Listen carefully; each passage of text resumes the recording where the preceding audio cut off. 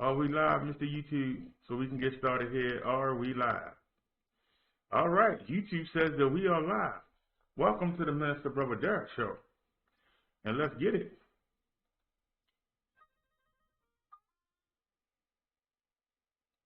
I know I pressed the play button. Where's the music? Yeah. BROTHA, the one-man show. I'm back up another track. Putting out the truth. And you feel a liar. I said, can you feel that? Oh, yeah. We live in his house. Can you feel it? Nice to smell it. Oh, Lord, I'm not worthy of your love, because your grace is the last thing I think of. I don't want to feel the wrath of your anger, but I keep stumbling into danger. I let myself back into a life of sin. Can you forgive me again?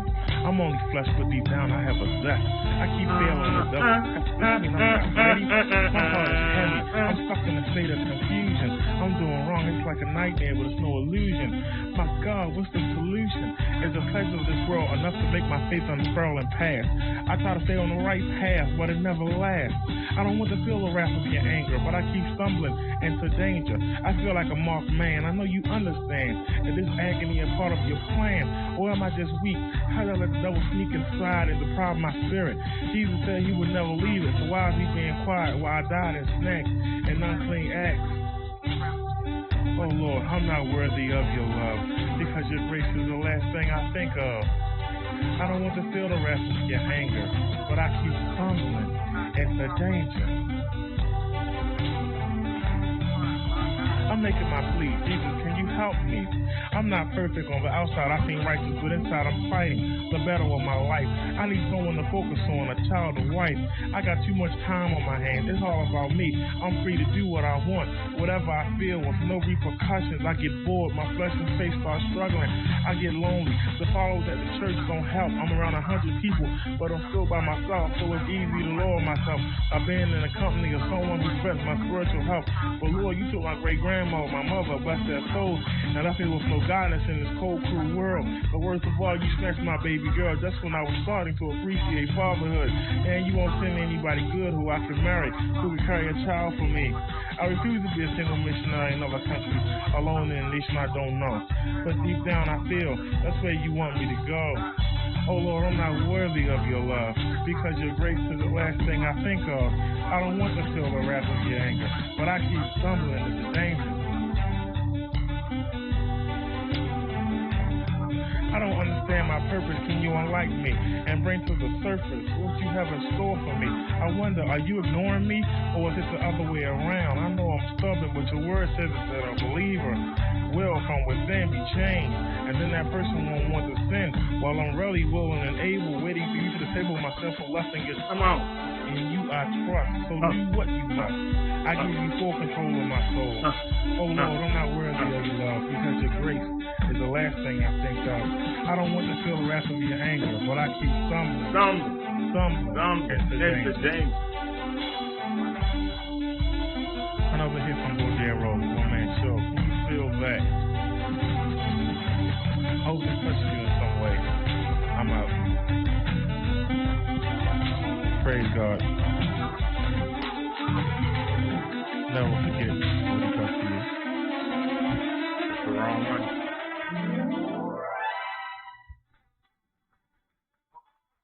Oh Lord, the phone is on. Man. So we need to do that again then. But not the same song. Give me a different one. Give me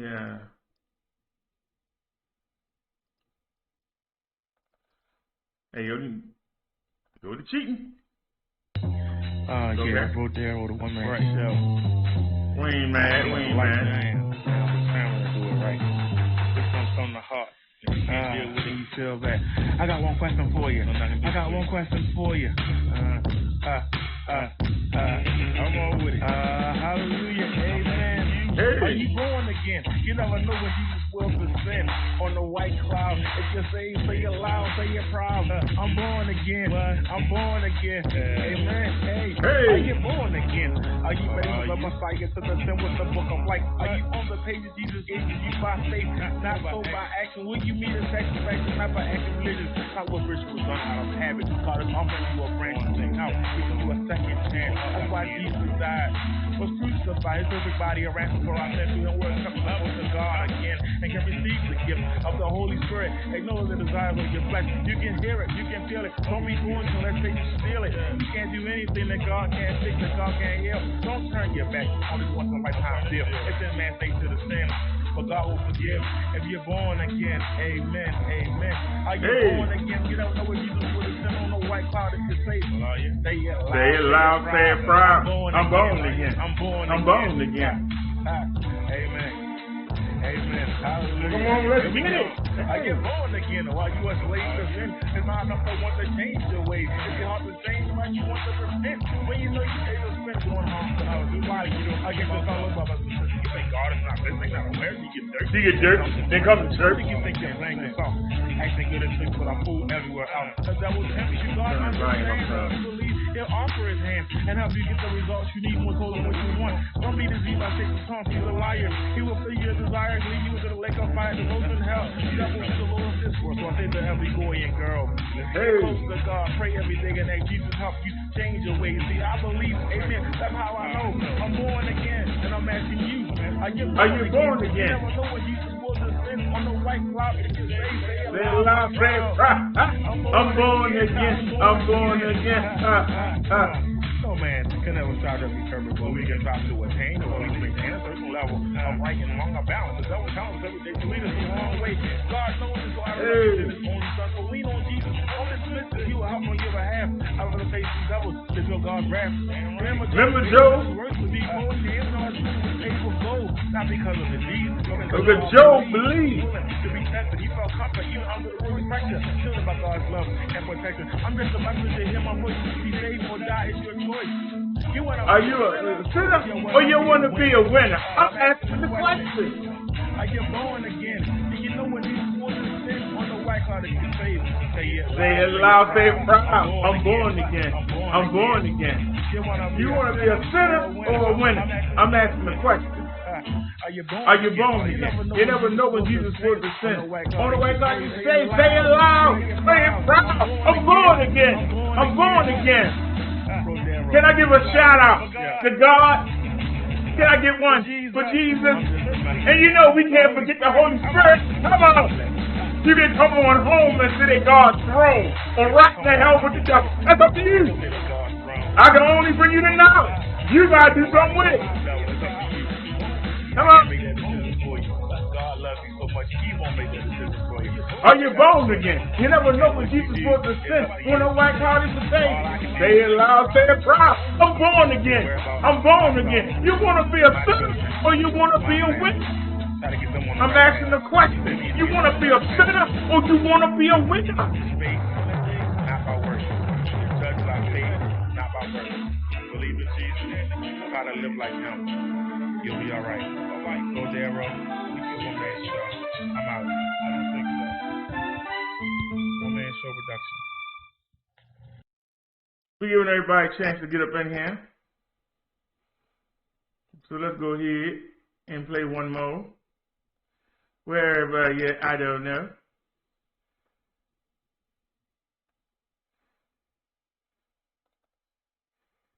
So let's go ahead and give everybody a chance. I know we're on early. Y'all ain't expecting it. But I hit you up on the Hangouts. Where is everybody?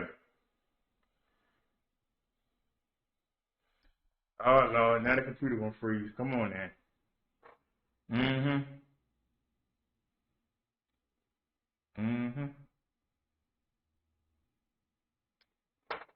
So now the PC gonna freeze, huh? Come on, we ain't got our day. Hey, whatever. Open it with something else then. View movies and TV. You got cheat? We ready for you. Where's our old friend Windows Media at? Where's our old friend? Bring that in. And let's go. Where's the music? That ain't the, what the hell playing? What? It's gotta be something every day. I did not have that.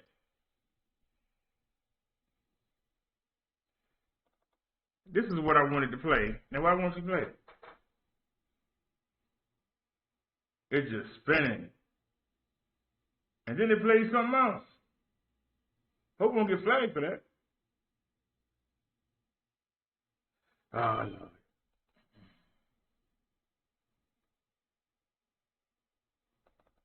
Now the Windows Media don't want to work. It ain't the first time you've done this. It really isn't. Not the first time. You ain't done it in a while, but you know, I understand. I push my luck. Like I said, we ain't gonna get mad. We just fix it.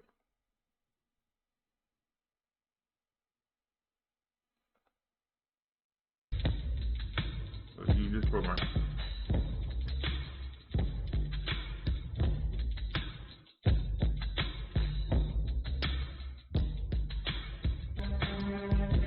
They don't mean us no good.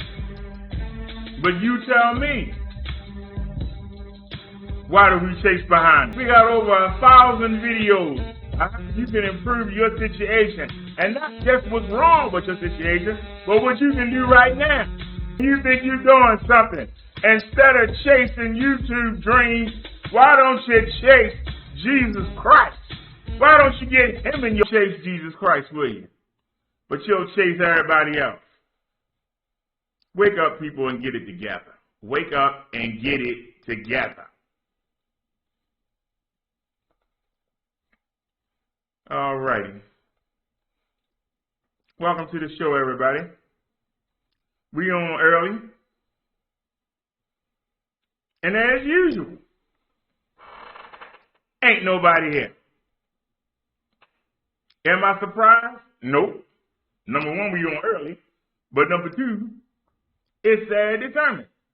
You don't want to hear anything about your spiritual health. All you want to hear about is gossip. All you want to do is make fun of other people. That's what you want. You ain't going to find that here. You got something in you that's lacking. Hey, Nia, welcome to the show. You got something in you that's lacking, and it's called Jesus Christ. You don't have the Holy Spirit. You got the devil in your mind, heart, and soul, and you're chasing him. The problem with chasing the devil is you never get where you're trying to get to. And if you do get there, you get knocked down. You have no foundation. The friends that you meet along the way, as soon as you reach somewhere, they knock you down so they can get where you was. You got people that got 10 people on the panel. Why are there 10 people on somebody's panel? Trying to suck off some jizz. But being on somebody's panel is not going to boost you up the way you want. You're going to hit a ceiling.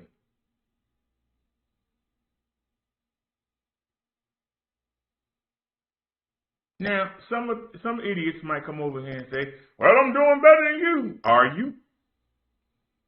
Are you really doing better?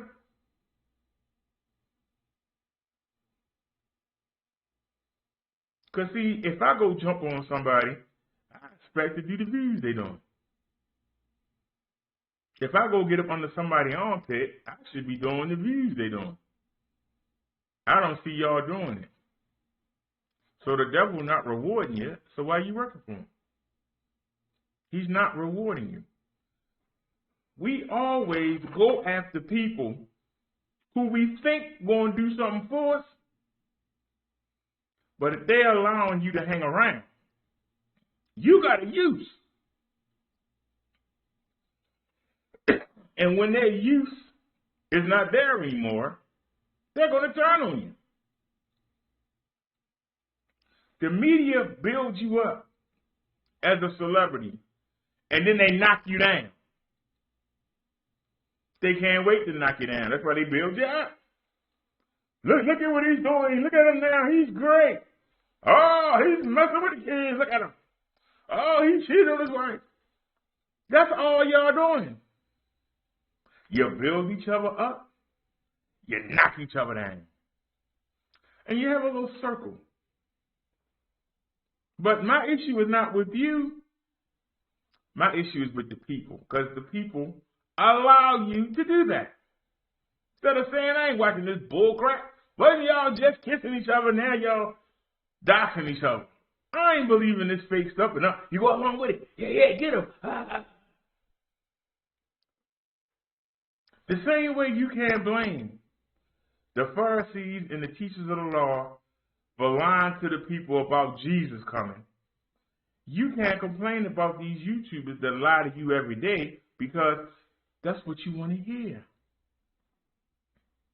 If they want to get any kind of success, they got to tell you what you want to hear. If you tell people what they want to hear, basically you sold out. If you can't do and say what you want, you sold out. How many YouTubers come here? Whatever happened to that guy, Buddy Z or whatever? You're not going to do that stuff in my chat. I didn't come here for that beef and stuff. You leave that someplace else. Now he calls himself the Pull-Up King. He sold out. He can come on over here and get the feelings hurt. Bro, Darrell ain't had a good tussle in a long time. Somebody want to come over here? You got a problem with what I said? 443-461-4518. But just know, when you come to this chat, don't tell me what you feel, because that don't matter. Everybody got feelings. Don't tell me what you think, because everybody got a fault. Tell me what you know for a fact. Because if you don't bring the facts, you're going to get embarrassed. We deal with the facts. I talk about what I know. I don't talk about what I think I know. I'm watching you people and watching what you're doing. See, I watch your behavior. Behavior don't change. See, your thought and your feelings will change. Your behavior does not change easy. Leopard can't change the spots. It can put a coat on or a sheath on to cover them, but the spots are still there. And until you deal with your spots, you're going to keep doing the same thing over and over again. And because you do the same thing over and over again, it makes it easy for me to knock you the hell out. While you keep doing the same thing over and over again. Because that's what you're doing. I'm your friend today. I hate you tomorrow. That's our enemy. Let's get him. The next day, you joining up with the enemy to get the person you went with. That's what you're doing. And the people are not catching on. So either they must be mental. They must be mental. Now, I can't believe this. We're not doing 2K today.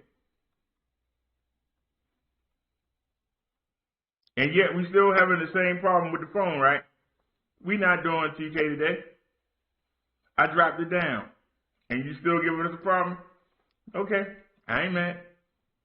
I know what's going on. We actually dropped down our coverage. But technically we still doing 2K. We just dropped it down. We doing 2048 by 1125, which is basement 2K, but we dropped it from 2500 to 2000, straight 2000. I dropped it so we don't have any issues. But yet, there was an issue. Why do we have an issue? It didn't last long. But why do we have an issue? Because see, when you deal with the devil, even when you give him what he wants, he ain't satisfied.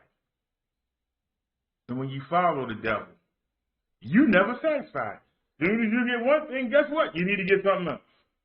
As soon as you think you good, somebody else comes with something better. I got to start all over again. You never get to relax. While you out there running behind him, you never get to relax. I keep telling y'all, The best thing to be is stable. When you stable, you got a foundation that nobody can knock down. But when you run around and keep trying to keep up with somebody else, when you know you out of your league and yet you still keep trying to hang around somebody, and you think that you can get to their level and you can't, then you get frustrated and start doing crazy things to try to get there, and it don't work. It don't work because you're still in the same spot. You get the same thing going on. You had the same issues. As soon as you get one thing and go, whoo, all right, I can relax. Oh, doggone, I got to get up because somebody else has done this, and I got to come match them. You spend your whole life chasing material items. You spend your whole life chasing numbers and views. You spend your whole life wondering what somebody's thinking about you. But you don't care what Jesus and God think about you. That's the part that kills me. They the ones that decide whether or not you get to continue on, but you don't worry about them. They are fault until something bad go wrong. Then you go, oh, Lord, how did this happen? No, looking at you like, I don't owe you nothing. You don't come see me. Well, why do I care? Well, why do you want me to care about you when you don't care about me? I made you, but you don't care. But you care what the person next door thinks. You care what the person down the block thinks. You care what your boss thinks. You care what your mayor thinks. You care what your congressman thinks. You care what your senator thinks. You care what the president thinks more than you care about what Jesus and God think. But when you get in trouble, all of a sudden, the words come out your mouth. How could you let this happen, Jesus? Hey, looking at you like, you ain't under my protection.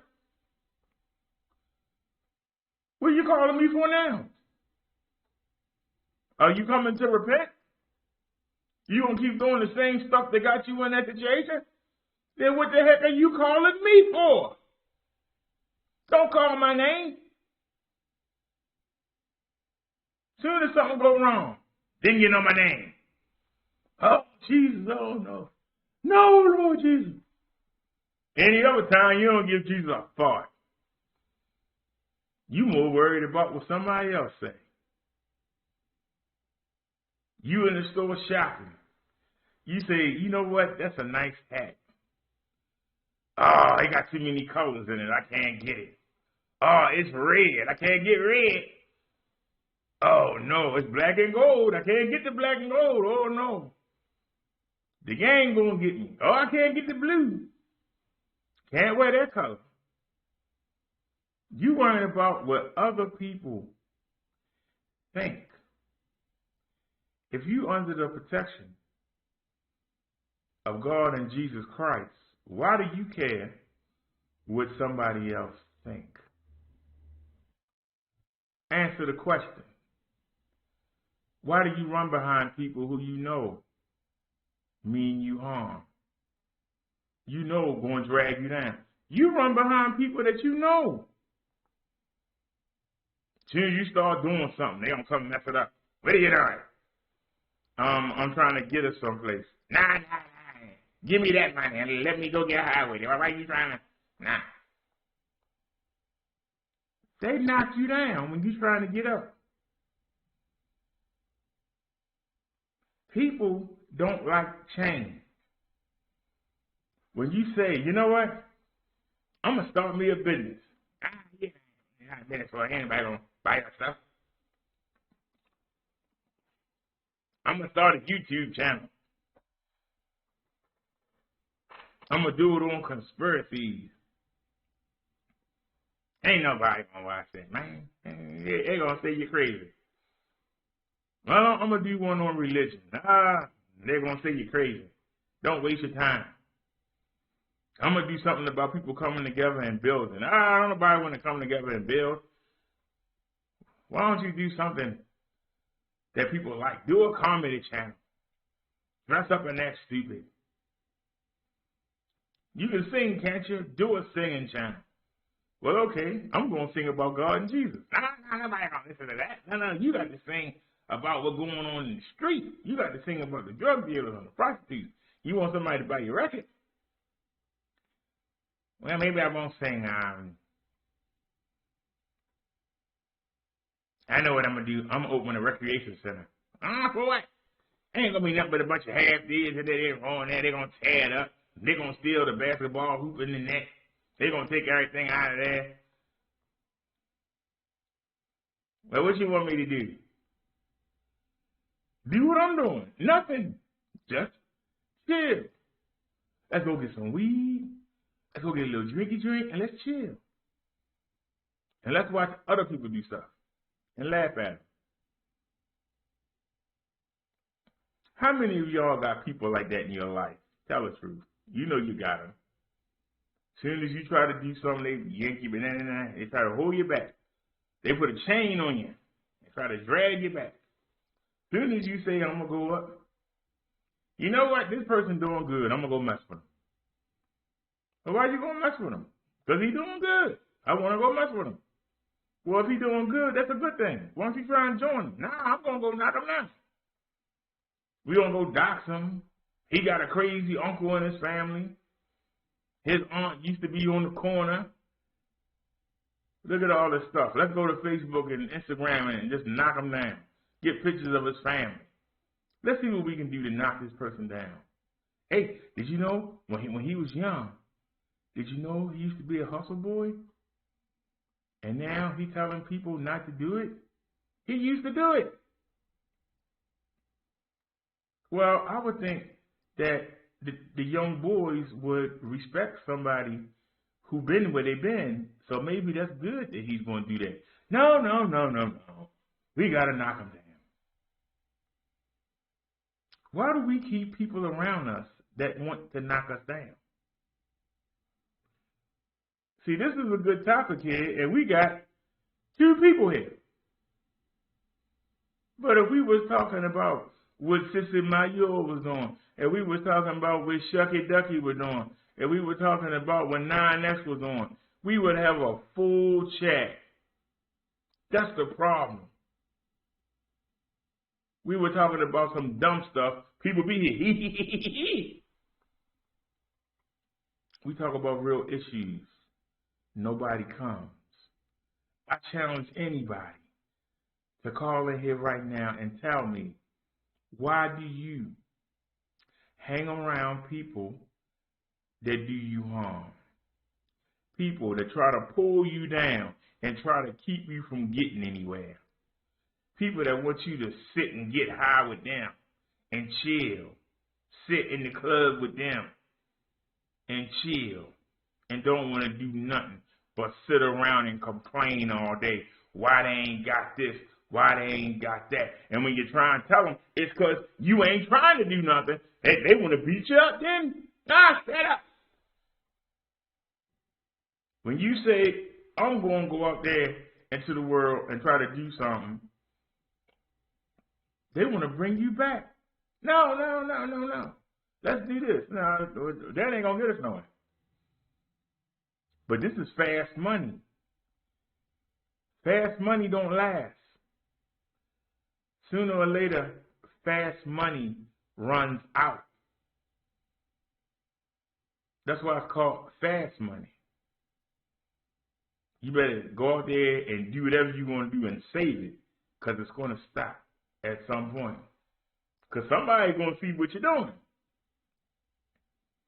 And if you don't have a foundation, they're going to take it from you. If they can't take it from you, they're going to kill you.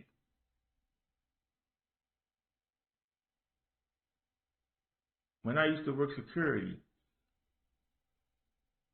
the drug boys were so afraid of the police. But you ask them, I ain't afraid of no cop. I knock the cop out. I ain't scared of no police. But if you're doing what you're supposed to be doing, and the police show up, here's my deed. This is my barbershop. This is my salon. This is my carryout. This is my business. What do you want? Why are you on my property? They will never be able to say that. But they'll tell you, that's my corner right there. They don't own a bit of it. That's my street right there.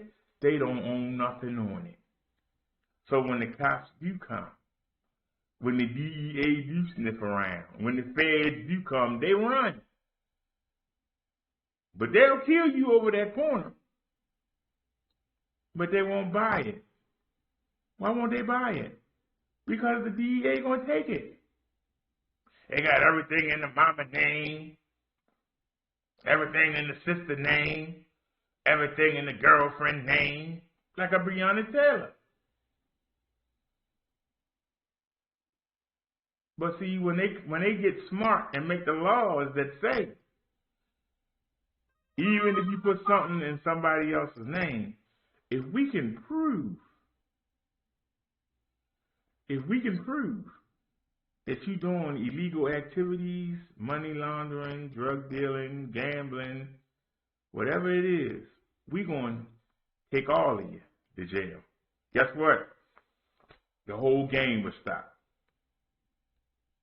Because why would you risk your life and your freedom to accumulate these things and you can't hide it from the government?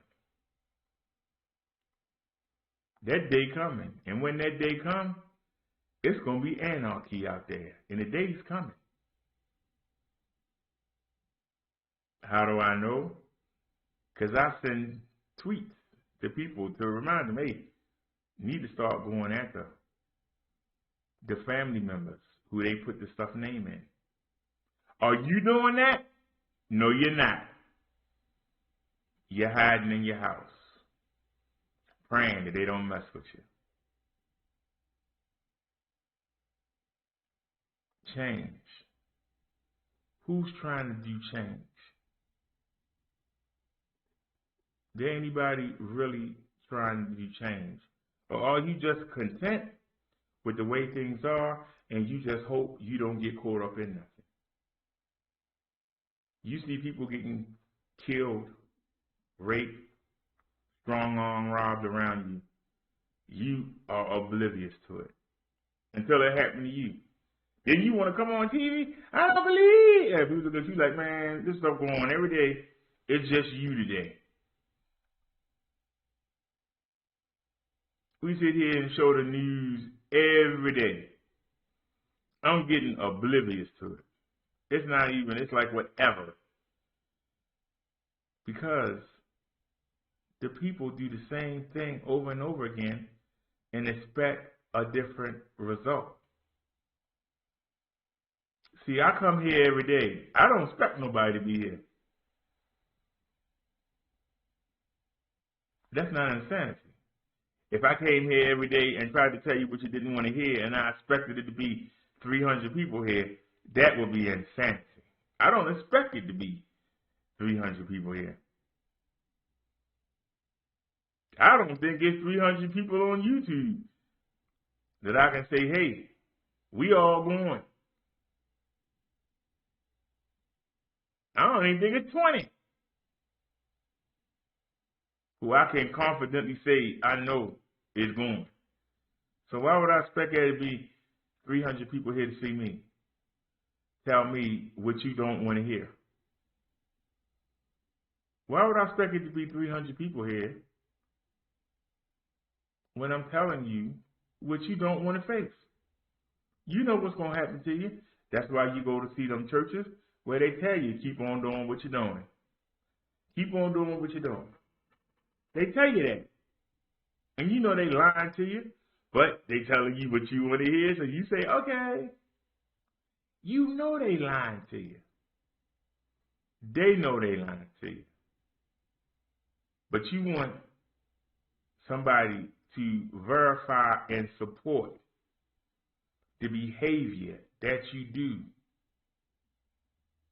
And that's the reason why we draw on the people who don't want nothing good for us. Because we're not doing nothing good. And we want people around us that's not doing good either. That's going to pat you on the back and say, hey, you took a fall today, but don't worry. Go out there tomorrow and keep doing what you're doing. That's what you want. And that's what these people do. They tell you what you want to hear. They don't tell you what you need to hear. Once you stop doing that and open up a business. No. But you'll keep doing the illegal business.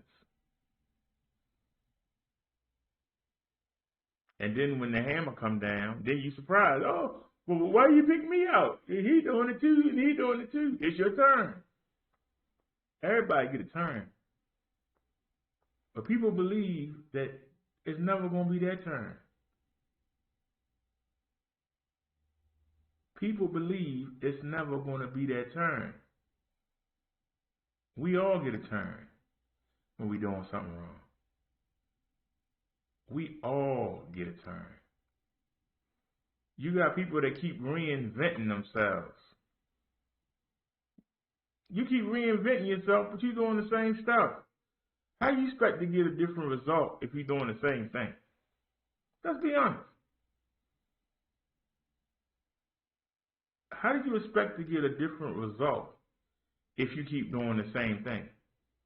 They change the name, change the way they look, change the way they dress, and they think that that's going to make people forget all the stuff they done. But then they find out, wait a minute, I ain't getting nowhere. I'm going to have to change it again. Every time you turn around, somebody got a different look. Somebody got a different point of view. Instead of just being grounded. You got a lot of people that lie all the time. And when you call them out on the lie, they just switch to something else. Be like, no, we talking about this. Nah, I'm going over here. So you're not going to deal with this. You're just going to go over there and start something new. And that's what they do.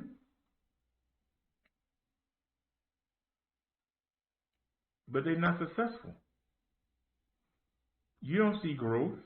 Where's the growth at? They seem to be stuck in the same way, doing the same things, and not getting nowhere.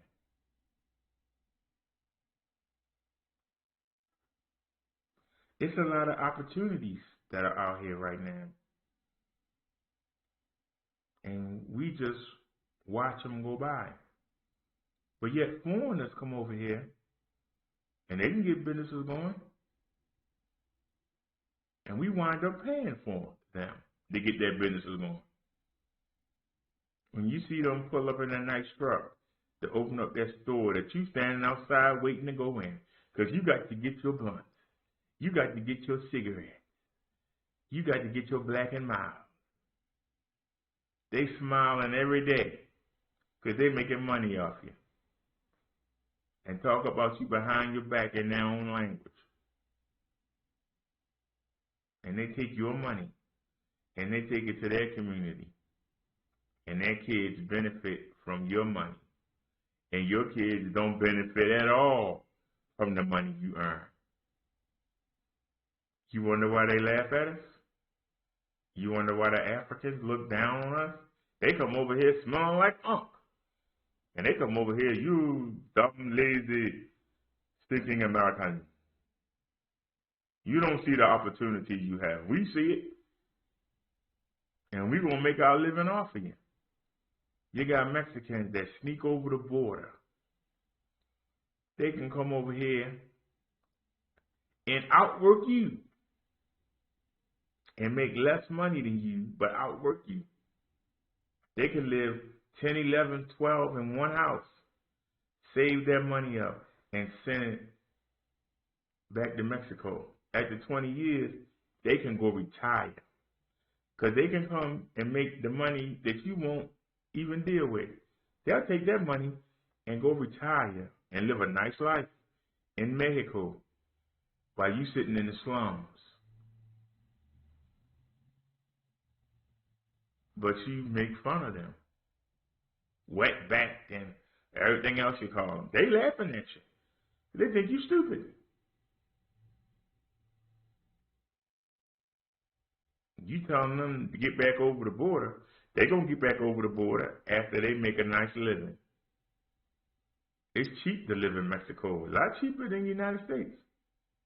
They can come over here and work 20 years and go retire and live comfortably in Mexico. But you make fun of them. They making fun of you. That's the reason why Trump want that wall up. Mexicans taking their money, and they taking their money, the money they making, they taking our money and taking it back across the border. Check out Western Union and see how much money the Mexicans send home every week. Why are they Western Union that money home?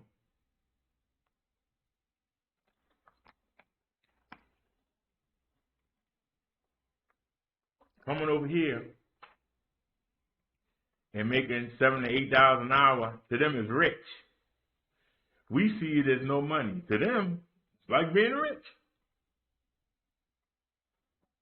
People come from over. You didn't know what somebody with China, where they make $1 an hour or less, they come over here and they can make $10 an hour, $12 an hour, $20 an hour. You wonder why they buying up everything? They go back over there, they can live like they're rich. People from India, they got a whole country in India where all they do is make engineers. Because we have a shortage of engineers in the United States, because don't nobody want to go to school to be no engineer. They have a whole country in India where all they do is send engineers over here. We got a company right here in Rockville that sit there. All engineers. 90% of them are Indian. Why aren't we doing them jobs? They got to pay somebody to come from India. You think they wouldn't like for you to just get in your car and drive there? They got to pay somebody. They got to find them a place to live. They doing all that. Wouldn't it be nice for you to just get in your car and drive 10 minutes and go to work? You think that they like having to find you a place to live and have to deal with the language barriers and all of that? But you won't go do the job. You won't get the education and go do the job. And it's right there in your face. And you wonder why they laugh at you. See, a lot of people like to come to YouTube to laugh at people. But the sad part is the world is laughing at you. But you don't see it. Or you see it and you don't want to see it. The same way when we come to the religion. You don't want to see it.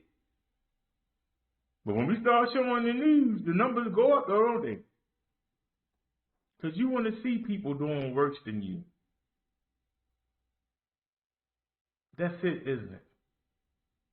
You feel so bad in your life because you know you ain't trying to do nothing, that you want to see other people. So you can say, hey, at least I ain't as bad as that person. Don't look at me. I'm not as bad as them. Why are you picking on me? Look at what they're doing. See, you don't want the spotlight on you unless you're in a good light. When somebody's trying to tell you something that's good for you, you don't want to hear it. But you won't hesitate to tell somebody else that's doing worse than you, hey, straighten up. But when somebody's doing better than you, tell you to straighten up, you get mad. Don't say nothing to me. You talking about what I'm doing, look what that person doing. I'm talking to you. Well, don't talk to me. Look at what they doing. I'm talking to both of you. Both of you need to straighten up. Well, he needs more work than I do, so I'm better than him. Just like I told y'all before. You can have two crack addict, addicted women living in the same building on the same floor. living next door to each other. One woman will have no food for the kids, had their clothes raggedy. The other woman has some cereal and some crackers in the fridge for the kids, and the kids' clothes ain't holding. She'll tell you, hey, at least I make sure they got some cereal and some crackers to eat. At least the clothes ain't got no holes in them. Look at the woman next door. Not realizing they 2 years or less from being that woman next door. But don't look at me. Look at them. She's worse off than I am. I'm better than her. You're going to be her within 2 years. You just 2 years from that. You're not better. You're just not there yet. Can I say that again? You're not better. You're just not that bad yet. But it's coming. But see, you don't want to look at what you're doing. But you can look at what everybody else is doing. And this brings us to our topic today. I'm asking you, why do we keep people around us who don't mean us no good, but actually use us?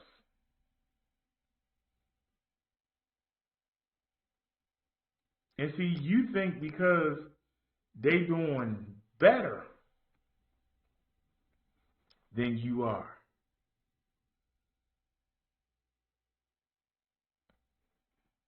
They're not doing better. They just a time from being where you is. And that's why they like you. Because they're going to fall. And when they fall, they're going to be right there with you. And you right there ready to receive them. And if you try to go up, they're going to make sure you fall. And they'll be ready to receive you back. And you don't get nowhere. Let that marinate. You don't get nowhere. They don't get nowhere. Nobody gets anywhere. But yet foreigners come over here and get somewhere. Anybody like to tackle that subject? That's not our topic. Our topic today is, why do we allow people that don't do us no good, we allow them to hang around? Why?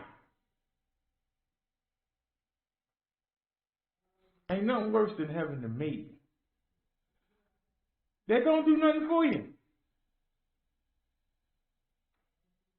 Couldn't give you a pot to piss in. And yet you run behind them. Can't do nothing for you. When you say, hey, can we go do this? You know I can't do that. But hey, let's go do this. You know I can't do that. I got a package coming tomorrow. Can you come sit and wait for it? Well, how am I supposed to get there? You have some money for me?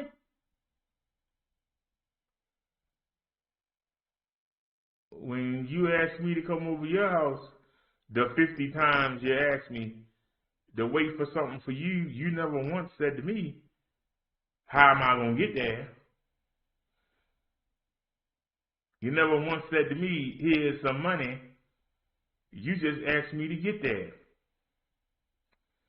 So why can't you do the same? Well, you know, they got a million excuses.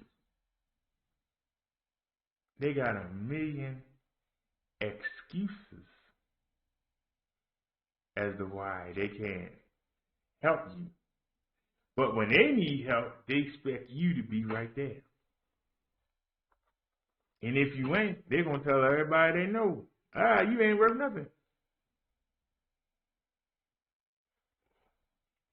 And then y'all got friends like that, who you call friends. And y'all got mates like that.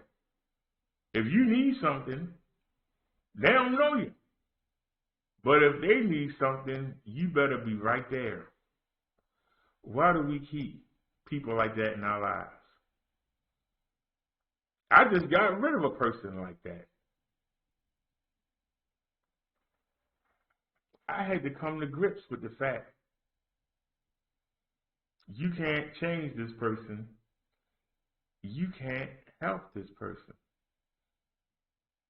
This person is locked into a sedentary lifestyle and don't want to change.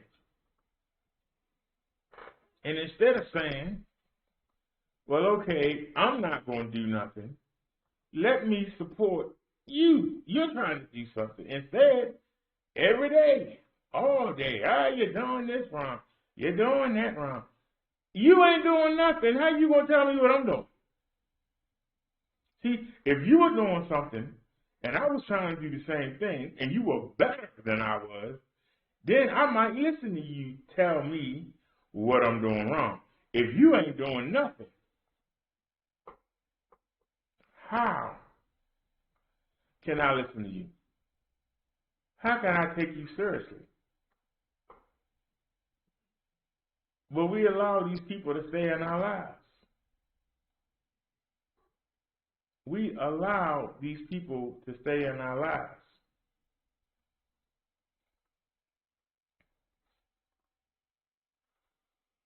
You know,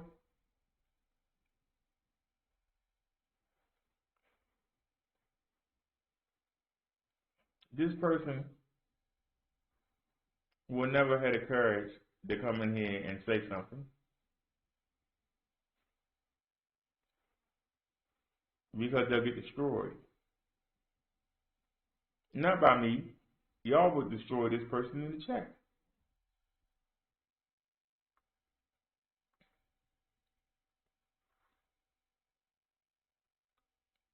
But that's the reason for this sermon. I had to let somebody go out my life who every word was something negative. It was never anything positive. Never. Could you be around somebody that never has a positive thing to say about what you are doing? Somebody who would actually text you during your show and tell you what somebody else said you doing wrong. I don't know who somebody else is. Why do I care what somebody else is saying? Why don't that somebody else come in the chat or call me and tell me what I'm doing wrong? See, that somebody else will never come to me because they will get destroyed and they know it. But they know this person, hey Liz, they know this person is stupid enough to repeat it for them.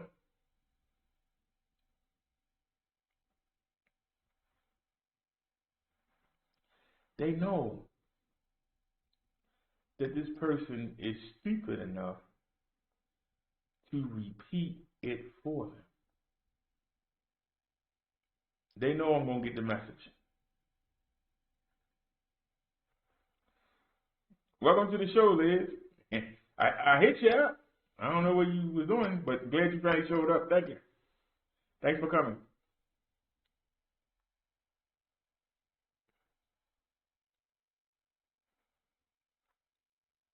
I told y'all why I have not gone. We got all 4 bars of energy. We got all 4 bars of energy. Why did we disconnect? We got all 4 bars of energy. We doing an 82. Normally we do 95 at the old place. Negative 95. We doing negative 82. 4 full bars of energy. Why did we disconnect? Who disconnected us?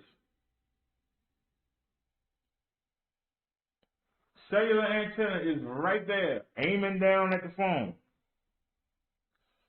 Why did we disconnect?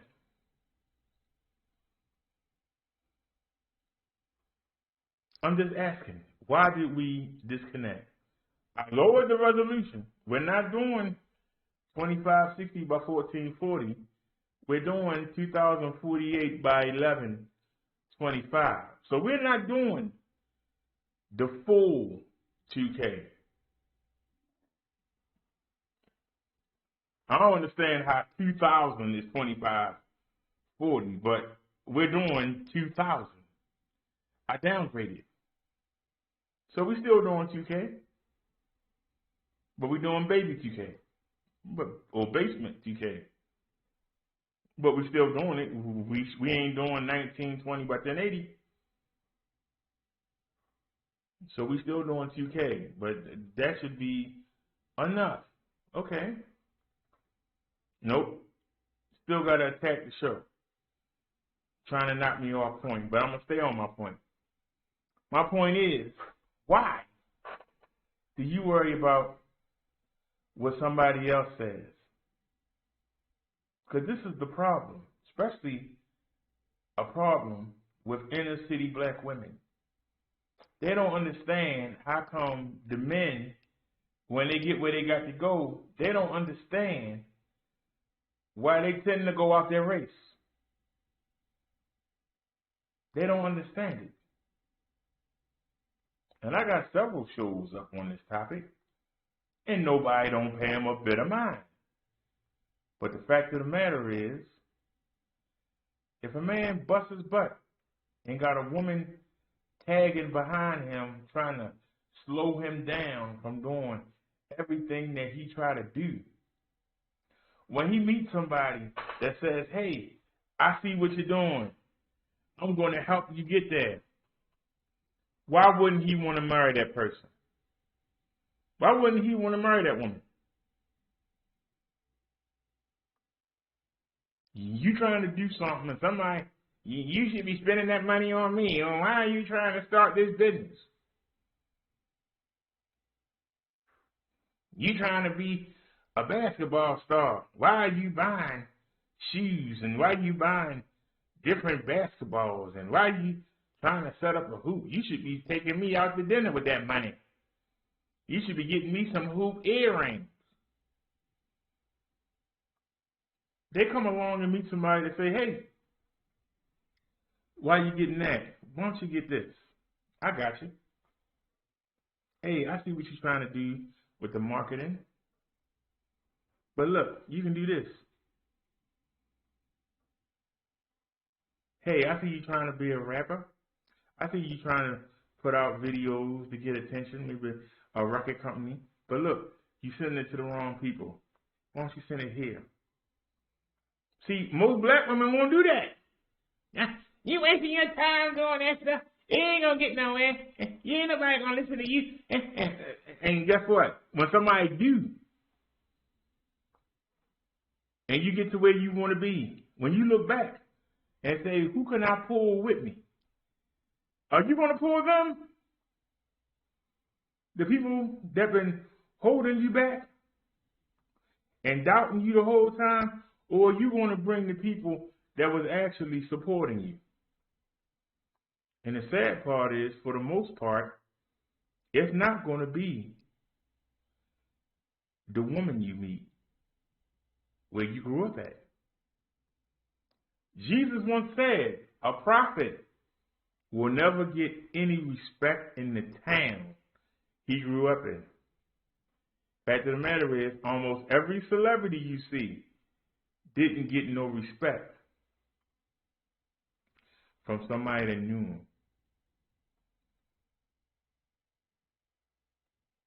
That ain't Rob G. That ain't Joe Blow. That's Lil Nuts. We used to give him nookies when I was a child. Ain't nobody. I ain't gonna go see him. I ain't gonna write recipes. That man used to, I remember when he was 8 or 9 years old, was singing at the park for free. That's the reason. So when you see a successful young black man, and you see he's not with a black woman, don't go get on him. Don't get mad at him. Because now you understand why. And I say to you black women, heed what I'm saying. Start supporting your man rather than being negative.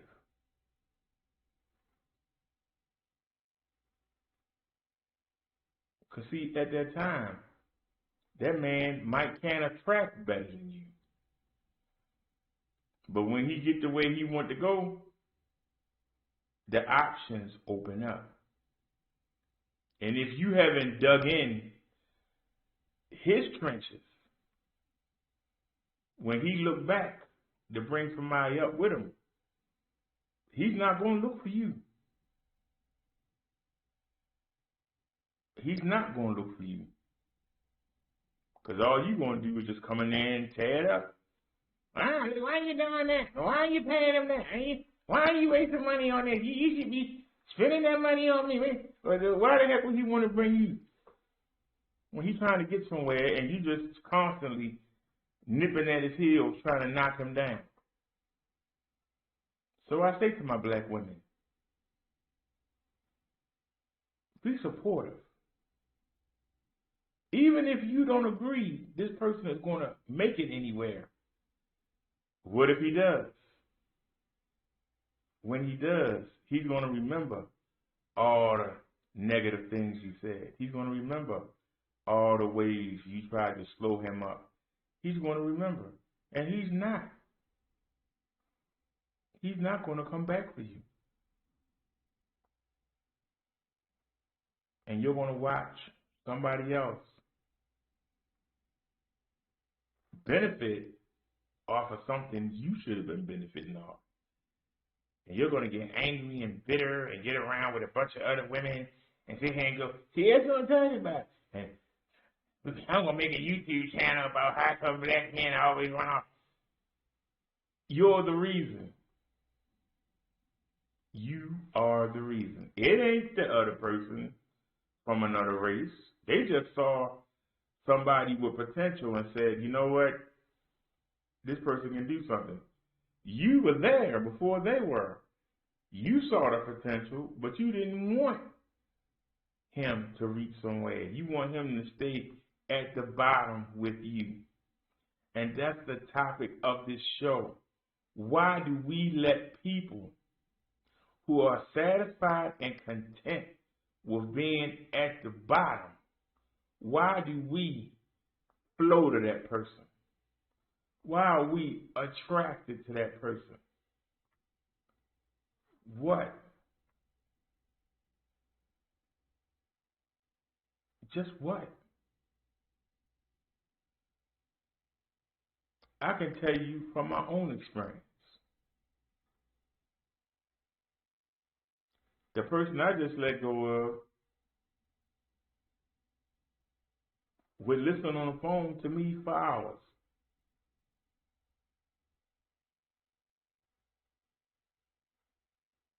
That was the best thing that person brought to the table. But when that person would actually open their mouth up, it was nothing but negativity. You a fake preacher. You this, you that. That's why nobody don't watch it. Everything was negative. What did I like? She would sit and listen for hours. But when she opened her mouth up, she said the most stupidest, ignorant, nastiest things. And when you would tell her, back up what you're saying, never could. But could tell me what somebody else said.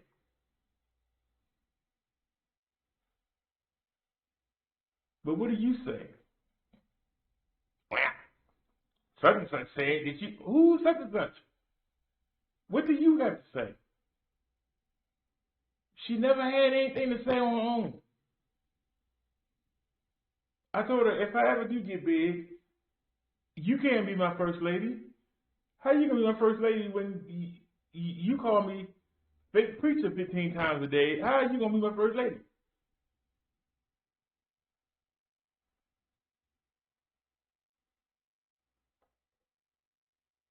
No answer. So if you really do believe that I'm a fake preacher, then why are you here?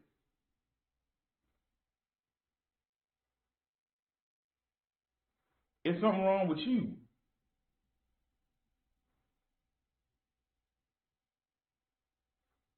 I can't be around somebody who I think is a fake preacher. I won't be around them.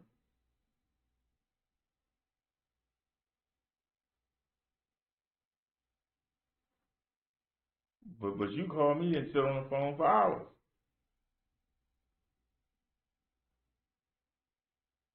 There's something wrong. Why do you think putting somebody down, and see, in her eyes, she think if she keep putting me down, that I'll just stay and she's satisfied with the crumbs that I could give her. But if I actually get somewhere, I'm going to attract other women. I'm trying to let that marinate for a second. I'm going to attract other women who actually could be a benefit, and she going to get left behind. And that's what she getting. She getting left behind.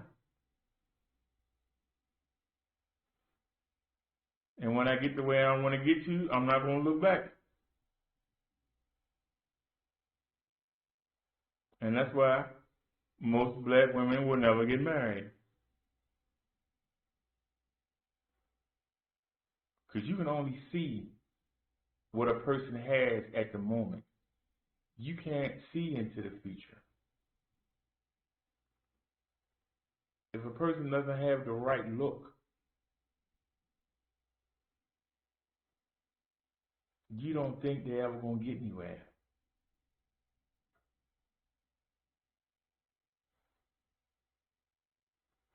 Because women don't know how to hook their wagon to a good horse. They go with the horse that look good at the time. They don't look ahead. If that drug dealer got money at the time, he's the best thoroughbred at the racetrack. If that person got a decent job and make $50,000 a year, that's the best of the thoroughbreds. But there are people that make $200,000 a year. There are people that make $500,000 a year. There are people that make $2 million a year. They never look at them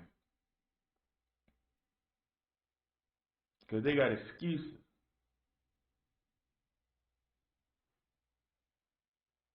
Women don't like each other, especially in the black community. Fat women don't like skinny women. Skinny women don't like fat women.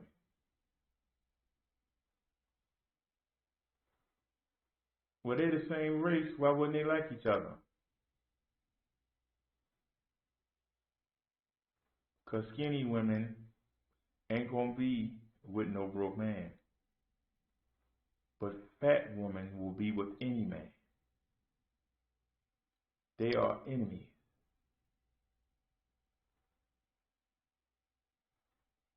The person I just left, her favorite kind of movie is gangster movies.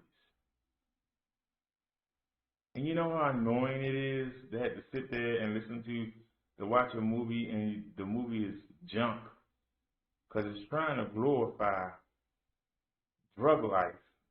And I'm looking at it like, this is what I'm fighting against. Why do you keep making me watch these daggone movies? Glorifying them. I don't want to feel sorry for no drug dealer.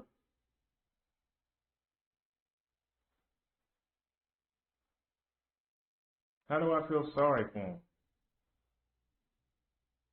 If he wants to repent, that's something different. But if he's satisfied to sell poison to our people, he's satisfied to lie, cheat, and steal and kill. Why do I want to watch a movie that's telling me I ought to feel sorry for him? I ought to relate to him. No, I don't.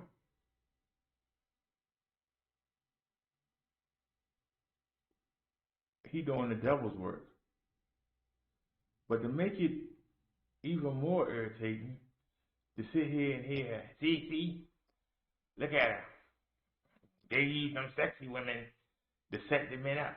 See, that's why I don't trust them sexy women. Look at her. Look at her with them hips. Look at her. He's just setting them up. She gonna take them home, and then they gonna come in there and kill them. And like, if you that worried, why don't you be one? Why don't you go get in the gym and get yourself in shape, and then you can be, because it seems to me like you admire them women. You're talking about them because subliminally you're trying to get me to distrust them. But in reality, you're trying to make yourself seem better than them, but at least they out there doing something. You ain't doing nothing. If they out there setting guys up, they doing something. You ain't doing nothing but sitting around hating. And that's what I notice in these YouTube streets. It be a lot of women in them chats, more than the men, and they be hating. When you got to realize something. If there's somebody who you don't respect, why do you spend your life worrying about it? If you out there doing something, you ain't got time to worry about what somebody else doing. If you taking care of what you're supposed to be taking care of, you're not worried about what somebody else is doing. It's only when you not doing what you're supposed to be doing and you know it, then you have a fear that somebody will come in and take what you got. I can't live like that. I'd rather try and fail and not get nowhere than not do anything and not get nowhere.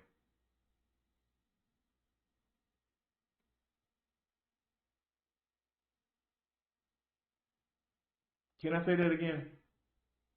I would rather try and keep reaching for the stars and get knocked back than to actually not do nothing and sit around and complain about those that are trying to do something. Look at he's still trying to, he had 5 failed businesses. It's just not for him. He just don't understand. He need to come work at the factory with us. You want people to stay where you at so that you feel safe and comfortable. If you got Jesus in your heart, you want everybody to do well. If somebody doing better than you, you be happy for them, not jealous of them, not sitting around criticizing them, not putting them down. You would want to promote somebody that's trying to do something. But you got a lot of people who whole thing is putting down somebody else. If they ain't doing that, they ain't happy. Why are we attracted to people like that? What's lacking in us? What are we lacking on the inside? You know what we lacking. We lacking Jesus. Because if we got Jesus on the inside, we can't sit around with other people in misery. Jesus is called the light. And that light supposed to shine through you. And if you don't have that light inside your body,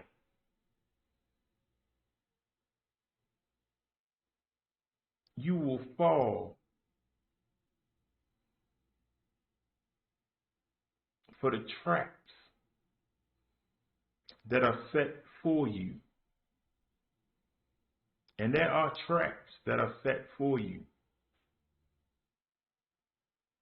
Some people come out the womb in bad situations. But if they can find Jesus, they can get out of it. But most people don't. And they wind up reproducing the same circumstances for their own kids. and there is no change. And when somebody tries to come bring them up, they don't want to come. They want you to come down in the pit with them.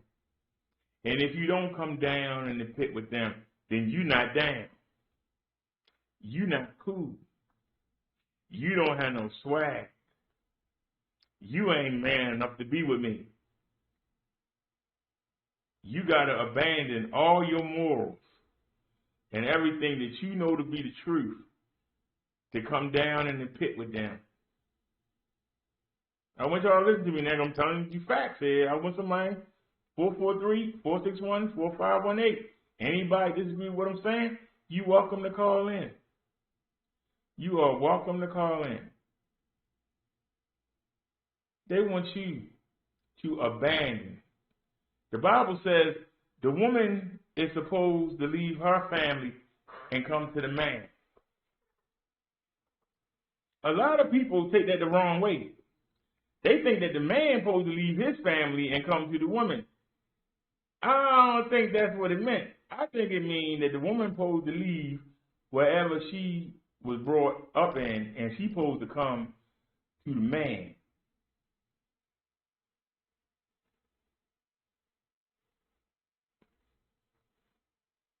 If the man leaves his family and comes to the woman,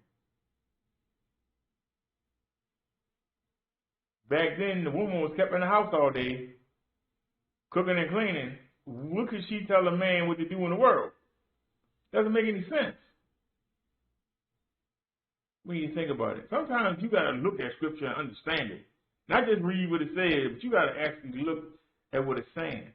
How can somebody that's been sheltered all their life, how they going to, you going to come to them and they going, no, that person come to you, to your world, and have to adapt. Why did you come to their world and adapt when they ain't done nothing? And you got a lot of people ain't done nothing. But they want to lead you. And if you won't be led, they won't deal with you. They're like, well, what do you know? I don't know nothing. What am I supposed to follow you for? When I ask you a question, you ain't got no answer. But I'm supposed to follow you around? No, you're supposed to follow me around. And I think that that's what's lost.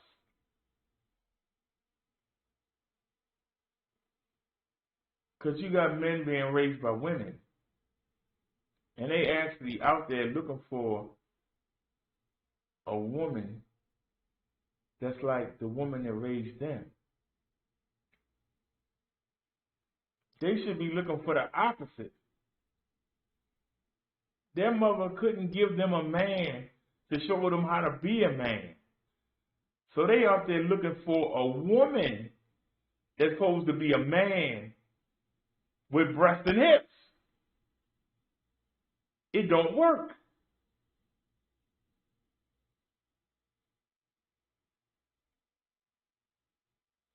A woman should be able to tell a man, if you want to be with me, you got to have a job, a house, and a car. She ain't supposed to tell you how to get it.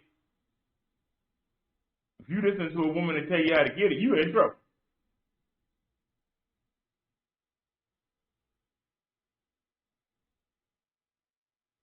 You're supposed to say, okay, I'm supposed to have a house, car, and a job.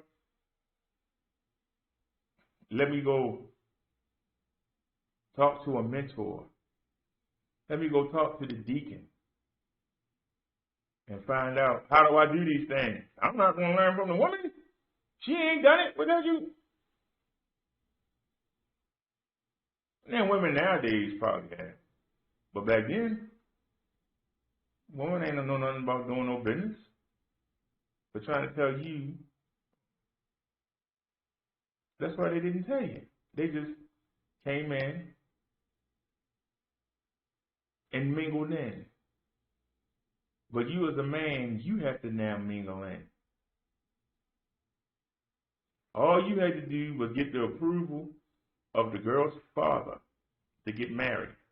Now you got to get the approval of not the father, but the mother, the aunt, the grandmother, the girlfriends, her friends on Facebook, the friends on Instagram. By the time you get run through all of that, you have forgot what you was doing. Relationship don't work. It's too much work.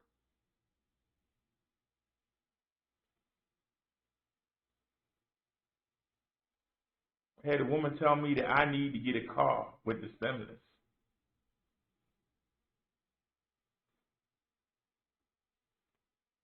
It's just me and the cat. Why do I need a car?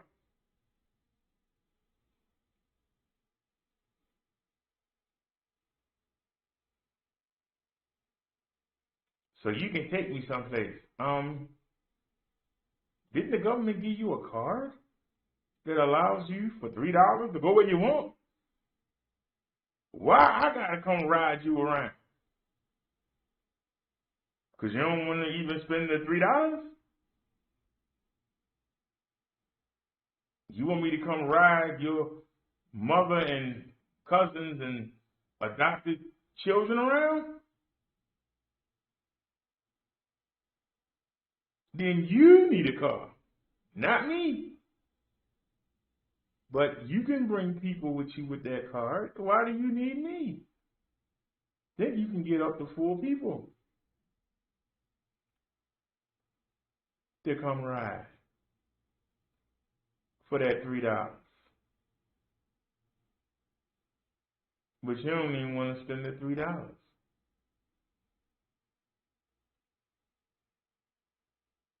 But you'll have me have to worry about gas, registration, insurance, and I'm not going nowhere. If I had a car, I might go to Walmart or might go to Best Buy once in a while. But I can do that on the electric XP. I don't need no tag alongs. If I'm going to get something for the show, why do I need a tag along? I can get it off of Amazon, to be honest with you. I ain't got to go nowhere.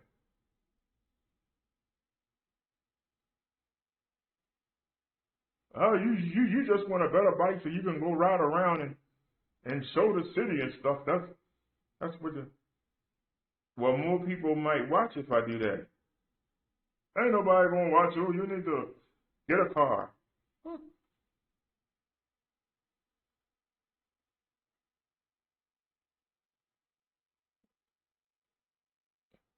You worrying about getting a daggone bike so you can ride around the city and show stuff. You need to be getting a car so I can do what?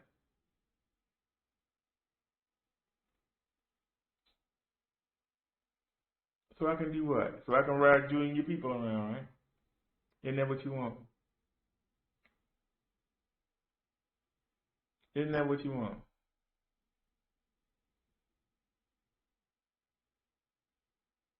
You want to just ride for free. Well, find a man that'll ride you around for free. But I don't know what man gonna put up with you while you putting them down. When you don't do nothing. You talking about getting surgery. You sat there and watched me, knowing I was working a security job, but I was surrounded by nothing but drug dealers. I would do my 12 hours, and I would go out to Druid Hill and jog around that track for 2 hours every morning after working a 12-hour shift. Tore up the knee in my left cartilage. But you saw me go from 340 pounds, go down to 275. And I ask you every day to come jog with me. I ain't gonna go jog nowhere. But now you are 330 pounds. I think you're lying. You might be 340. And you gonna tell me you trying to get the government to give you surgery to get rid of the weight?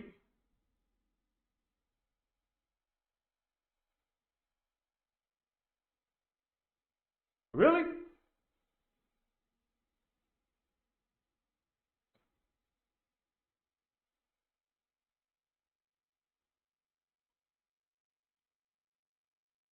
You need surgery to get rid of the weight. You sat there and watched me jog off 50-something pounds. And you made fun of me. You still at the track? What you out there for? Well, I didn't get the job, but I got rid of the weight.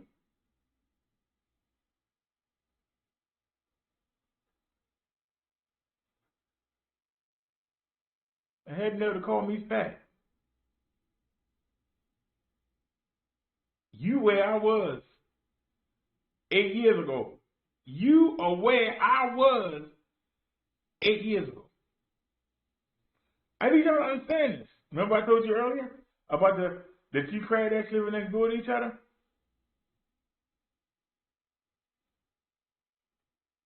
That was you. That's you now.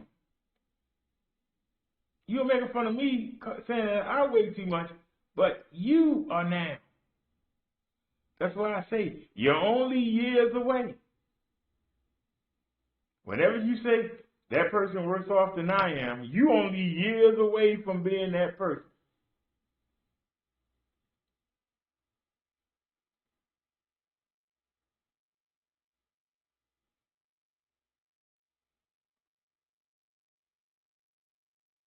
Going to tell me that I need a car. I got 2 vehicles sitting here. You don't have the brain cells to run either one. You can't ride a bike. You can't even work the mobility scooter. I got 2 vehicles sitting here. We can go out together. I got 2 of them. But you ain't got the brains to run either one. You don't have the confidence to sit down and do this. And just see. I'm not going to crash in this other.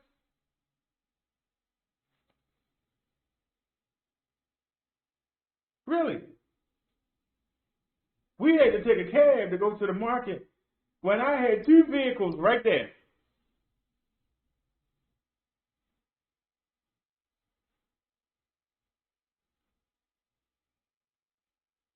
I could have rode one, she could have rode one.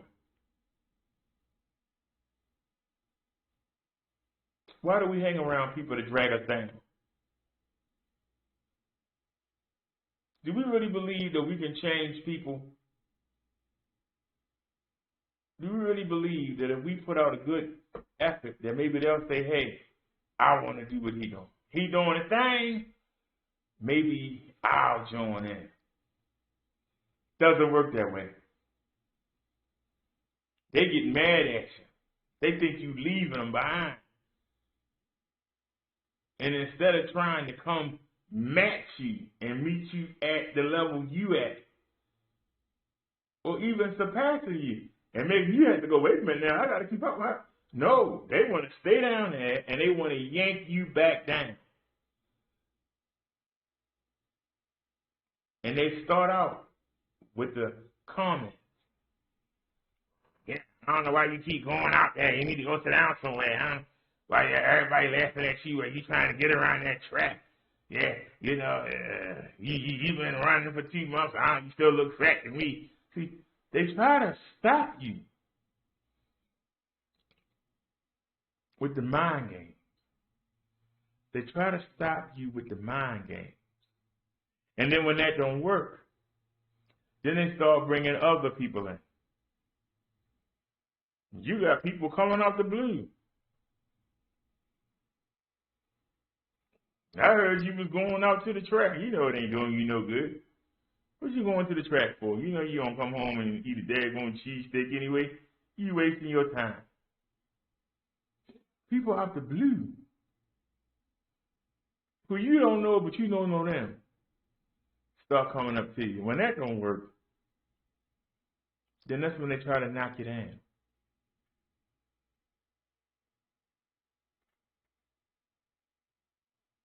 If you jogging at a local high school track, they'll call the high school and say, you out there looking at the kids or something. Anything to stop you from reaching your goal, they will do. And then when you reach your goal, and you don't come back for them, they don't understand. See, I knew the whole time.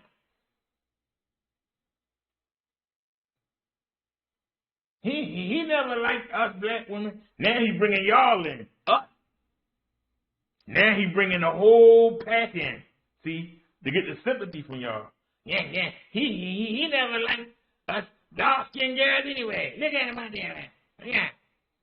Yeah, he sure did. Look up. Yeah, I don't understand what's going on with our men. And y'all sit around and make each other feel better. I never understood how somebody could take dating advice from somebody that can't keep a man and say that day. You got a bunch of women sitting around in a circle eating bonbons and coffee cakes, sitting there talking about why they ain't got no man.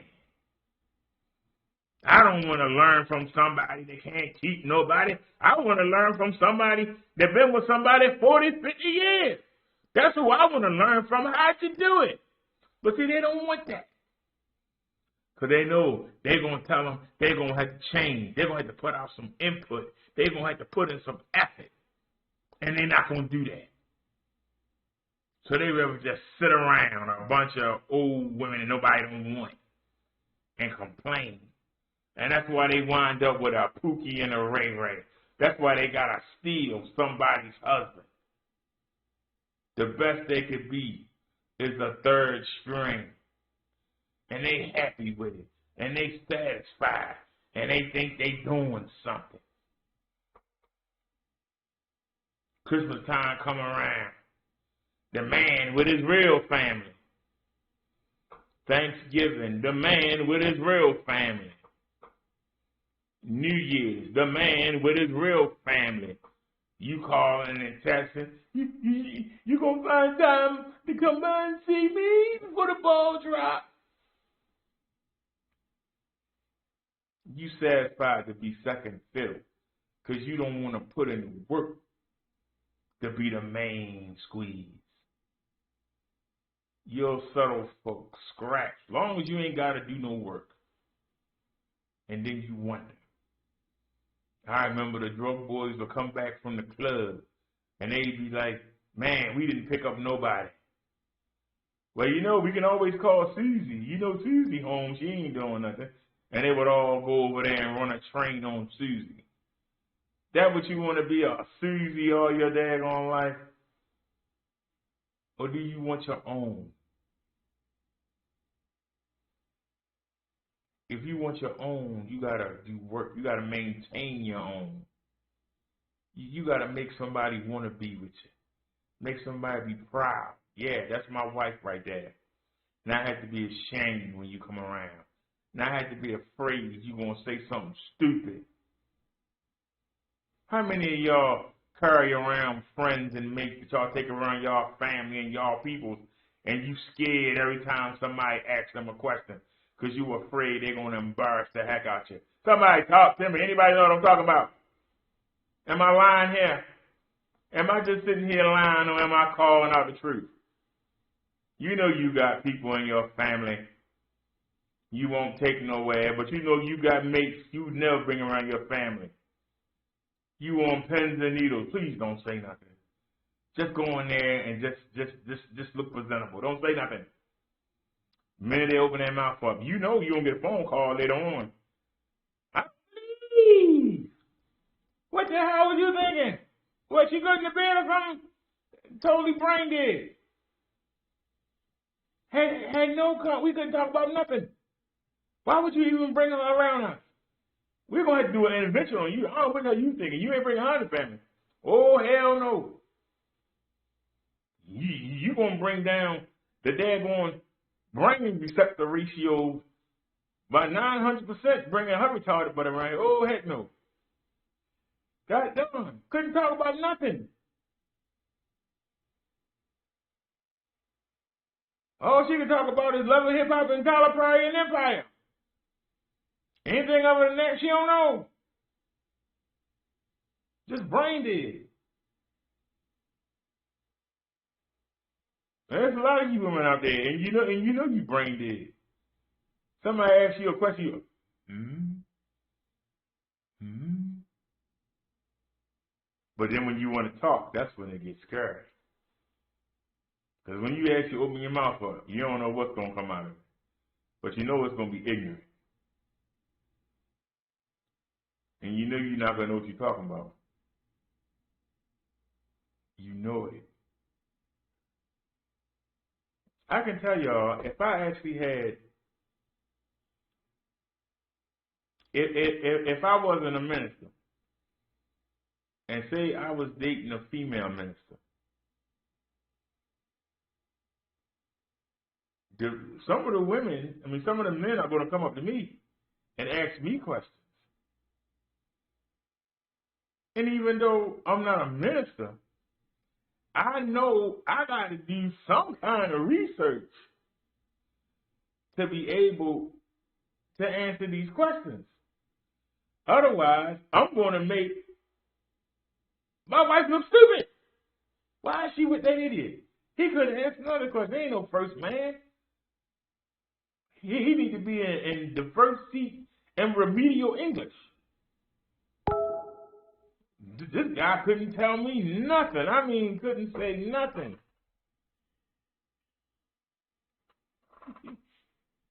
Well, I appreciate you for listening. That was the family member chiming in. If you have a mate you embarrassed of, why are you with him?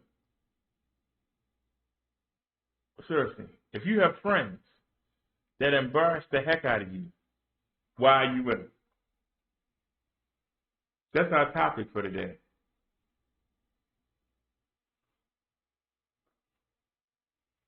And I've asked y'all, and nobody got a comment. Do you have somebody in your life that you know don't do you any good? They just drag you down. No upliftment, no encouragement. Unless you're doing something low and dirty, they'll encourage you to do that. They'll encourage you to go put somebody down. They'll encourage you to go hurt somebody. They encourage you to go gossip. But when it comes to actually doing something positive, do they try and talk you out of doing it? Or do they say, well, you go do it, I ain't doing that?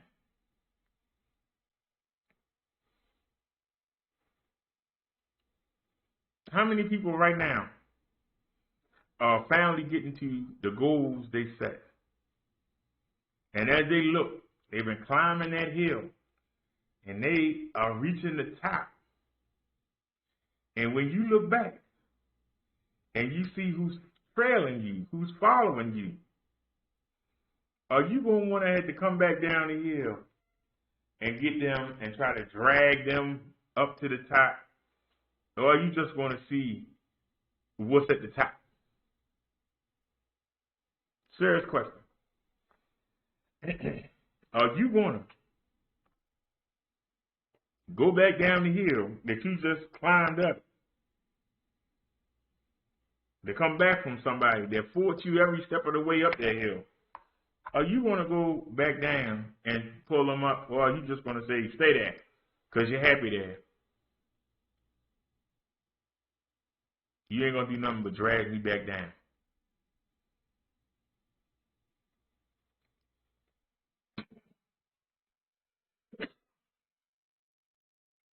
Let's take a look at that first article.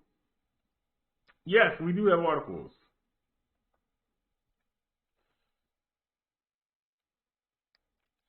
I'm going for an hour and 45 minutes. All right. Yes, we do have some articles.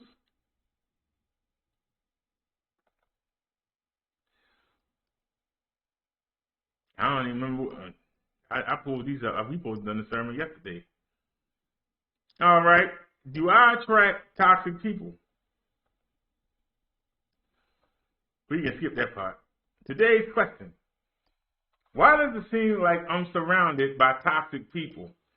Because I have a tendency to blame myself. Is there something in me that may be attracting them, or are they just in abundance? I grew up with a narcissistic sister and father, behavior seemingly normal for me, it seems?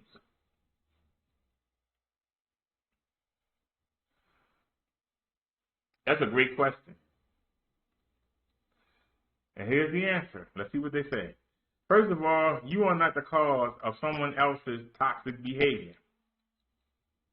We are each other responsible for our own character development. However, growing up with toxic people around you probably got confused on what's healthy and not normal behavior in relationships. Plus, when one grows up with a narcissistic parent and sibling, you usually only have one role to play, and that is to serve the narcissist.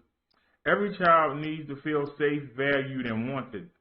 So to survive, most children are resourceful enough to adapt their behavior, even if it costs them their own personhood. So you learn from childhood how to accept and deal with this behavior.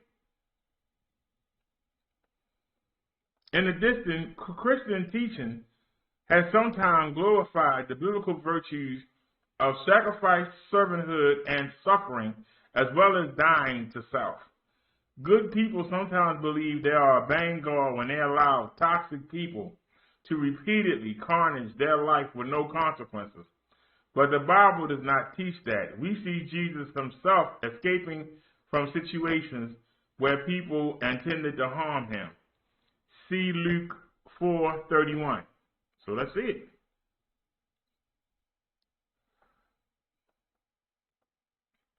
Then he went down to Capernaum, a town in Galilee, and on the Sabbath he taught the people.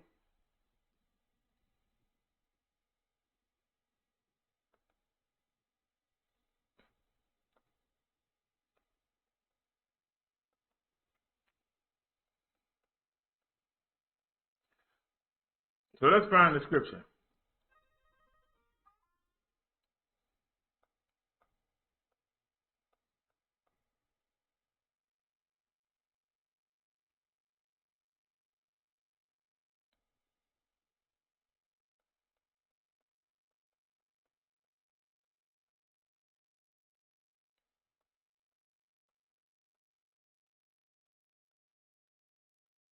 I'm still looking for the part that they said that he left. Where is it?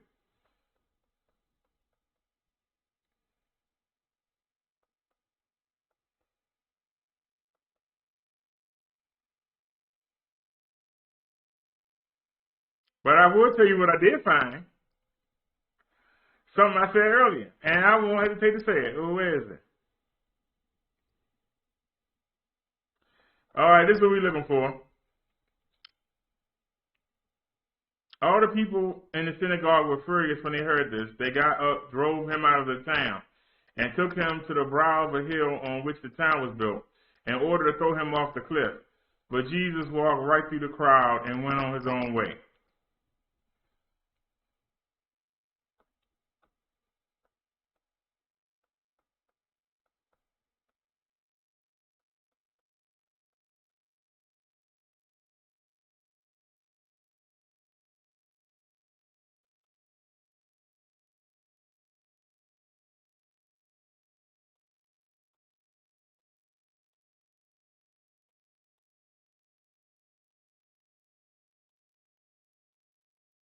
Wait a minute. There was something I wanted to show y'all real quick. I don't see it. All right. 23. Jesus said to them, surely you will quote this proverb to me. Physician, heal yourself, and you will tell me, do here in your hometown what we have heard that you did in Capernaum. He says, truly I tell you, Jesus continued, no prophet is accepted in his hometown. I assure you that there were many widows in Israel in Elijah's time when the sky was shut for 3.5 years, and there was a severe famine throughout the land. Yet Elijah was not sent to any of them, but to a widow in Zarephath in the region of Sidon. And there were many in Israel with leprosy in the time of Elisha, the prophet, yet none of them was cleansed, only Naaman the Syrian. Said that, and they drove him out of town. Oh, we're disconnected again. Uh-oh. We disconnected again. All right, y'all. We disconnected again for no reason. So are we still alive? All right. Now, the reason for reading that was what I said earlier. Jesus said a prophet will never be respected in his own town. And he gave you examples using Elisha, the great prophet. You know, there was Elijah, there was Elisha. When they had the famine, not one person from his hometown came and said, hey, we need some water. It was a widow towns away that came and begged him.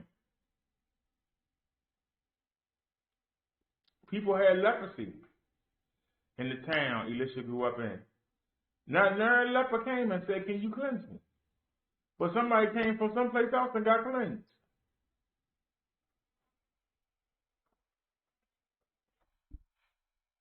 If we know you, even when you turn out to be something, we still think that you nobody.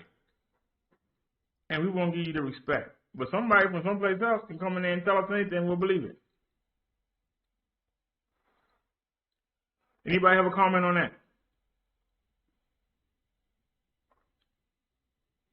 I'll wait. No comments. All right, let's get back. The Bible also teaches us to steward ourselves and resources. Speak the truth in love, expose the unfruitful deeds of darkness, and have appropriate boundaries. However, let me also say that unhealthy and toxic people do not seem to have a sort of internal radar of who they can target. People who will let them get away with their lies, their foolishness, their addictions, their betrayals, their indifference. Instinctively, they know that most people will not put up with it. So they look for people who will. Is that you? I don't know. But here's a list of traits that toxic people gravitate to and people who... You disconnected again? What are we disconnecting for?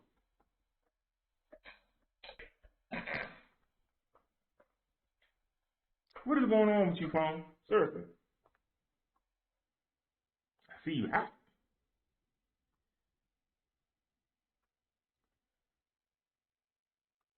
Now, I know I restarted you.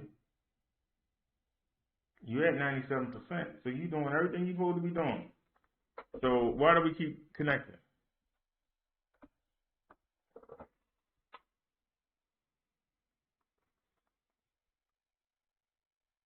Now, is the computer working too hard?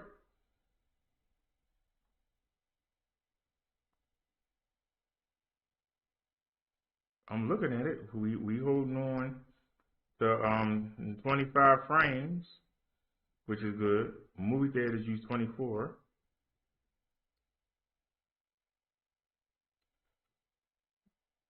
But see, it's transferring the information because our base is still 2560 by 1440, but it's being shrunk down to 2000 by 1125. Is that extra work bothering YouTube and the PC?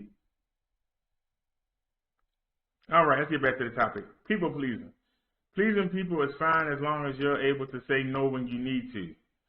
A compulsive need to make people happy at your own expense can make you more vulnerable to those who will take you upon it. High loyalty. God calls us to be faithful and loyal. However, when we are unquestionably loyal towards someone who continues to lie to us, cheat us, betray us, or not care about who you are or what you feel is foolish. Jesus loved people. When they didn't love him back, he didn't consider them his friend and often distanced himself from them. Forgiving. God calls us all to forgive generously. However, when we forgive without saying any repentance or change from the abusive, destructive individuals, be cautious. Abusive individuals look for someone that will allow them to keep doing the same thing over and over again without any consequences. If your forgiveness gives someone a get-out-of-jail-free card, it only invites him or her to keep hurting you again and again. That's not only not good for you, it's not good for the person or your relationship. Forbearing. God calls us to be forbearing people. It's a strength to overlook small things and not be easily be offended. However, when we overlook repeated sin or refuse to speak up or stand up, we are not being honest with ourselves or the other person. Plus, often what appears forbearing isn't true.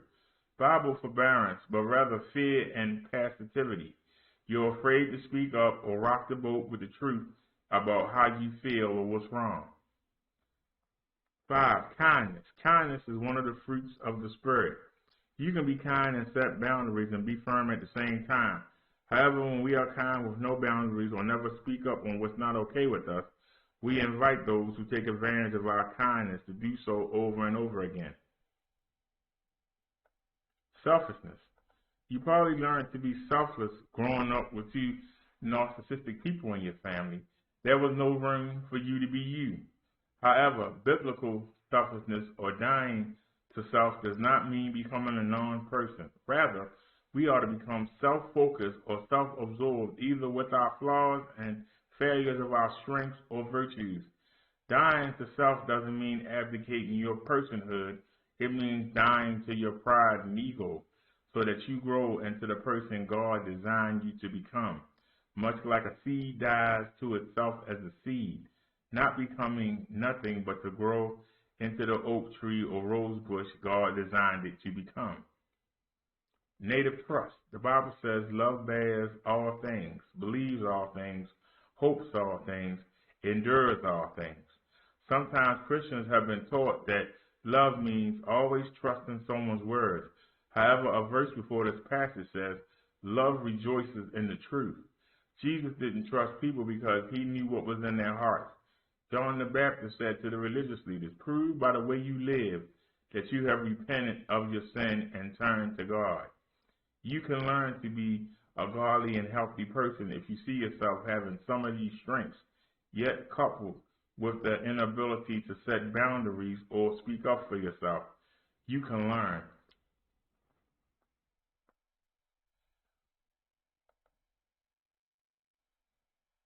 All right, so did that person back up what I was saying, y'all?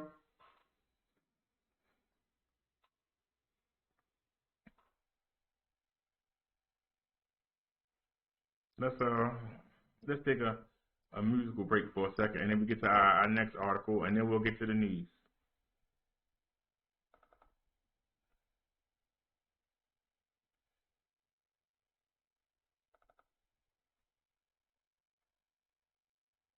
Welcome to the Minister Brother Derrick Show, and I am Minister Brother Derrick. I just want to say that I love Jesus, and that's the title of this song. I love you, Jesus. We'll follow you wherever you lead us. I love you, Jesus. Don't let the devil deceive us. Can't get enough. I love my Jesus. But people say to keep it real. But here's the deal. If you're not saved, you're missing out. If you're not born again, your future is in doubt. Your body wasn't made to last. When your time comes, it will be reduced to ash. Your flesh will rot, but your light will not. You know your soul will go on forever, so you better realize that you need God, or you will be surprised by the pain of a flame that never goes out. The pits of hell, where the heat swells up, there's no relief, not for a moment of peace. The agony and cries never cease, and someone in the background singing, burn, baby, burn. This isn't normal. Burn, baby, burn. I'm a walking inferno. But seriously, though, this will happen if Jesus come back and finds you napping. See, no one knows the time of day. But if you follow the word, it won't matter anyway. Because in heaven, no one will ever be sick or shed a tear. So in this realm, I show no fear. What you gonna do? Kill me? Make me a martyr? Give me a head start? Put me on the fast track? So keep macking. Keep stacking. Keep on shacking up. But get caught napping and the jig is up. And I just want to say, I love you, Jesus. Follow you wherever you lead us. I love you, Jesus. Don't let that devil deceive us. I love you, Jesus. If you think that witnessing to your neighbors is weird, think of foreign countries with statues of idols are revered. Nations of people who don't know God, only mythical characters like a Palo, Babel, or Zod. Most Americans believe in one Lord, one superior being. Christians should be sworn of souls by the million, but we spend our time fulfilling the desires of our flesh. We won't give Jesus our best effort, but we ask for blessings that we don't deserve. And you wonder why our prayers are not heard. In church, you put down those you really admire. You know you have a desire to make that easy money. Drive the fancy car. You feel like a star. When you enter the bars or clubs, deep down your spirit isn't for God or His ways. So why should anybody listen to a darn thing you say? I love you, Jesus. Follow you wherever you lead us. I love you, Jesus. I love you, Jesus. Don't let the devil deceive us. I love you, Jesus. We'll follow you wherever you lead us. I love you, Jesus. Let the Holy Spirit lead us. And one more time. I love you, Jesus. All right, y'all, let's get it. Let's get to the Bible study. The minister, Brother Derrick Show. Let's get it.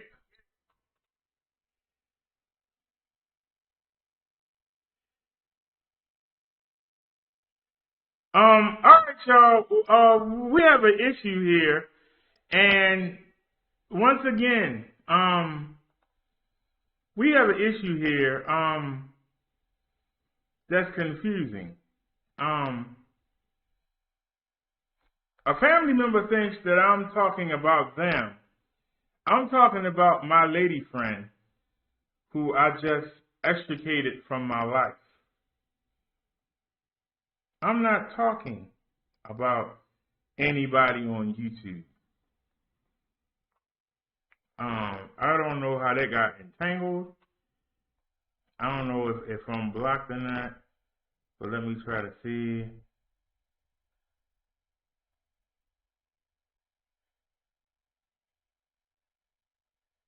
I don't know if I'm blocked or not, so we'll see.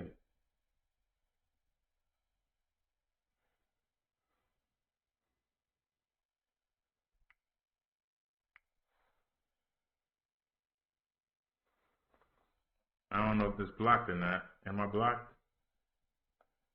But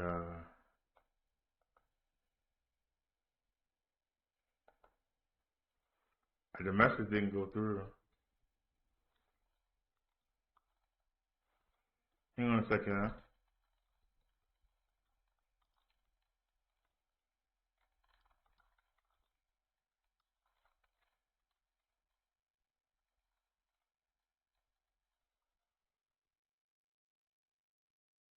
Yeah, I'm blocked. Okay.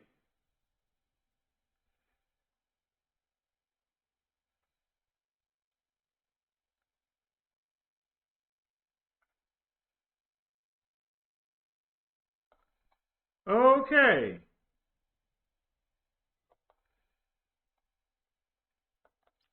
All right. 7 reasons you're drawn to people who are wrong for you. Let's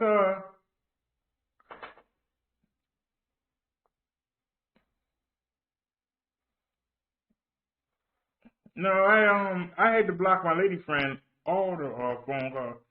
You know, she had phone lines I didn't know she had, but I blocked her because I got tired of her negativity. I mean, every word.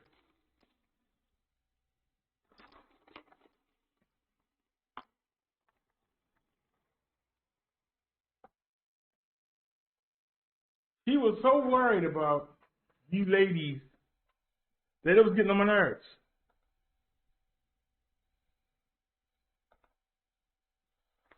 You know?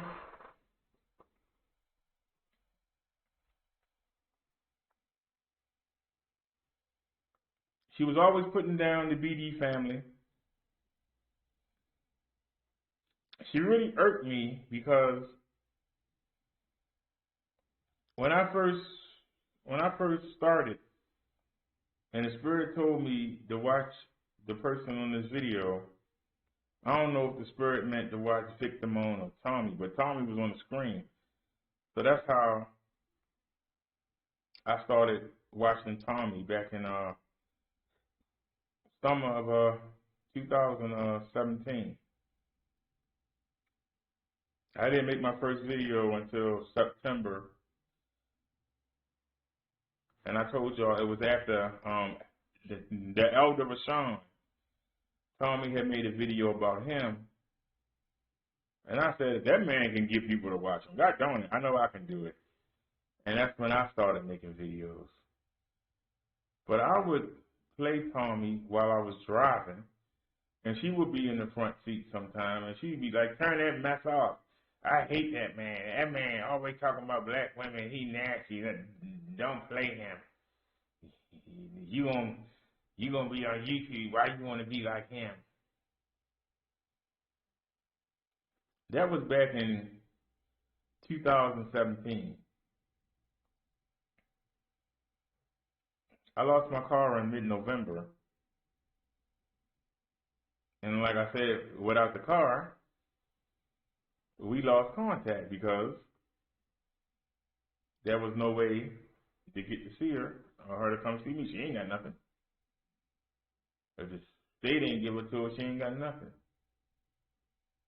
And I literally mean that. If the state didn't give it to her, or I didn't give it to her, or one of her man friends didn't give it to her, she ain't got nothing.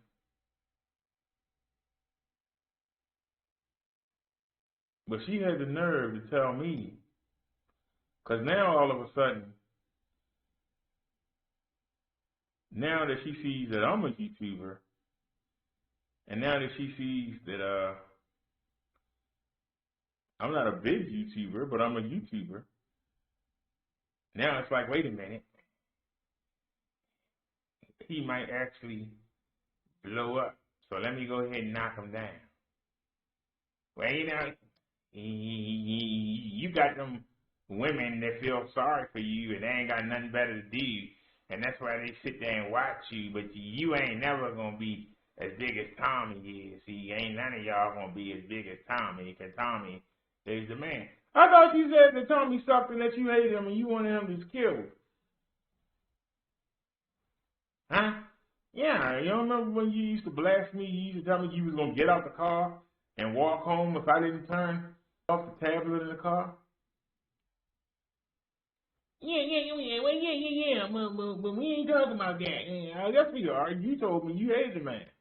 Now you trying to throw the man up in my face.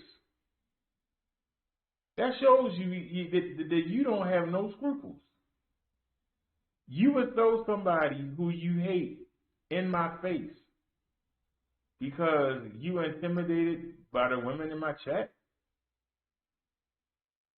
Because all you do is put them down. But what did you get me for Christmas? Nothing. But you laid down Christmas Eve on sheets that they provided. We went to the store, and you supposed to going to the store to get stuff. You sat there and got stuff that had nothing to do with you staying at my house. You took stuff to take to somebody else's house. You had me get flowers for your mother. That wasn't part of the plan. But they paid for it, and you got a problem with it. You ain't had no problem. were taking what they provided, but you want to put them down. What do you provide? You supposed to got me there going, you didn't get me nothing for Christmas. I know for a fact I spent over $100 just in that day and a half you came over my house. I know for a fact I spent $60 the day you supposed to come help me move, and you sat on the edge of the bed the whole damn time. And then hurry up and got out of there. When they moved the bed and you actually cleaned up what was under the bed, you must have found something because you sure wanted to get the heck out of there. Before I realized what it was, then you took my hospital bag. And you keep telling me to go to the hospital, but you took my hospital bag. So who are you for? But that's who I'm talking about. But somebody in the family thinks I'm talking about her. I don't know how she put that one and two together. The phone showed me the first message. It didn't show me the second message because maybe I would have saw it sooner. But by us taking a break, I was able to open the Hangout up. But to that person, I was not referring to you. I'm referring to the ignorant woman who sat there and told me that I would never be as big as the people that's on YouTube. I had her over my house and I had a captive. And I typed my name in the YouTube and played every video that was done on me. And I said, do you see these people? I have roasted and beat every one of them up. I'm undefeated on YouTube.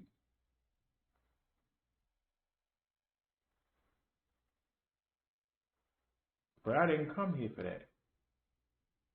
I came here to teach. Well, you need to go back to that then. What? Yeah, because you know you're a fake preacher. You need to go back and get back to the roasting. You was doing better when you was roasting.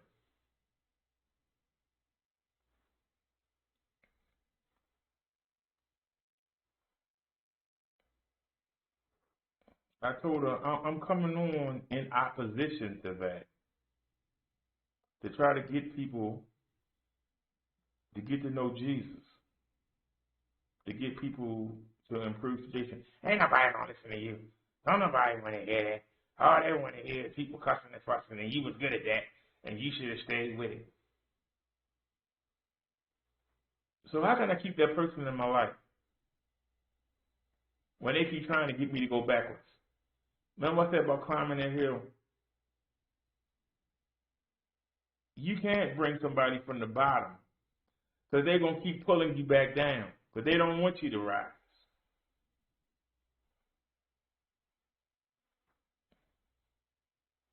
She first called me a fake preacher 3 weeks ago, and it was only after her mother saw one of my sermons. And her mother called me a backdoor, under the shade tree or something preacher. I looked at her and I said, you know, your mother, as old as she is, she's taking in these crazy mixed up kids to get that foster check. That's not somebody who made great decisions. And yet, you're trying to give me advice from somebody who didn't make great decisions. If I was 70-something years old, I wouldn't want to be bothered with nobody's kids, especially somebody's kids that are crazy, that nobody wants. Obviously, she ain't made great decisions. Don't see her happily married.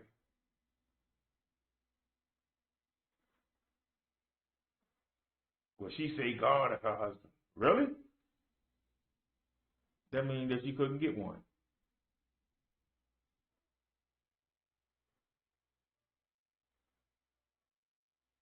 And the man you claim that you married, man didn't even live 3 years. But you didn't get married. You didn't go down to the courthouse and get a document, so you couldn't get married either.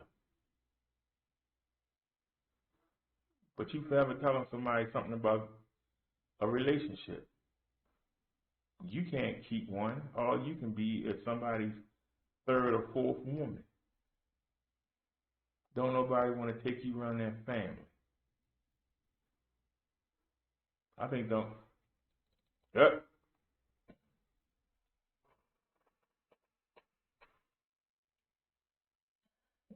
No, she wasn't. No, she wasn't married. That was one of them fake Mason weddings. The government don't honor that marriage.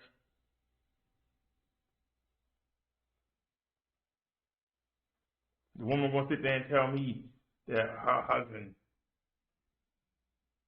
that her fake husband, spirit is in that house. A real man, if he married you, would have took you to his house.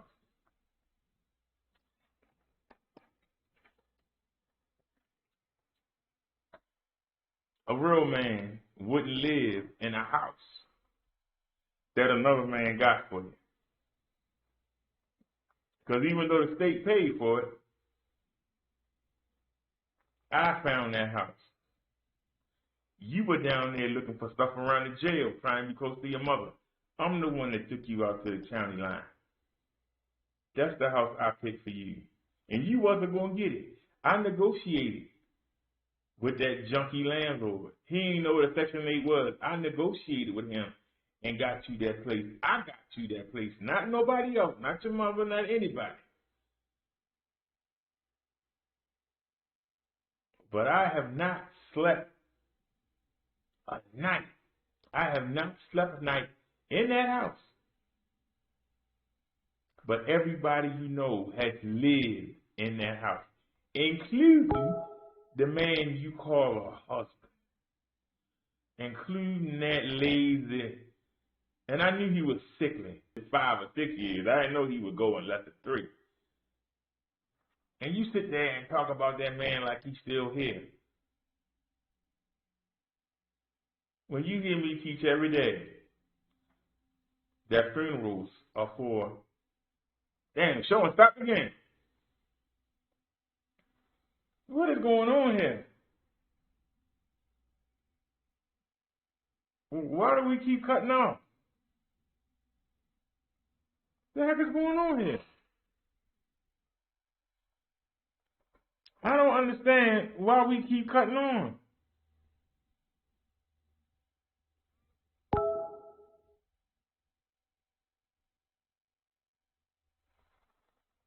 So,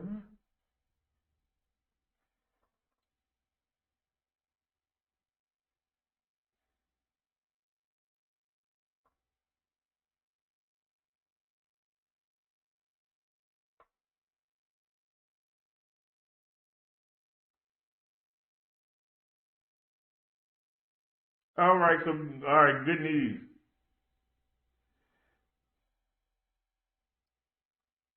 Hold on, y'all.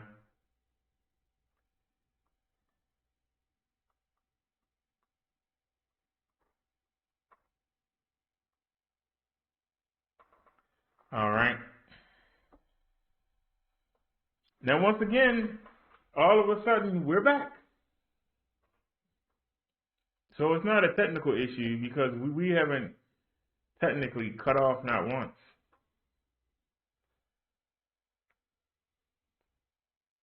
So are we back live now?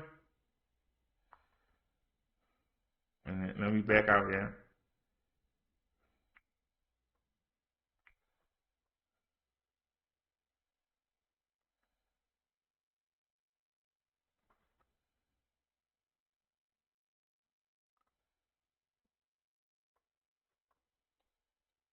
And let me ask the people.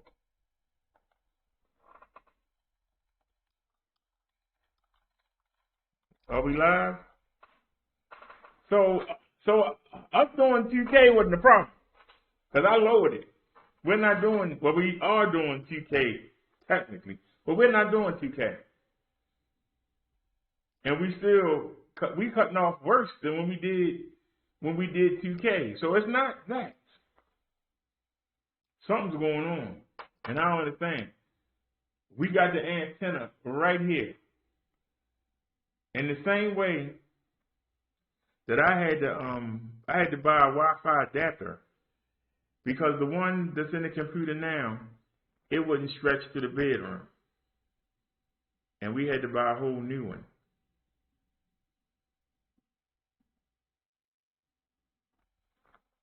But I think I'm just going to carry the phone back and forth. But this is a computer in the bedroom. It's a computer out here now. We got two computers. So I can go lay down and be in front of the computer. I ain't got to sit in front of this one all day. I got a choice. But, all right, Liz says, yes, we're back. Okay. So, like I said, I lower it. Now, I can lower the settings because technically we're not doing 2K.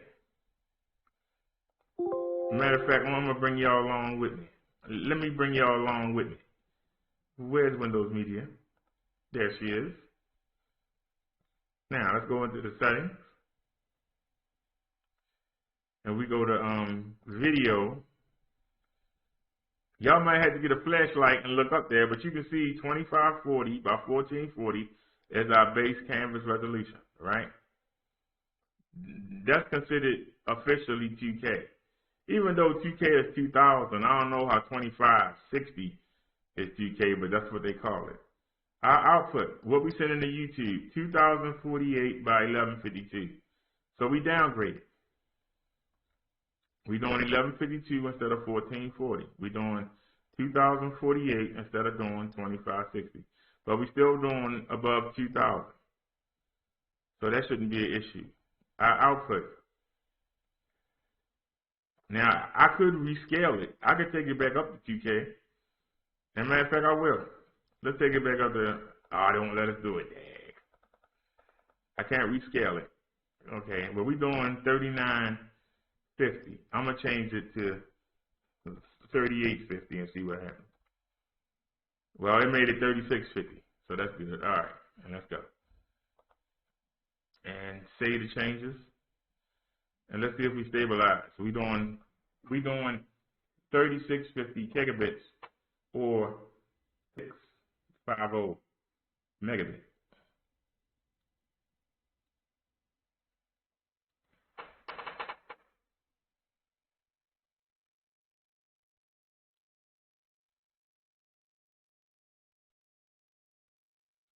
Now see, this is me because I'm insistent.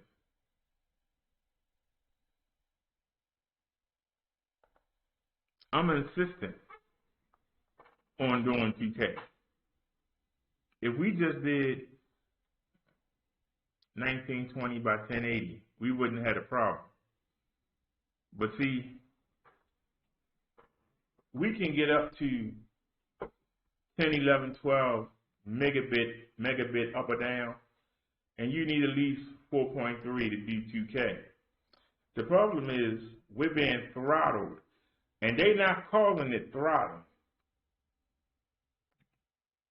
They're calling it network congestion throttling. Meaning the people on Verizon get the network first. They are the first tier. My company is owned by Verizon, but we are the prepaid. So we on the second tier. When people start hogging up the towers, we get deprioritized. So we're not a priority. Because when there's not a priority on, we can go up to 15 megabytes. But when it's being deprioritized, we can't even do 5. Now I call that throttling. They call it being deprioritized. I call it throttling. You can try to change the name as much as you want to. You're choking our bandwidth. We should be able to do 4K. To do 4K, you need at least 8 megabits. So that means you have to at least have a guaranteed 11 or 12 megabits to do that. And if we keep being throttled down to 4 or 3 megabits, even though we can do 15, something ain't right. But they say it's the deprioritization. That's a pretty new name for throttling. You're throttling. The reason I stay with you is because you're unlimited. If you keep saying I'm unlimited, but then you want to throttle me, unlimited. If I wanted to do 2K all day, we should be able to sit here and do 2K all day, and there shouldn't be no deprioritization, no knocking us down. We only been live for 2.5 hours. That makes it sound we've been here all day. There's no reason we should be getting deprioritized.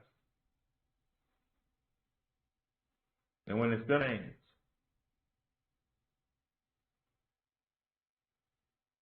maybe I should just go ahead and give Comcast that $400.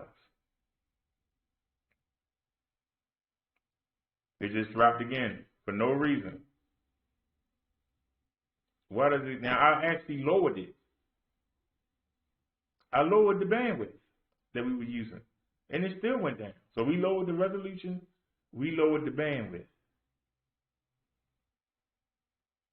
and we still not getting what we paid for. So this relationship might be coming to an end, because there's no reason for us to keep getting knocked down when we came down. We shouldn't have to come down. We pay out, we pay for. We shouldn't have to have these little blow-ups.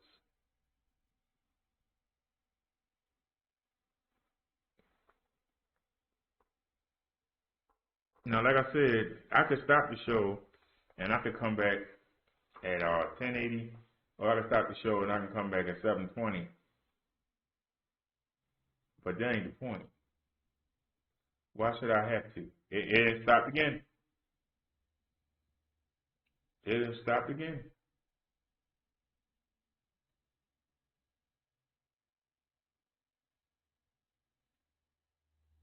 There ain't no excuse for it. The cord ain't long enough for me to show y'all.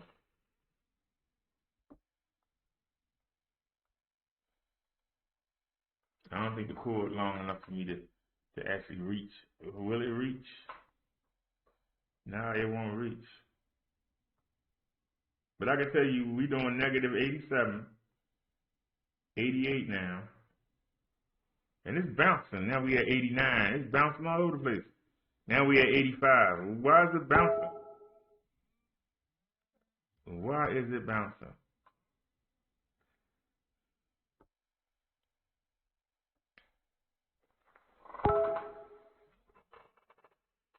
Why is it bouncing?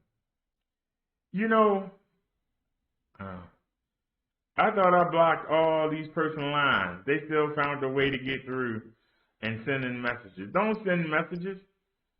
You should have kept them thoughts to yourself. Don't be mad because I'm sharing the thoughts with the world. If you were confident in what you said, you wouldn't be worried right now, would you? If you were confident in what you said, you wouldn't be worried. That's why you're using other people's phones. I told you to stop doing it, and the Obama phone was dead. As soon as I turned the Obama phone on, you couldn't wait to come say something negative. I told you if you said it one more thing, I was going to block it. And then you had another phone. You had your Obama phone, which I didn't remember the number to, so I didn't block it. Then you came and started talking on that one, which is negativity. And I told you I was going to block you, and I blocked you. Then you had the nerve to come back with another phone and talk about, I can't believe you blocked. So the fact that I'm telling you to stop, and you can't stop doing it, why I want you around me? Why don't you go ask your people that? Because you worried about what they think. If I'm telling you Keep that stuff to yourself. I told you to your face when you was over my house. Keep that negative stuff to yourself. I've never came and told you what people thought of you. I kept it to myself. You think people ain't told me why you with that retard? You always talking about intelligent stuff. How could you sit around somebody that can't even hold a conversation? I never told you that. I kept it to myself. But you don't have the common sense to keep comments to yourself.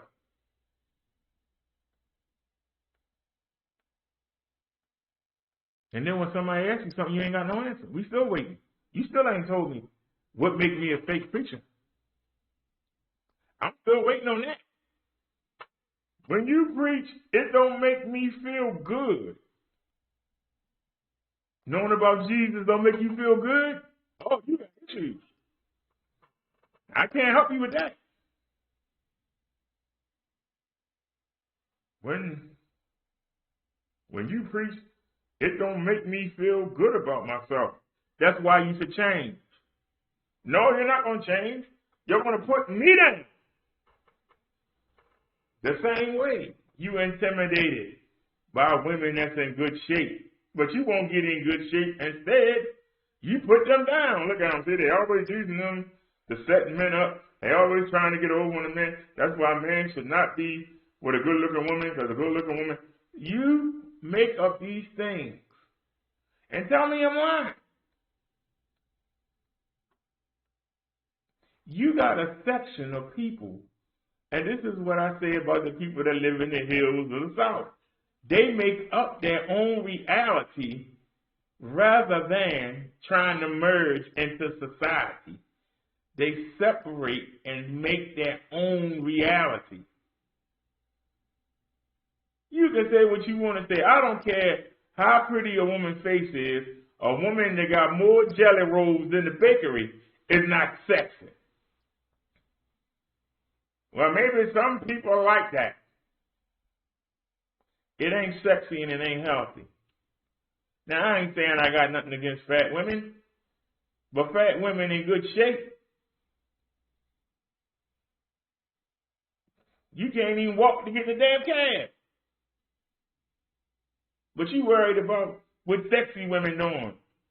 They can walk. You can't. They can go upstairs. You can't. Y'all saw me struggle to get that bike up the steps when I went to the market that day. You don't hear me talking about, these young men in shape, they ought to be shot. No, the correct thing is to get myself in better shape, rather than criticize those who are in better shape. Doesn't that make sense? If people tell me that I'm illiterate, then maybe I should shut up and not say anything, or maybe I should actually go learn something so I don't be illiterate. Because you make excuses about your memory loss, but you can remember every bad thing somebody told you. You can remember every dumb saying you was ever told. You can remember every negative thing you ever heard, but when it comes to something that makes sense, I don't remember.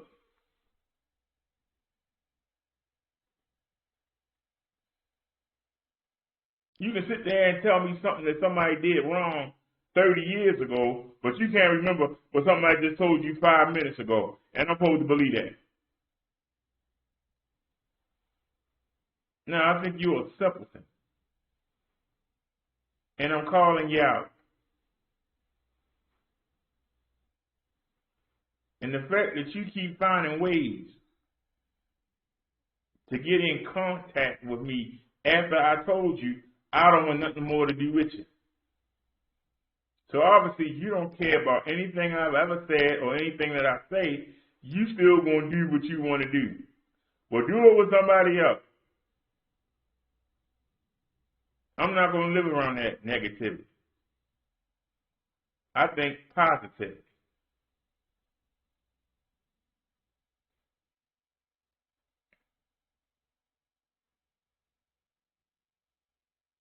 I thought by lease you supposedly marrying that man. That man supposedly had more money than I did. I thought maybe you would inherit something and then you wouldn't be worried about money all the time. But no, you in the same spot you was in before. I told you to take out some health insurance for me. Oh no, I ain't doing health insurance when people start plotting your death, and I didn't ask you to take insurance on you. I told you should take insurance on me. Since you didn't do it with him.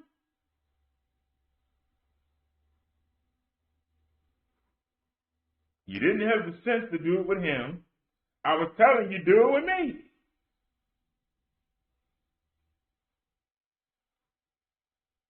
So when I close my eyes, I know you be well taken care of. You too sorry to do that. So you didn't take out insurance on the man you supposedly married, that fake marriage. You didn't take out insurance on him.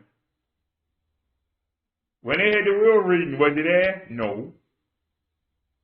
Because he didn't take you around them people. They don't know you. No children are going to fight for everything. They ain't going to let you get jacked.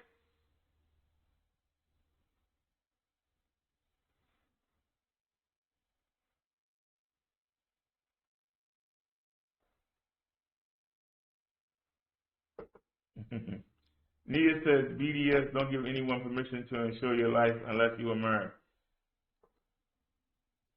Nia, I knew she wasn't going to do it. That requires effort. She's not going to put out effort, and she would have to make the payments. And chances are, I would live another 10 years, and she couldn't be consistent enough to make the payments. She couldn't be consistent enough to make the payments.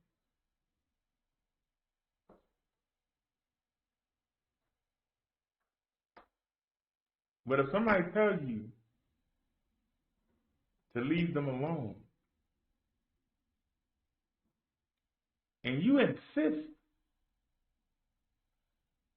on making sure that they know what you think about them, even to the point of having all your phone calls blocked, and you still sit around and try to figure out ways to still keep contacting somebody just so you can say the same things over and over again. If that's not insanity, I don't know what is. Who wants to be with an insane person? Who wants to be around an insane person? Everything is negative. If somebody ain't doing something for you, you ain't got nothing nice to say about them. And see, the sad part is, a lot of the times, I just let you hang around.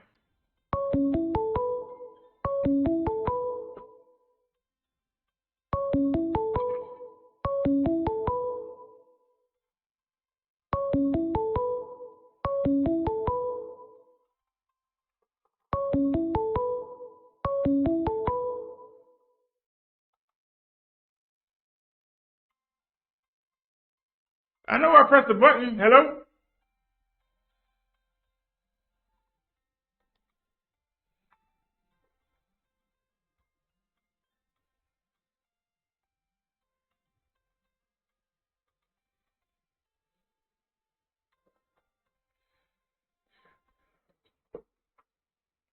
I answered the phone. It didn't pick up. I don't know why. She coming down my house. Who you coming with? And let me know so I can get my heart wet.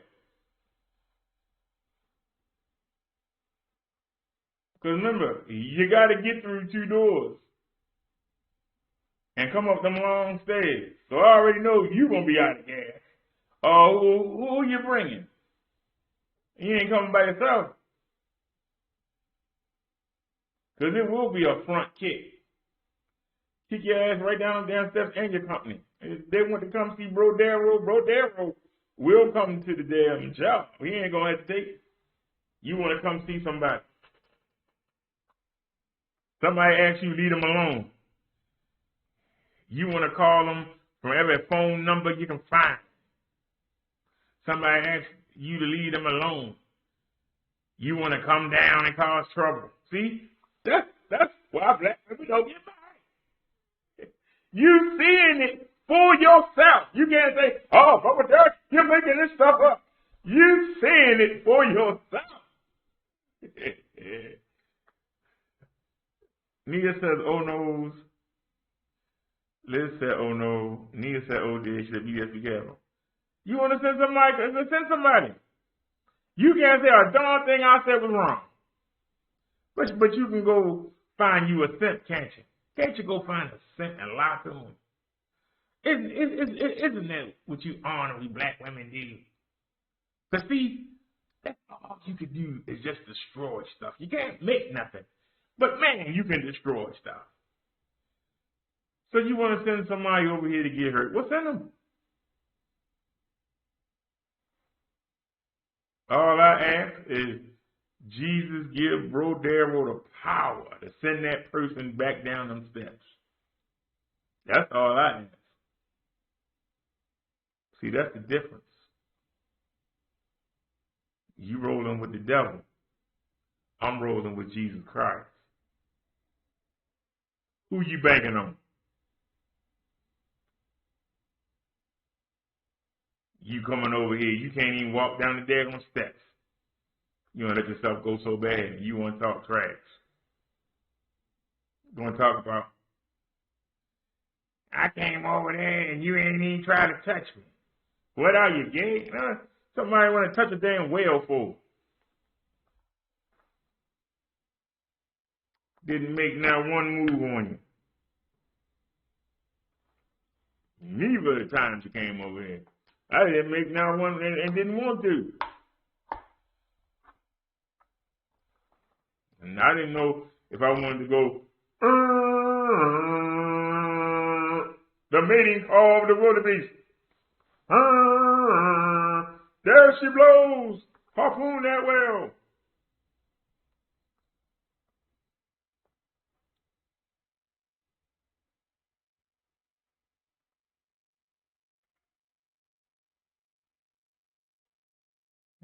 Somebody tells you they want you out their life. You say fine. You don't even give a person a chance to miss you. Constantly calling them. Why is that? Because you ain't got nothing better to do you? You ain't got nothing better to do. That's why you hate this YouTube show. It give me something to do. You ain't got nothing to do.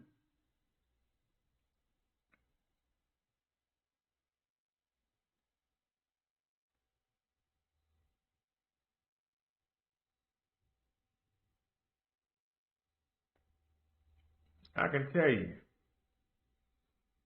And just your 2 visits here, I've spent over $200. I bet you ain't spent $1. You ain't spent $1. But see, your mother teach you, don't you? The man supposed to pay for everything. If the man pay for everything, then you don't have no say in nothing. You ain't putting nothing up. You can't speak on nothing. But you can't shut up. You can't shut up.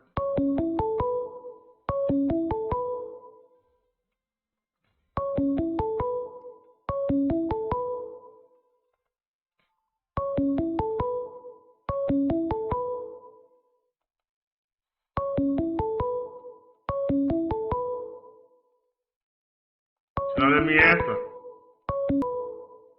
It's not letting me answer. Whoever this is, it ain't letting me answer. I'm hitting it for the 3rd time, 4th time, 5th time. It ain't letting me answer. I don't know where these numbers she calling from, but it's not letting me answer.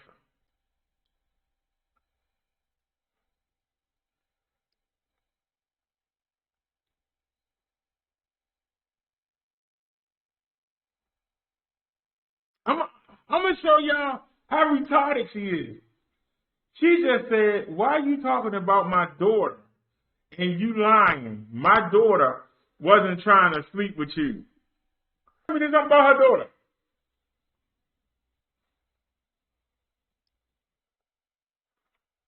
When have y'all heard me say anything about her daughter? I'll listen. I can say some things, but I haven't said nothing about her daughter. But see, she want her daughter and her people to come see me. Do y'all see? Do y'all see how these women do? Y'all see why the crime rate is the way it is. You see why domestic violence is the way it is. You see how they got these men out here killing men over nothing. You ain't heard me say nothing about her daughter. I'm listening. Ladies, y'all heard me say anything about her daughter? Have y'all heard me say anything about her daughter? I ain't said nothing about her daughter or her other child. But I guarantee you, if she can find them, yeah, you remember Derrick, don't you? Yeah. Brother Derrick was talking about you on the show. Maybe you ought to go down there and teach him a lesson. Leah says, never heard mention of a daughter. Do y'all see? This is how people wind up in the ER. This is how people wind up in the graveyard. All she got to do is leave me alone. That's all she got to do, leave me alone. That's what I asked her, leave me alone. All you do is complain and be negative. Just leave me alone. She can't do it. Why? Why can't she do it? What's that voice in her head that's telling her?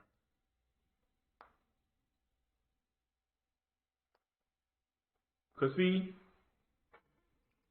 if I was to take her standards, if I'm a broke fake preacher, why are you stalking this broke fake preacher?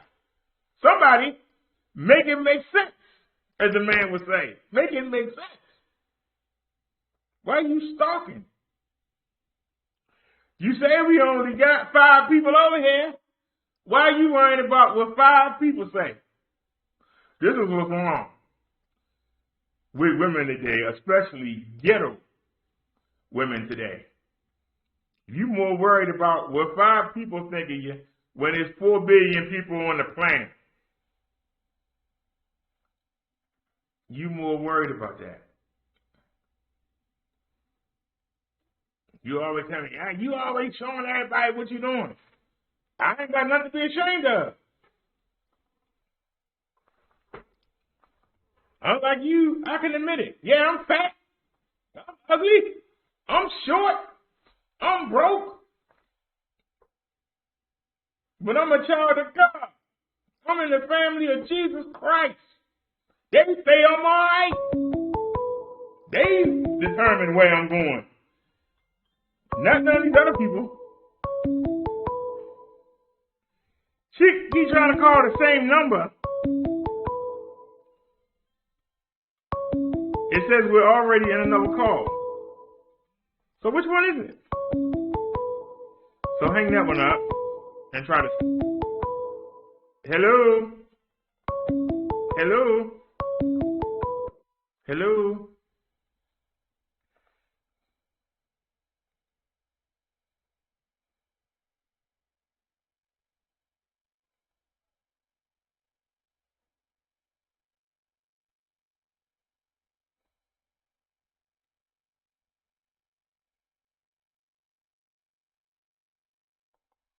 Oh, somebody think it could be the hard drive. I'll do that tonight. We also got a new update on the OBS. That could be part of the problem. See, I might be blaming the phone company.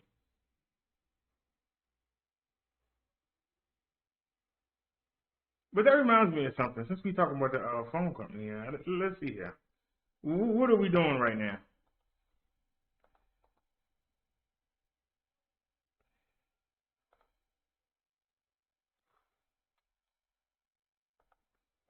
Let's see what our speed is.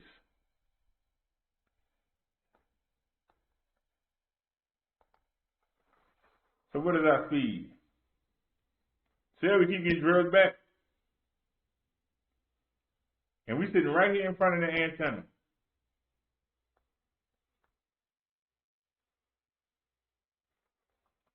But you know something? Let me see something real quick. Hold on a sec. I don't think stuff will go that low. Go to someone. Oh, hold on. Wait a minute.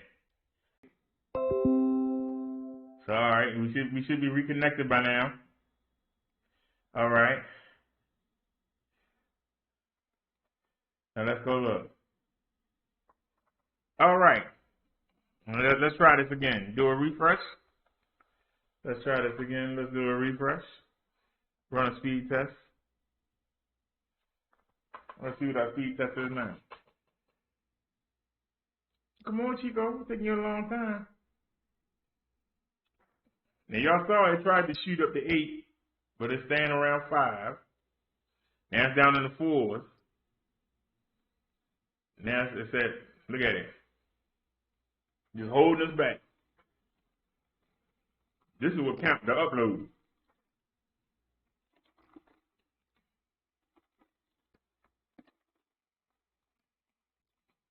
Why is our upload only 159? Would anybody like to take a chance? Let's move the phone. See if it moves any. No, it ain't moving off of that. All right, I just got it to switch towers. Hold on a sec. Let's try this again. Do a refresh. And run it again. And look, it's worse.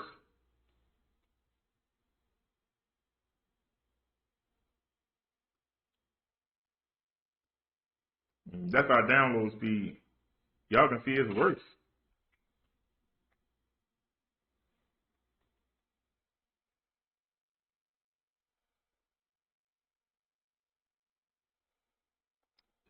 That's terrible. So that's the reasons why we having issues. And we over here, and I'm looking at it.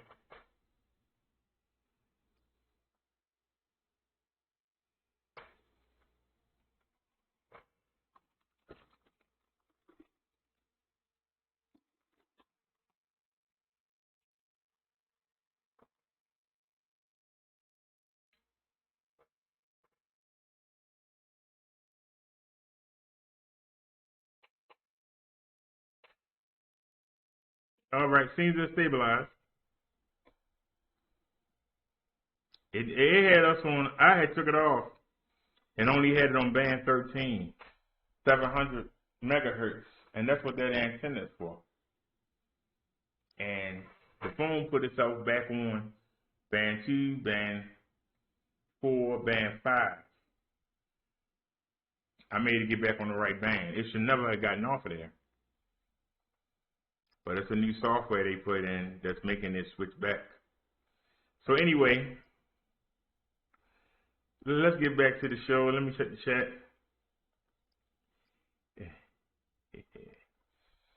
So alrighty, y'all.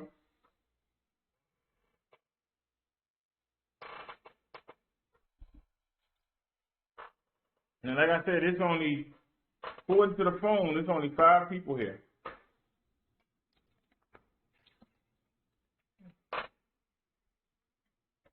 She's calling, talking about she coming over here.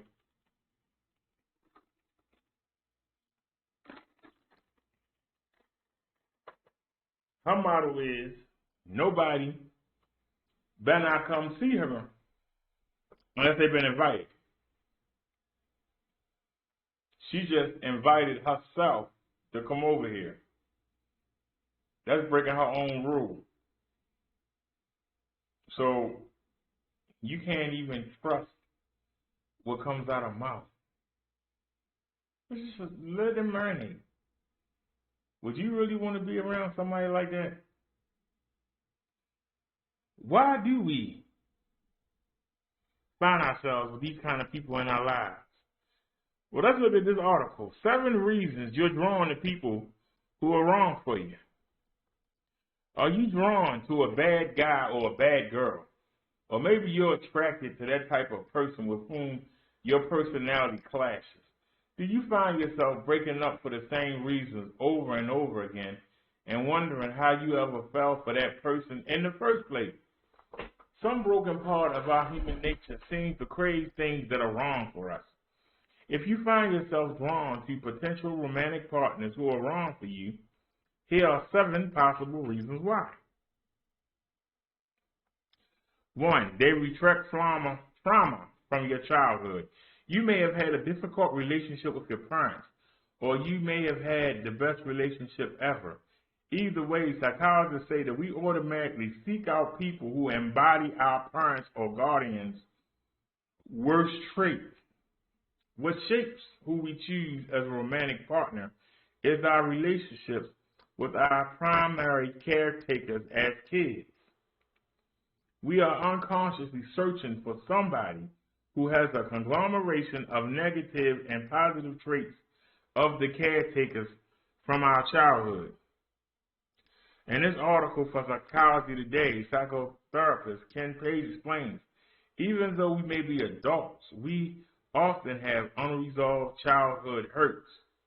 Our psyche seeks to recreate the scene of the original crime and then save us by changing its ending.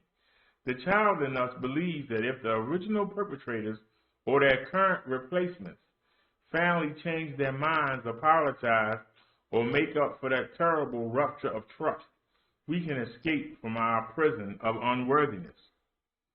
Related to this tendency to model our relationships off what we're used to seeing, if your parents entered into toxic relationships and never owned this, talked about it, then you are likely to enter the same type of relationships, even if you swing to the other end of the pendulum. Example, your mom tended towards aggressive men, so you seek out passive, closed-off men. The damage is still the same. If you find yourself attracted to a certain type of person, you may need to address the underlying issues from your past. They are a quick fix for your current needs. The first need that comes to mind is loneliness. Have you ever dated someone not because you cared about them or even liked them, because you just needed somebody in your life? Or maybe you're craving excitement. Does your life feel mundane, boring? Maybe that person is an escape from the daily grind. Are you ignoring toxic behavior because dating this person gives you a thrill? Maybe your family or friends are putting pressure on you and you snatched up the first person who came along. Or maybe you're sick and tired of their pressure, so you dated someone you knew they wouldn't like as an act of rebellion. Before dating, ask yourself, why am I doing this? Do I care about getting to know this person? Am I interested in the possibility of forming a relationship? Or is there a need inside me that I'm hoping to fulfill by using them? 3, media tends to portray toxic relationships positively. Stories are based on conflict. Healthy relationships with clear communication and mutual respect don't make very exciting stories. Oh, can we say that again? Stories are based on conflict. Healthy relationships with clear communication and mutual respect don't make very exciting stories. That's a nice way of saying boring or stable.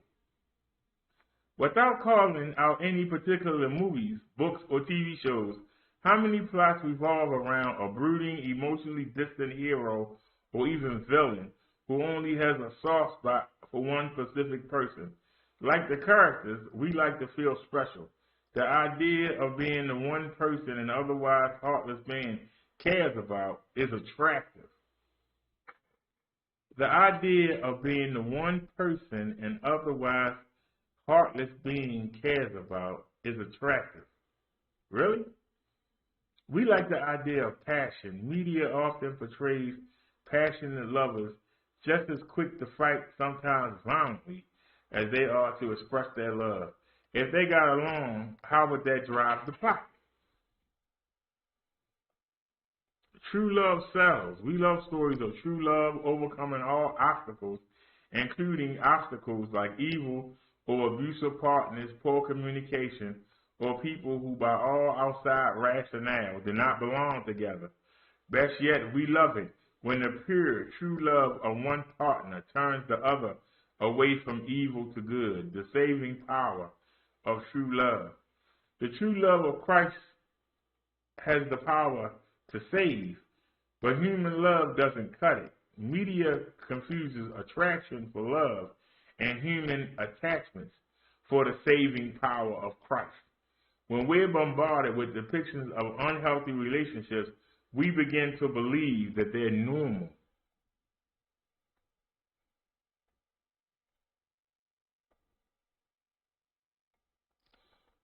You're drawn toward people you think you can fix. This goes along with part of the savior complex we often see in the last point. Especially as Christians, it can be tempting to attempt missionary dating. I agree with that.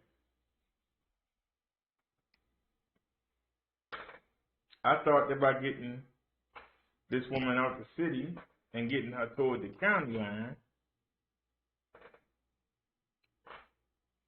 would help her in the long run. Maybe she would meet people that were trying to do something and would start messing around with the half-deeds that she grew up around. But yet, even though I found her a house that was away from everybody, I mean, her house is it's the last stop. She still had everybody living there. At some point over the past 9 years. Everybody who I tried to get her away from has spent time living in that house. You can't take the ghetto out the girl. She'll bring the ghetto with her.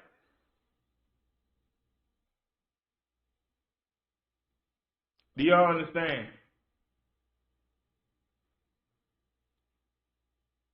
There ain't been not one person who I was trying to get her away from. But she has only, that I know of, met one woman that she actually, bonded with out there. All her people are still from the daggone ghetto, even though I took her out of it. And she'll never admit it, but I took her out of it. Because y'all see the place that she picked for me, and I just got out of it. But you see, just know the place that I picked for her, she took me from out the county and threw me back in the city. I took her out the crazy parts of the inner city and brought her to the county. She's right there. I mean, you literally, in any direction you go, it's either a block or 30 feet. She's at the county line. But she took me from a place where I was living on a property next to a stream. And you see where the place she picked for me. That's us right there. It took me 3 years to get into something decent. And the government didn't get me in here. I got myself here. And she had no role in it. And it irks her.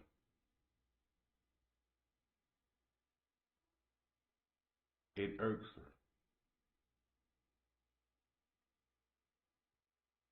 Because I can tell you about what I brought into her house.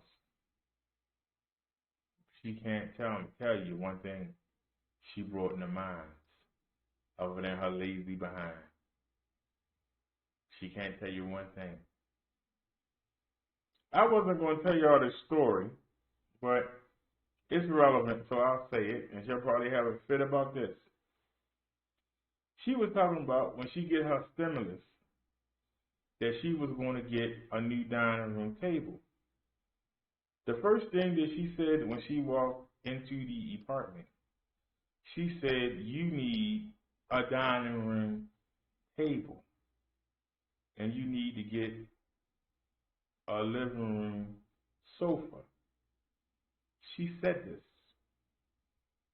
and was saying it. You keep talking about getting that daggone box. You need to get a daggone, you need to get a nice table and chair sitting there. I told her that's Davy's room.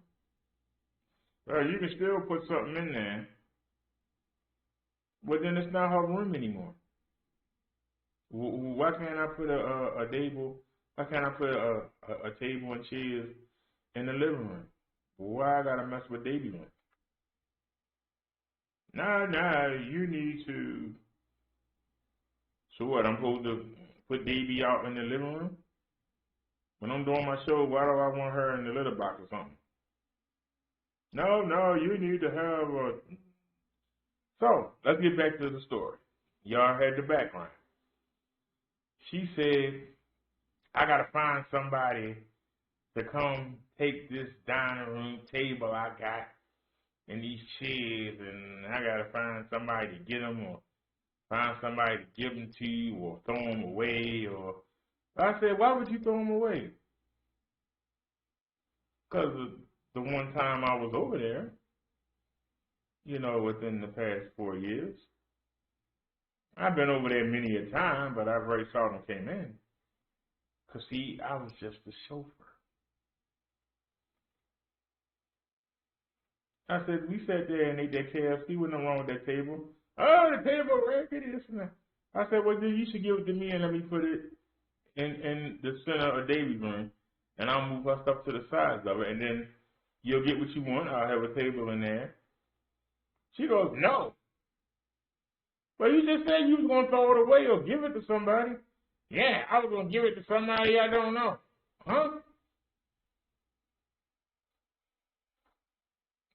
You've been telling me I need to get a dining room table for the longest time.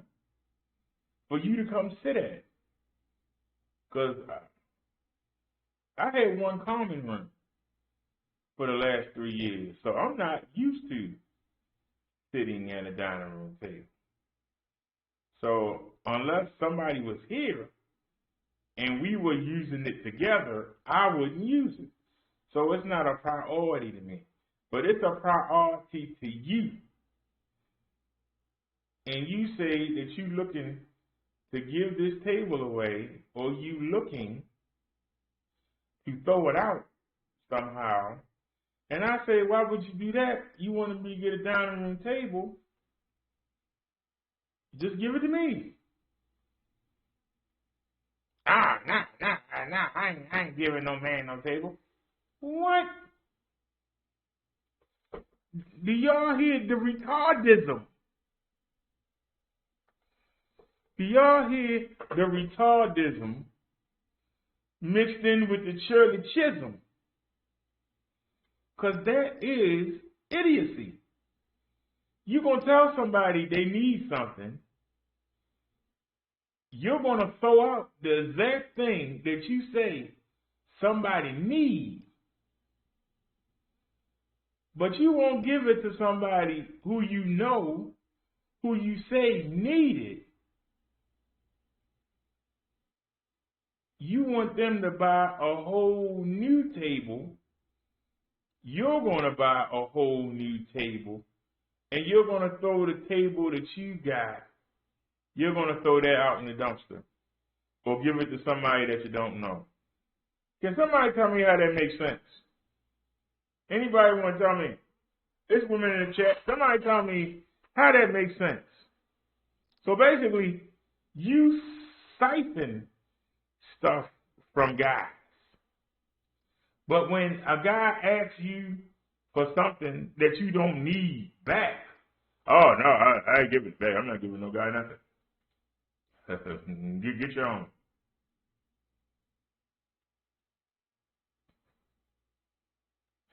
Y'all know that I haven't played it on this computer, I don't think. Have I played the N64? I don't think I played that on this computer since we got it, since the last stimulus. But y'all know the car racing games and the wrestling and the boxing. Y'all remember? I gave her my N64 and all my games. I asked her where they was. She said she don't know. Now, I figured out how to get ROMs for them on the computer, so I never had to replace it. I can just, I need to get another controller. It's only $15. I need to get another controller. I can play my games again. It's not a big deal. But I asked her, where was it? I don't know. I said, well, I'm thinking about getting some throw rugs. Where's the vacuum cleaner that you took? Because it was my vacuum cleaner, and you came over here and took it. Where's my vacuum cleaner at? I don't know. Well, how do you take somebody's stuff and then you don't know where the hell it is? How do you take somebody's stuff out their apartment and take it to your place and you don't know where it is?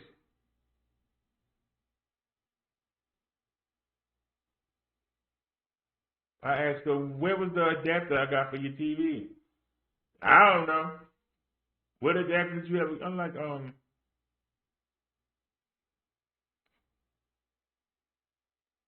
I said, well, we used to go to Walmart and I would give you $60, $70 and tell you to go get what you want. Where them clothes at? I don't know. Because, see, I said, if I had married you and you had stuff from other men, I would make you get rid of it and replace it.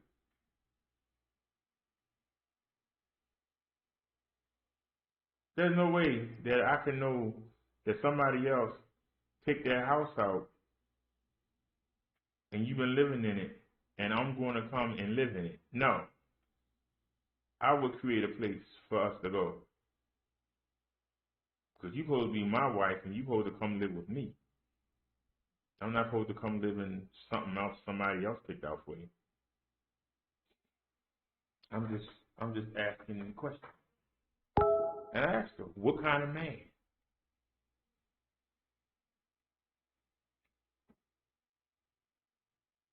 And she got mad. I said, well, get mad.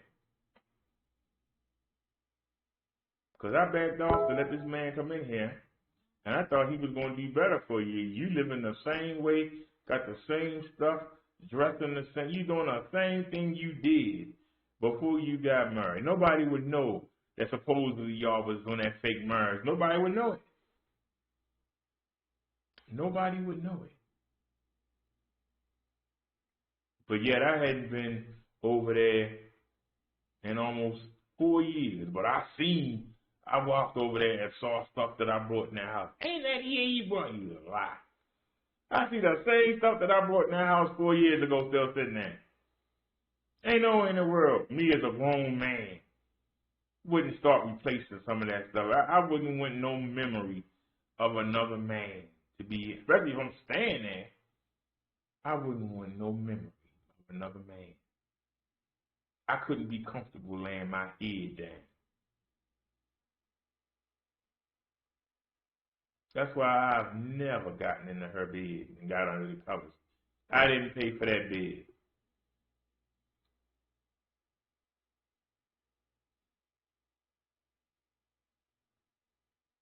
And when I went over there, I stayed on the edge.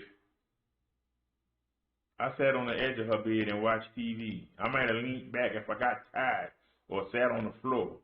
But I did not get underneath them covers because I wouldn't do it.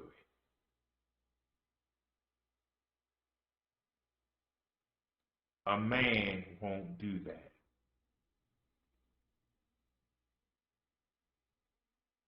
But like this article says, what did she do? When people would say, where's your woman at? That's what she did. That's her purpose. That was it. Somebody would say, yeah, he got a woman. I seen her. There was an old man at the job. This man was old, but all he did was chase women. Every time he saw me, from the first time I brought her there, are you still with that fat cow? You still with that moo-moo? And she was only 200 and something pounds then.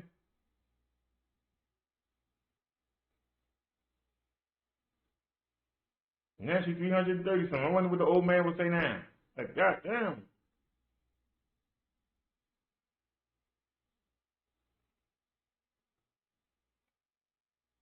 She came with me to the hospital. And I seen my brother and sister and some of their kids. And they were impressed. Because they thought I didn't have anybody. And they were impressed.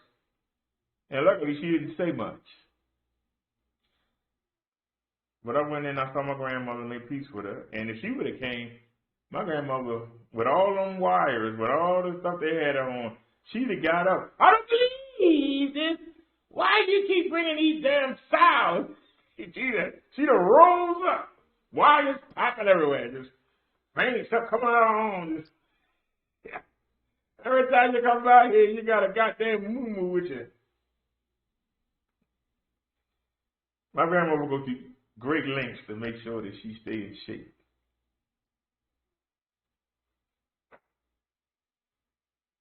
And she don't hide her tongue. You won't even get out the door. I don't believe. What is with these young? They keep messing with these big old fatties. Don't care about themselves. She won't even let the girl get out the door.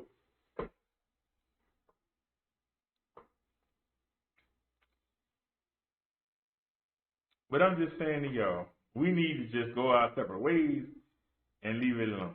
Because that's basically the only purpose that she serves. If somebody said, where your girl at?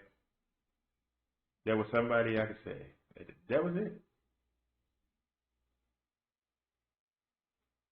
The same reason. Why is the cat here? It don't matter what cat is here. It don't have to be a cat. It could be a gerbil. It could be a parrot.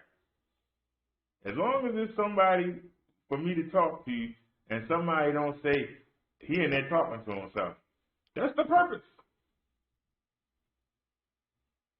That's pretty much Davy's purpose. Not to keep me company. I'm alone. I don't need no company. I got Jesus and God. That's our purpose. Somebody say you ain't talking to yourself. There you go.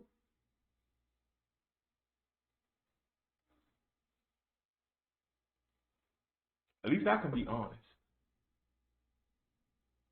That's why I can survive anywhere. Because I don't need to cling to people. If I want to talk to somebody, I can go outside and talk to somebody. I can pull up a stranger and talk to him. If I'm looking for companionship, I can talk to the person that lives under me. I ain't even been here a week yet. There's another guy, Mr. D. I won't say his name. He lives across the hall. I can talk to him. And have. I can go back to the old building. And y'all know I can talk to the young boy. I can talk to the woman.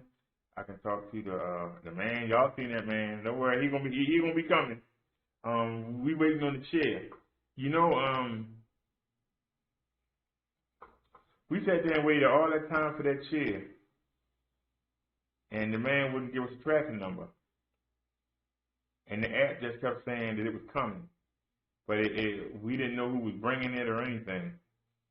And I actually, I tried one last time and I told him, if you don't give me a tracking number, I'm going to contact eBay and get them on your butt. And he didn't say anything, but unbeknownst to him, I had already contacted eBay. eBay checked it out, pulled down his listing. Even pulled it from out of my purchase history. It said no longer available. And then 2 days later, they said the refund. And they gave us the refund.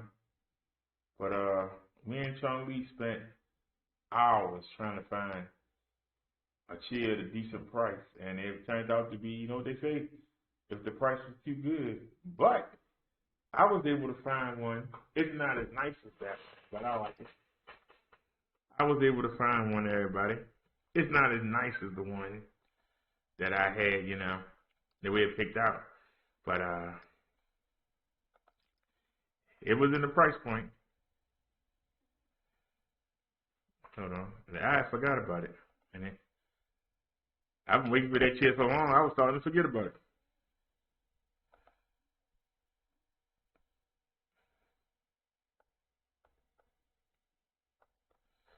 Here it is.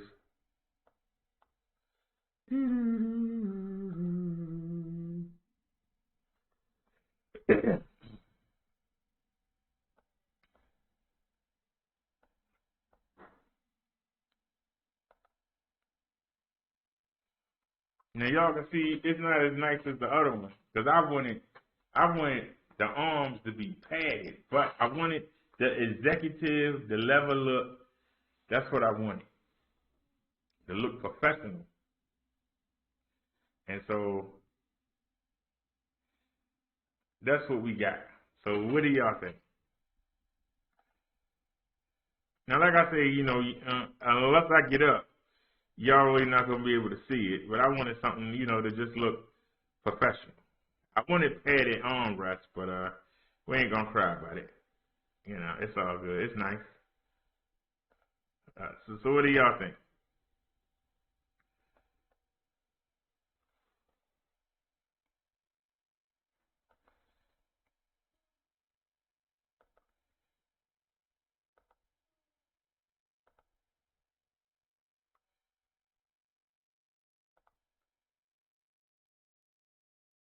I don't even know if we can even find the one.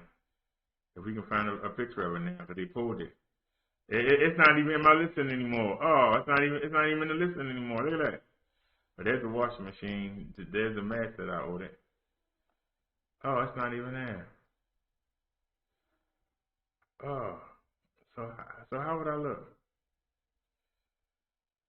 See orders from the last.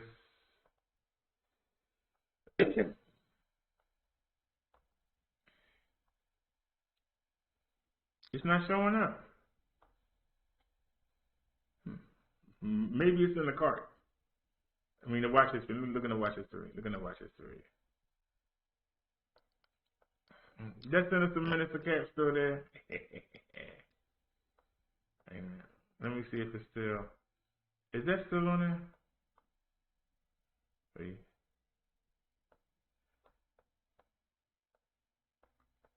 I'm trying to see if it's in the listing.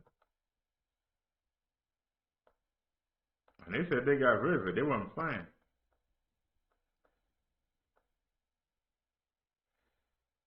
Nope, it's not here. Well, they said they were taking it down. They wasn't playing.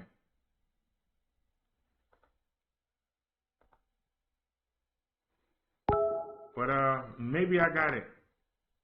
Maybe I have it though.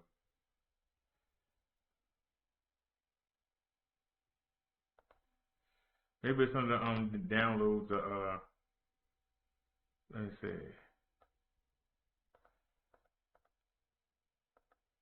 I'm usually pretty thorough.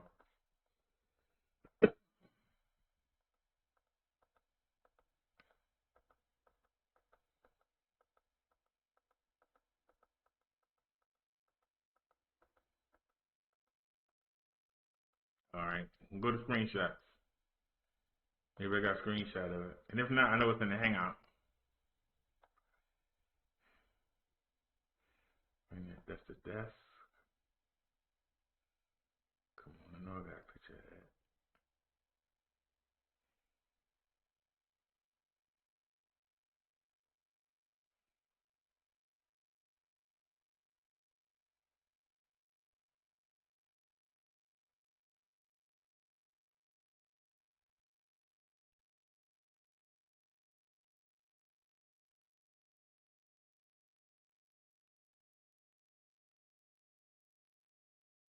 Are you trying to tell me we don't have not one picture?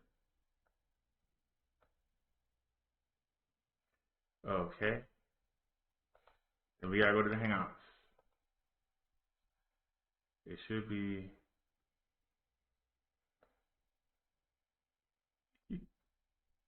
That's what I like about you. She's already on that. I'm gonna take a look at it later on. Anyhow, I'm trying to find.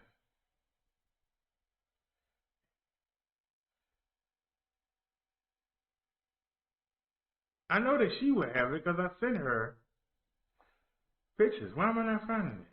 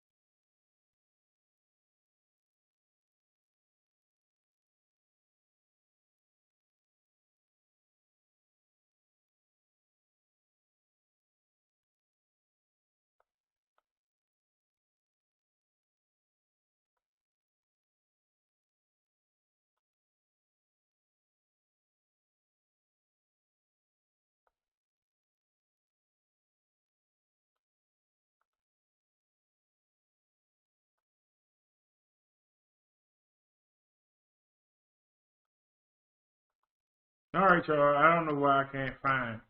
If there's anybody, I sent a picture of it in the Hangouts, but it ain't a big deal. Let me hit the chat real quick and we'll get back to our topic. I got thrown off for a second. I was looking at something. Nia says nice share. Well, yeah, that's what we're gonna get to finish the studio off with. I like the desk, but I might get another one. I don't think so. I might get another one. I don't know. I don't know if I want to go through the hassle of putting it together, but once you do it one time, it ain't that hard. And besides, I like it. It ain't too big. It's right here, almost in the center of the room. Amazon ain't delivering nothing to the 5th or the 3rd. And, you know, that ain't no help. I'm thinking about going down Family Dollar tomorrow and see if they have any 100-watt bulbs down there. But Amazon has some 200-watt bulbs for less than $3, but it won't be here until the 5th. So I ordered one, and we'll see how it looks. But I'm thinking about going down to Family Dollar and seeing if they got any 100. Well, we got 260-watt, and family members suggested I take down the covering plate and maybe it'll be brighter, and I did, and it's a little bit brighter, but 60 watts ain't doing it.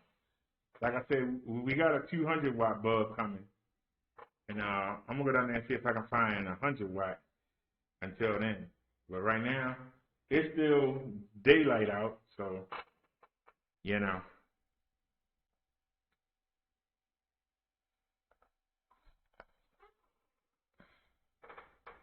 It's still daylight out, but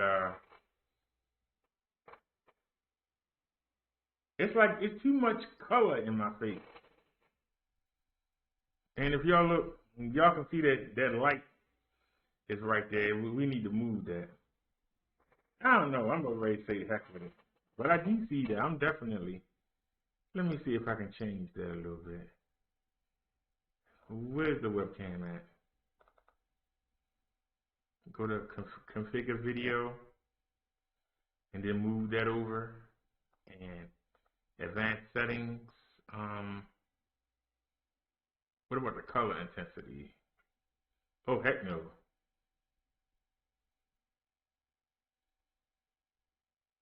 That look a little bit better. What do y'all think? I think that looks a little more natural. I think that looks a little more natural.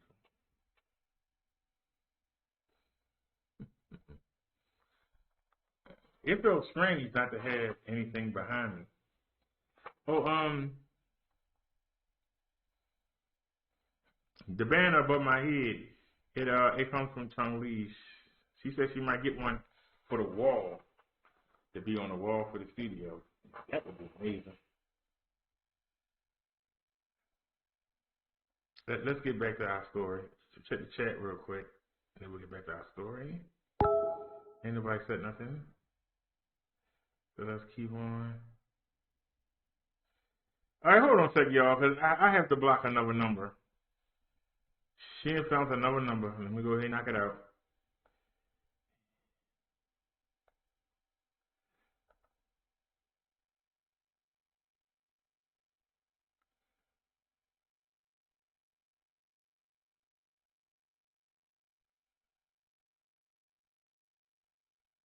I should leave this alone, but I'm going to tell y'all why I think the retardism, it just shows.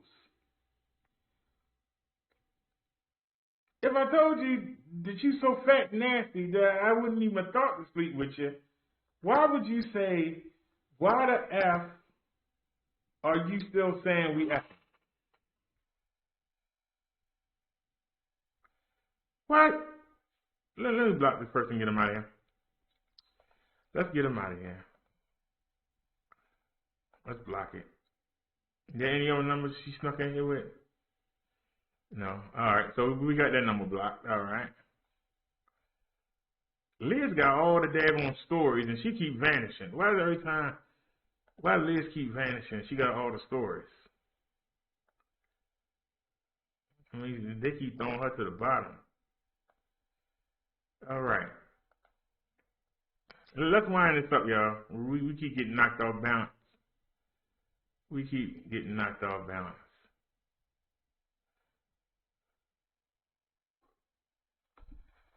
The question is that if I said that you got too big to even, if I wanted to, think about bouncing on you, you're too damn fat. Why the hell would you say, why am I lying saying that we still effing? Does that make sense? I mean, how do you make this up? How do you make this stuff up? All right. But our topic today was, why do we still allow toxic people? And this sermon it went left. So let's just end it. And hey Nia, where are you? Now, if the other video didn't get you, what is going on with our boy now?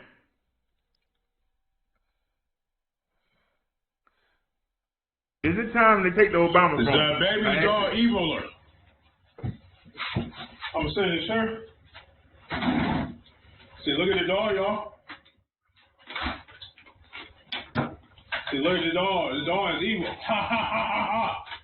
And the dog is evil.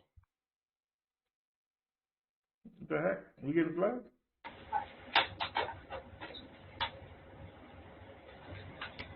No, I'm gonna get some.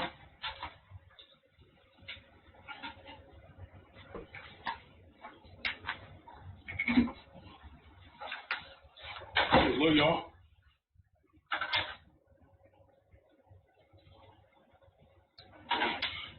No, I said I don't go fast, so y'all.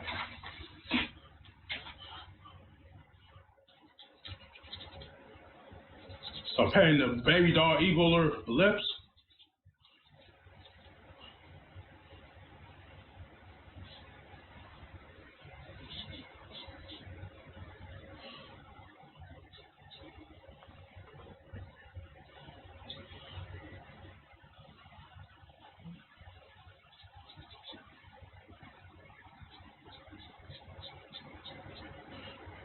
It's time I'm doing this, y'all. Y'all see it?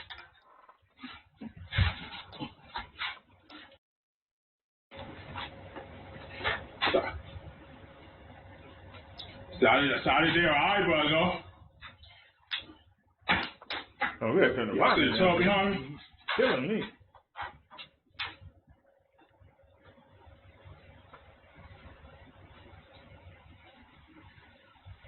I'm squirming at the turtle, y'all. I turn his head this way.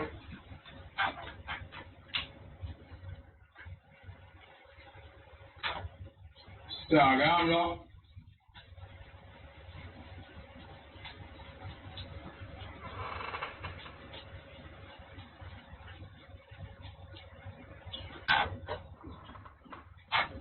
See, look, y'all paid the total audience with black. So I paid the total audience doing with his stimulus money. Black marker.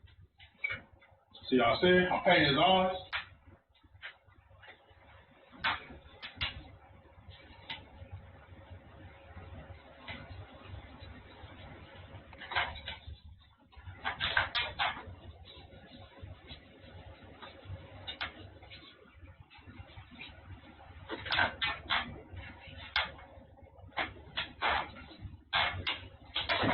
So y'all. Why are you looking at the camera?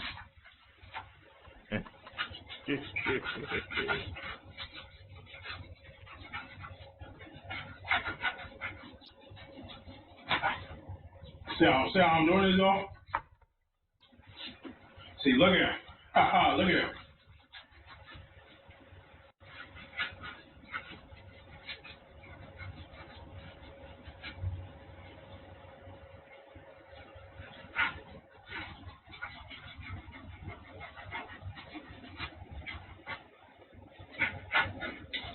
So I'm doing it, though. See, look at the evil show and the evil baby dog evil. He got Magic Marker on the shit. Y'all see it? How he do that? Y'all see what I did to the toe? See, look, he's not the good toe anymore. He's the evil toe. Y'all see it? Dang, I made my top out of come loose time. Touch it. See what I said? Y'all see it?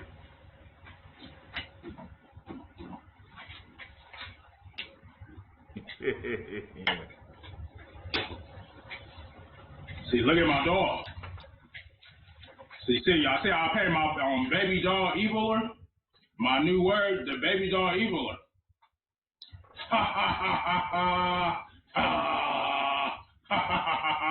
Look at the baby dog eviler. This is a baby dog eviler.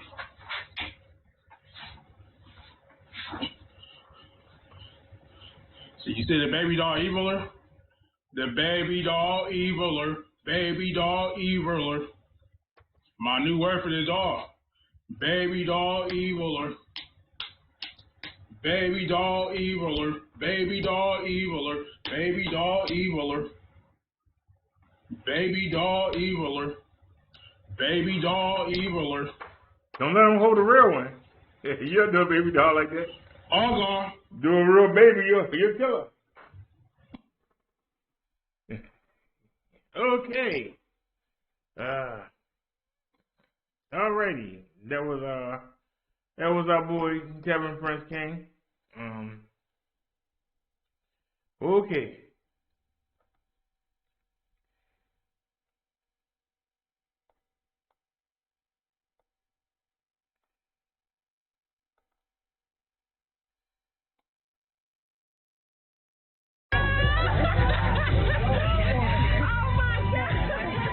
That emotional video there shows a California man hugging his daughters and sobbing as he was reunited with them after spending nearly 8 years in prison. Corvain Cooper was sentenced to life in prison for non-violent marijuana charges back in 2014. But in his final hours in office, President Trump granted him and 142 other people clemency.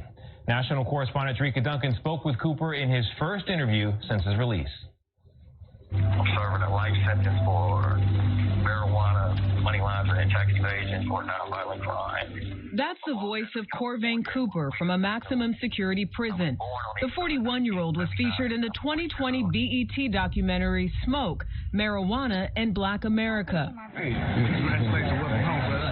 This is Corvain Cooper now, free, at home, finally able to hug his 15 and 11-year-old daughters.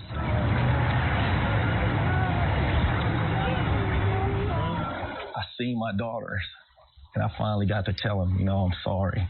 Your dad's sorry. I had chose the wrong road and trying to provide for you guys, and it took me away from you guys. And sorry for missing everything that I've missed. It wasn't just you that was serving time. Your family served this time. Right. Your daughters served this time.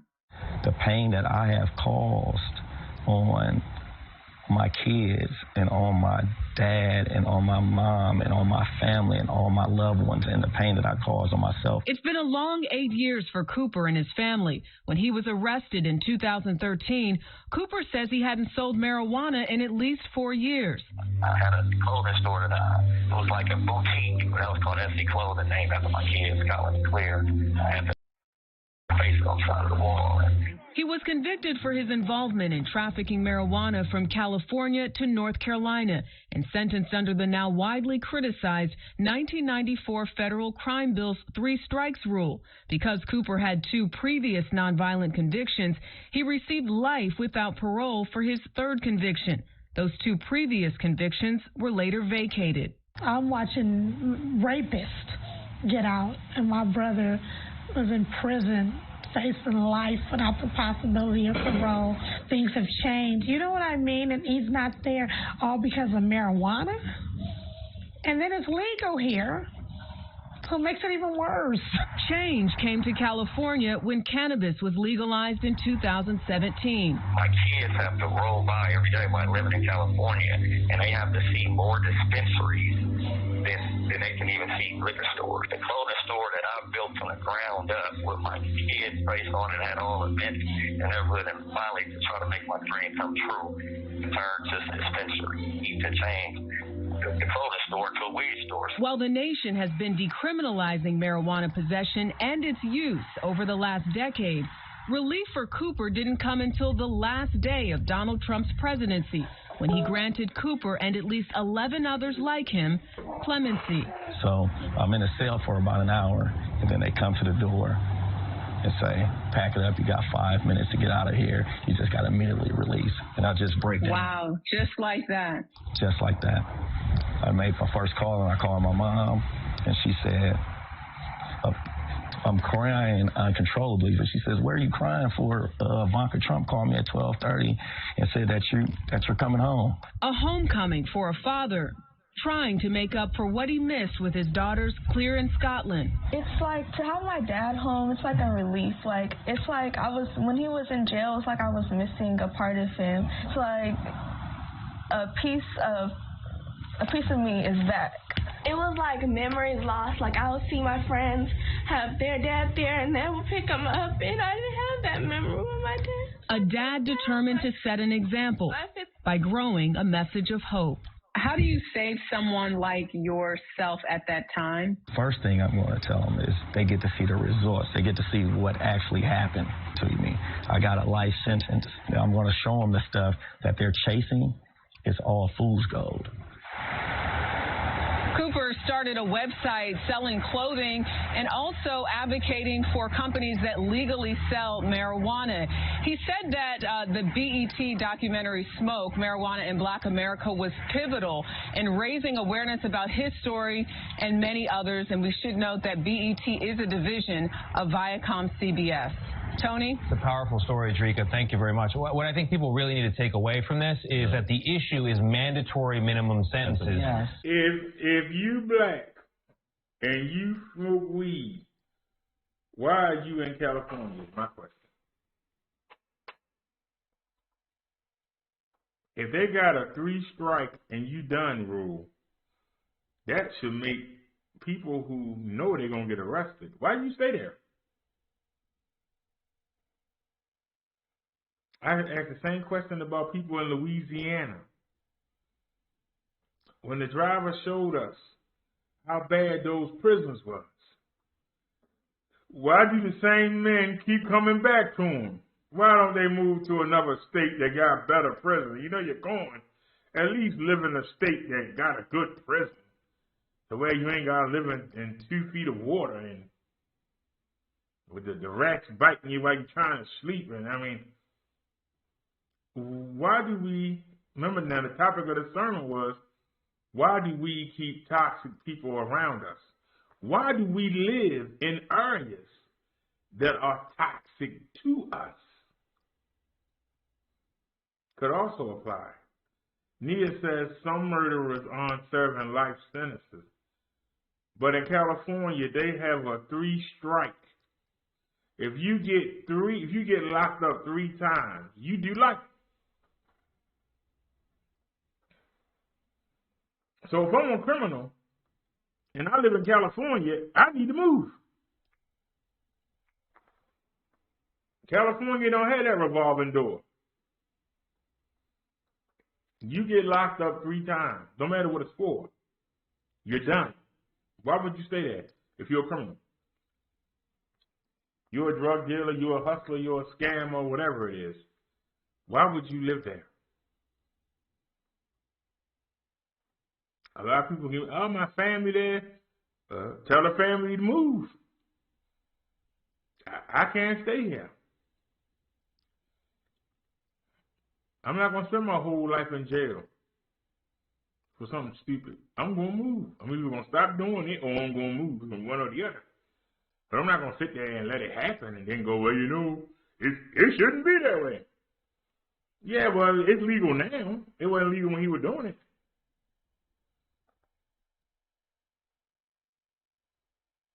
Now, he said he opened up a business, but yet he got caught for selling drugs and money laundering. He didn't think they was going to get him. All right, we got a lot of stories to look at from Snazzy, so hold on, let me try and get caught up here. Did we see that? I think we saw that already. It's January 19th. I think we saw that already.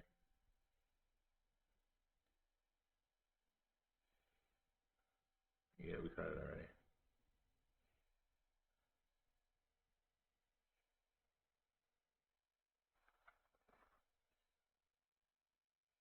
Wait a minute.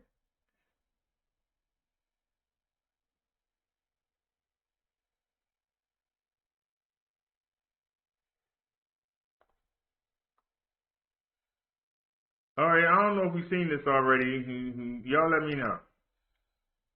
Did we see this already? Somebody let me know. Yeah, we saw this already. That was about the 4 juveniles that stabbed a juvenile in Walmart. We saw that already.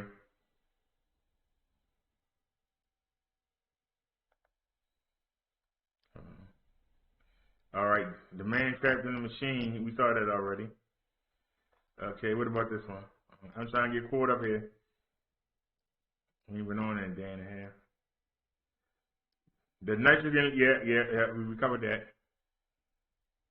Okay, so we was on our P's and Q's. Okay, I'm just making sure.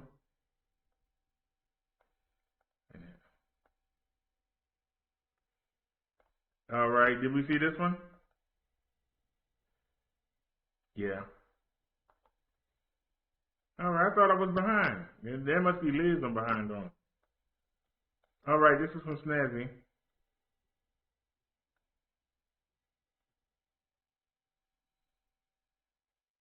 $90 pounds of pot seized from South Carolina home. Drug had a street value of $455,000.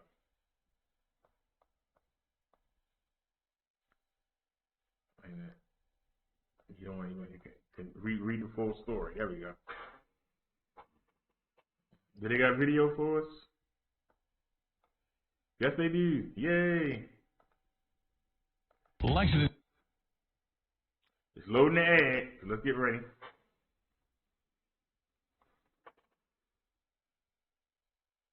What an ad plan. Let's read. Oh, ain't nothing to read.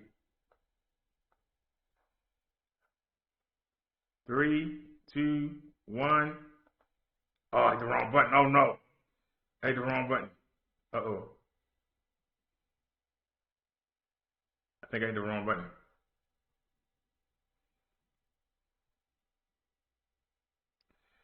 All right, so I think I hit the wrong button. But we'll find out. They're showing the ad again. 6, 5, 4, 3. I hope it's the same story. Many of you messaging us about high light bills from Dominion Energy. Some say they're paying double the amount compared to this time last year. Alicia and Yavez talked to the energy company today to find out why. This is my first time with Dominion being high. When Amanda Higgins got her energy bill this month, she thought something went wrong. It wasn't something else. $206.14. She lives in a house and only changes her thermostat with the seasons. My thermostat stays set on the same exact thing every year, all year long. Either I change it from heat or I change it to cold. She says she's paying $100 more than last month, and it's a financial stress. I'm a single mom.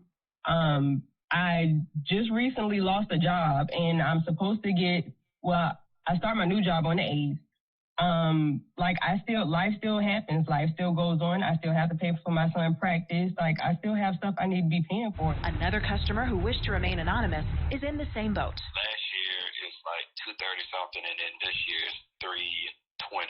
It's ridiculous that you're paying that much in the electric bill, especially when you're barely home. Dominion Energy tells us these high bills are popping up all over their coverage area. It's just requiring more heating this winter. What's different this winter, they say, is more colder days. It's staying 30s, 40s, and then to the 50s. And a lot of times we are hearing from customers, I haven't changed anything in my home. I'm keeping it the same, same thermostat settings and so forth. But the reason it's different is it's a lot more energy to continue to battle with the lower the temperatures are. Many of you asked if smart meters may be to blame for high bills. Dominion Energy says they checked this equipment and everything appears to be working correctly. Discussions for possible rate hikes were put on pause earlier this month. There has not been a rate increase, so this is just due to good old-fashioned, it's colder this winter than it was last winter. Experts say making small changes can make a big difference on your bill. To help save money, Dominion Energy recommends setting the thermostat to 68 degrees or lower while at home. Check your heating and air conditioning filters regularly. Weather strip doors and caulk around seams, cracks, and openings to keep cold air out. Adjust drapes and blinds according to the time of day, and consider adjusting the water heater's thermostat to 120 degrees. Alicia Nieves, News 19, WLTX. Well, if you believe your energy bill is all high right. because of faulty That's equipment, not what we were looking for, but that was a good article. That's not what we were looking for, but that was a good article. I won't say I regret playing it. That was a good article with the heating. Wait a minute. Skip it. Deputies making a major drug bust today, taking more than 90 pounds of marijuana off the streets in Red Bank.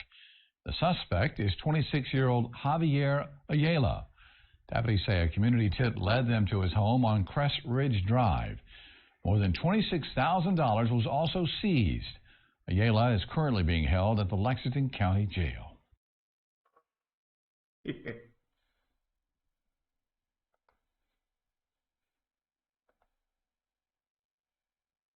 All righty, 90 pounds. Huh? Ain't no well. They trying to make $1. Liz says she'll be right back. All right, hurry back, Liz. Okay, now let's go and find.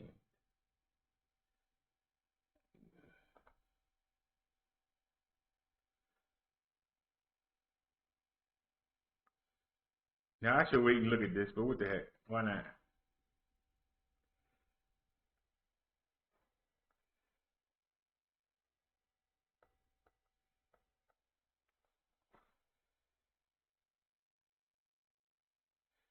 Oh, that's nice.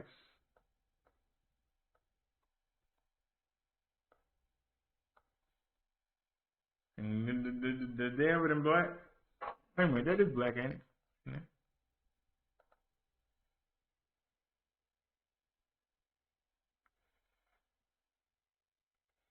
That shouldn't be too hard to put together. That shouldn't be too hard to put together. Just put the screws in right there. Screws on the side. Screws for the chair.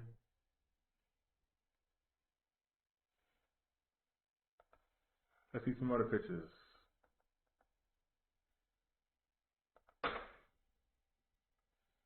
Oh yeah.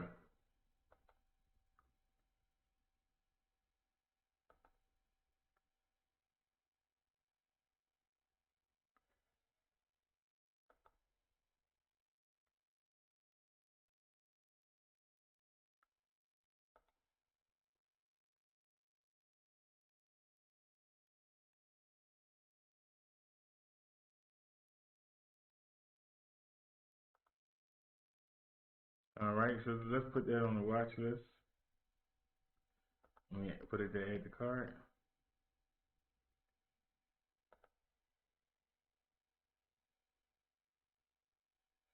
All right.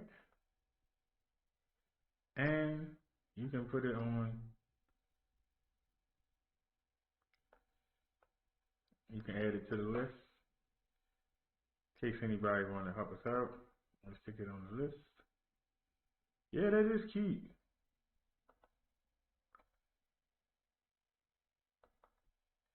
Alrighty. Somebody heard me talk about the dining room table, and a family member sent a link, and it's not bad. If anybody would like to help me get it, it's on the list. If not, I'll get it when the stimulus comes.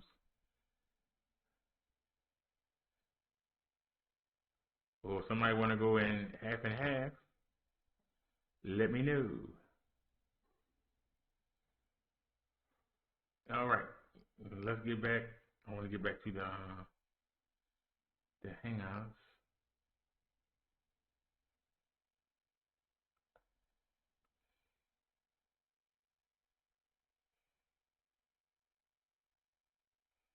Wait a minute. I'm trying to make sure she didn't send the links.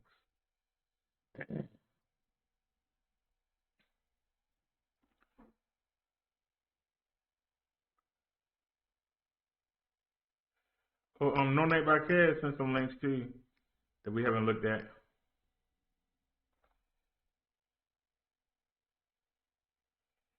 Oh no.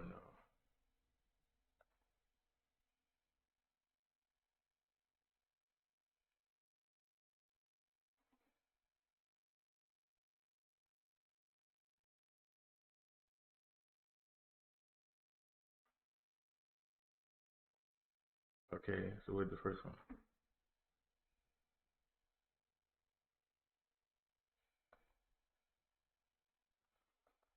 All right, y'all. These are from Chung Lee.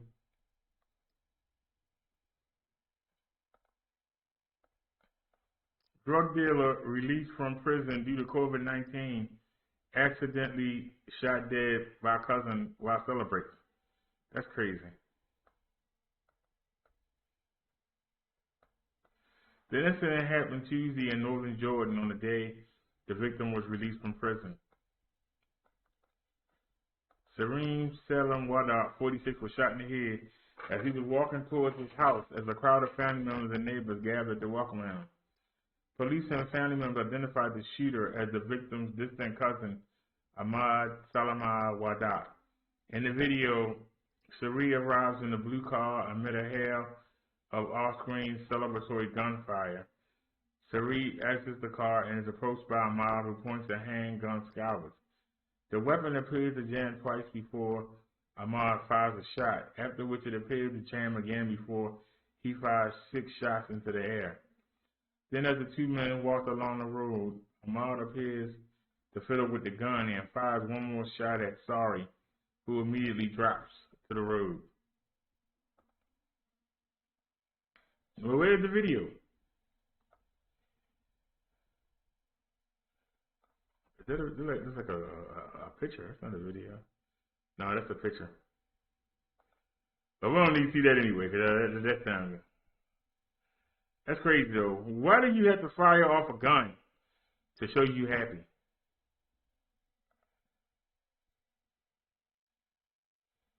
All right.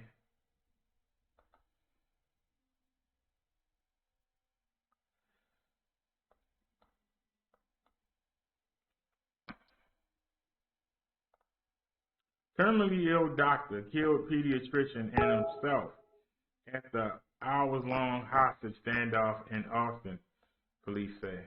No video? Okay, let's read it.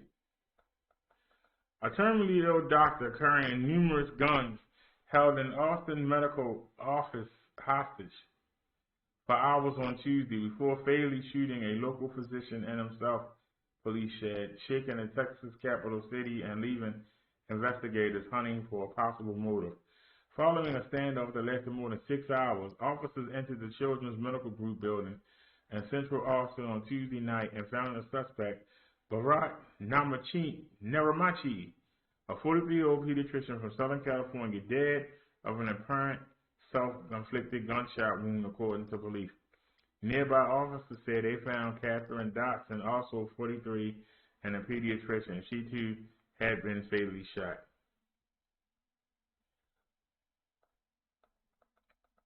It's not clear what prompted Neuromachi to target the office, but investigators said his failing health may have been a factor. According to the police, he had just recently been diagnosed with cancer and was given just weeks to live. We feel like his terminal cancer probably played a large part in whatever occurred in his life, Jeff Greenwald, police spokesman, told reporters Wednesday. Why he targeted Dawson was an even murkier question, according to police. Though she and Neuromachi worked in the same field, they may not have known each other. At some point last week, Neuromachi had visited the office and applied for a volunteer position, police said, but aside from that encounter, there did not appear to be any relation or contact between Dr. Dodson and Dr. Neuromachi. The apparent murder-suicide touched off a wave of mourning for Dodson, a mother of 3 who won honors and accolades for her pediatric work. Last night, in a horrifying act of gun violence, one of our most skilled, compassionate pediatricians, Dr. Lindley Dodson, was held hostage and murdered at her Central Austin office. Representative Lloyd Doggett, a Democrat who represented part of the Austin area, put on Twitter. She provided care for our youngest 2 grandchildren and so many other children across the community. At 43, her life has been cut terribly short, Doggett added. She leaves behind her husband Drew and 3 children with a tragic loss. The hostage incident began about 4:30 p.m. Tuesday when Austin police responded to a call reporting a disturbance in the Children's Medical Group building in Oakmont Heights neighborhood.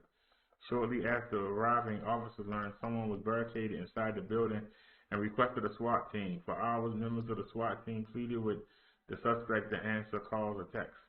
You can come out the front door with your hands up and empty and follow the instructions of the officer, negotiated with a megaphone yell and a video captured by reporters on the scene. So is this the video?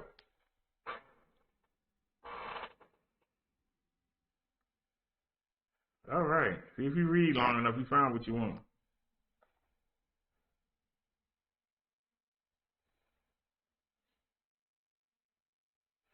That's just a picture.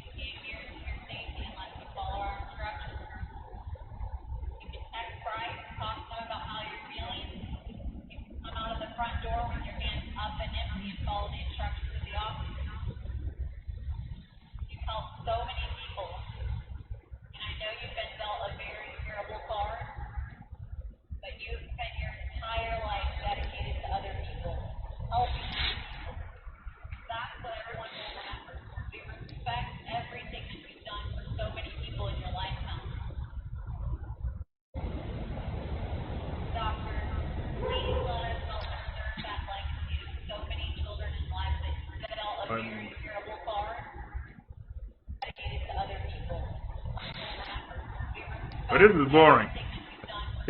I'm sorry, this is boring. Okay. When we found the video, it was boring. I'm sorry, I don't want to bore y'all to death. All right, y'all. Me and a family member, I don't know if you want me to say her name. We got into it over this. But if y'all ready to get controversial, let's get it. Because here it comes. I want y'all to watch this. Make sure y'all can see it.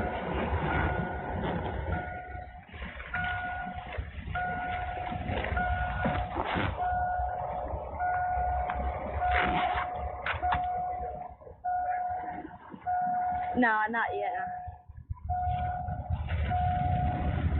Put your hands on the car. Huh? Put your hands on the car. On that car over there. What's wrong? Put your hands on the car. What's wrong? K32, come over here. What's wrong? Put your hands on the car.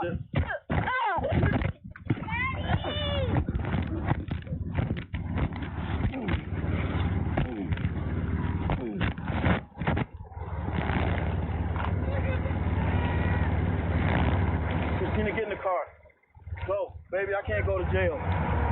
Go, baby, get your car.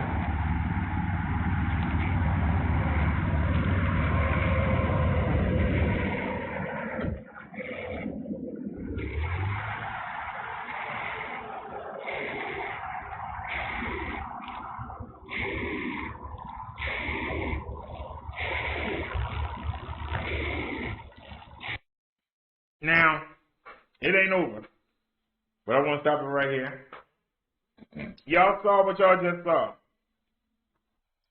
This ain't the first time that we've seen a female officer try to arrest a man without calling for backup. And me and a family member got into it over this situation because y'all know I don't change my stance, and I believe that there are some things that women shouldn't do. Now, this could have happened to a man. But the point I want to bring to y'all before y'all comment, I want y'all to remember back when we covered the story of the Baltimore County female police officer that they had 8 cars coming to the address that said that there was 4 black males in a Jeep breaking into a house. They had 8 cars on the way. The female officer arrived first, and instead of waiting for the other cars that were coming to the same location, she found one of the young men sitting in the Jeep. There are 3 other men, young men. You don't know where they are. You don't know if they have guns. But you get out of your car and you walk over and you pull a gun and you tell the young man to get out of the car. It's a cul-de-sac. Other police cars are on the way, and yet she got out there and stood in front of this young man in the Jeep. And she assumed that because of the authority of her badge, that this young man was just going to sit there and let himself be arrested. Well, we know the young man ran her over. And then the other cars that were coming had to go and find the car and the boy, right? They also had to go find the other 3 people. Why did this woman lose her life? Because she got killed. Why did she lose her life? Well, she had backup on the way.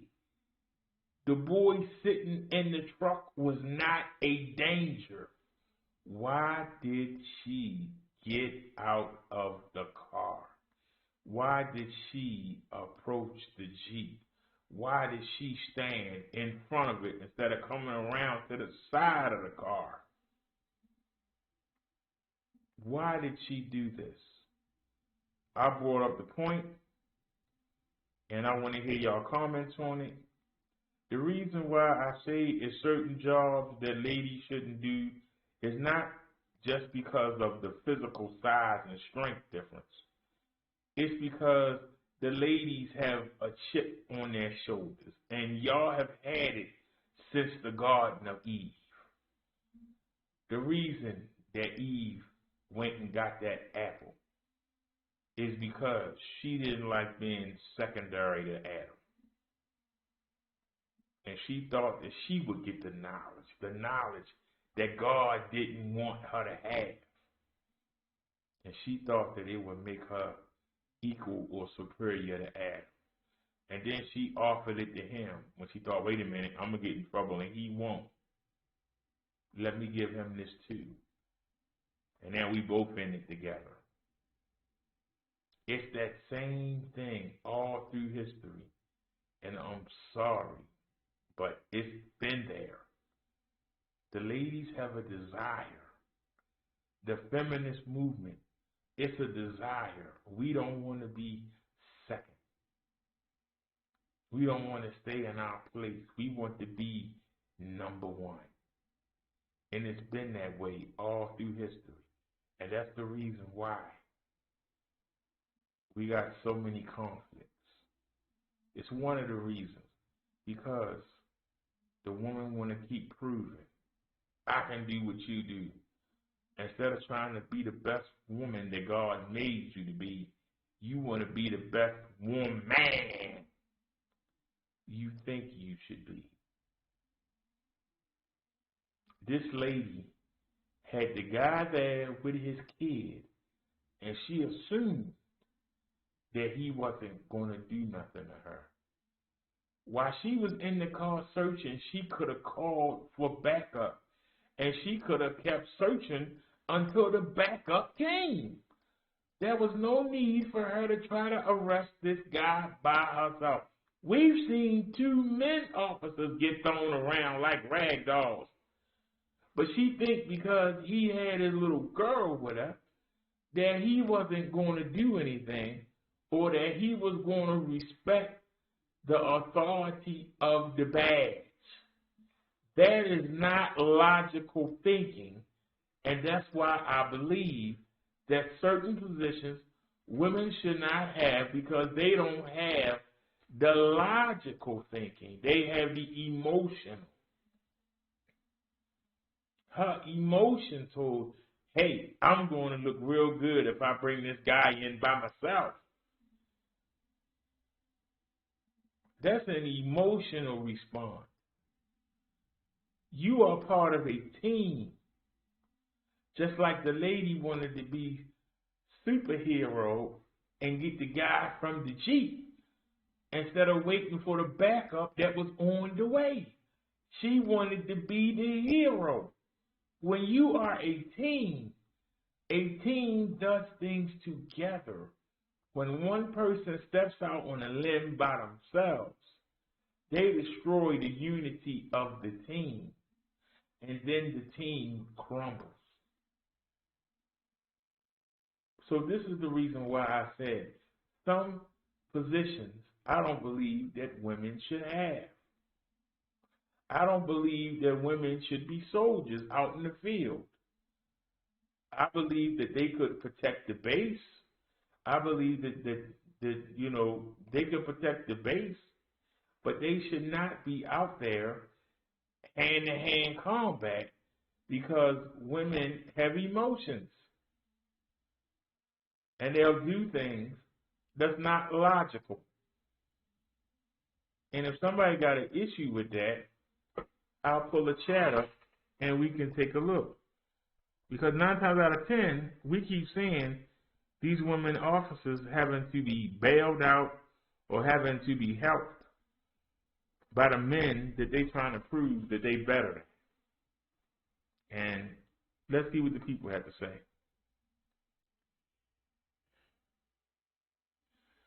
Nia says she should have called for backup. She says it's an old story. I believe the officer quit and retired after this incident. Covert Radio says it's not the fact women are police, it's the absolute show of disrespect for authority by him. It's not fair for you to say women shouldn't be cops or frame this any other way. You're way off on this, BD. Well, all right, Covert, explain yourself. I gave you 2 examples, and it's not hard to pull up many more. Certain things require a tactical approach and thought process. It's got to be done in milliseconds.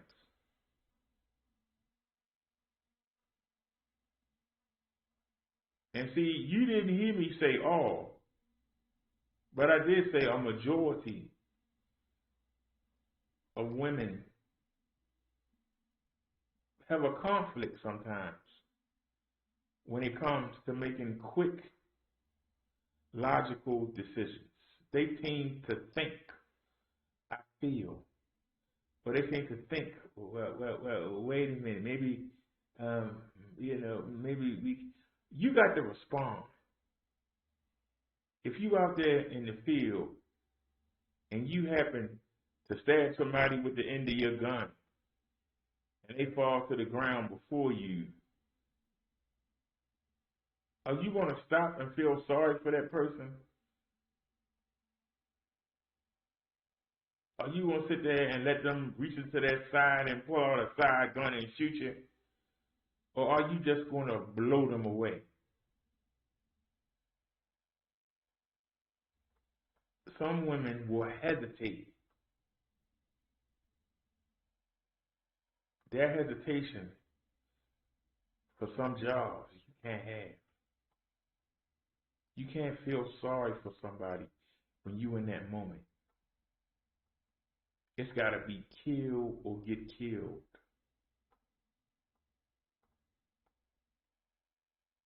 I'm not going to assume that because a man is with his daughter. Well, it's a black man with his daughter, so he must be doing something right because he's with his child. Most black men not with that child, so I know he's not a thug. He's a loving father. I'll be able to take him down, even though he's twice my size. I don't need backup. That's not a logical decision. That's a feeling-based decision. Feelings get you killed because everybody not feeling what you feel.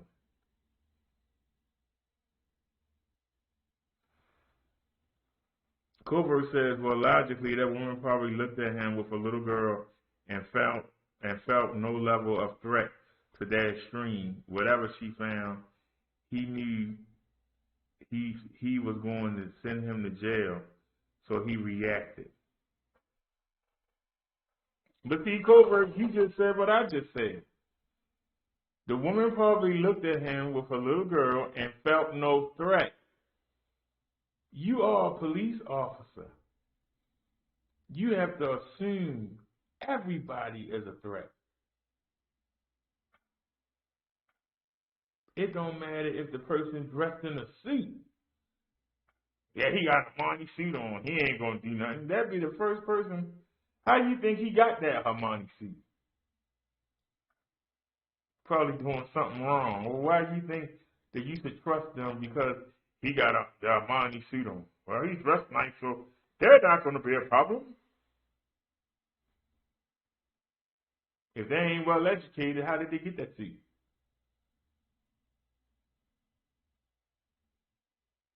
You can't go by looks. You have to go by what people show you.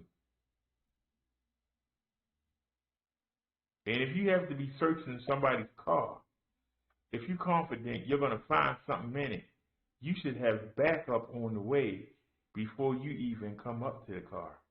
If you got up to the car and you smelled some marijuana or you smelled some alcohol or something, you should walk away for a second and call for backup and not let the person know that backup is coming. Then once your backup arrives, then you say, hey, sir, then at least it's not just you against somebody.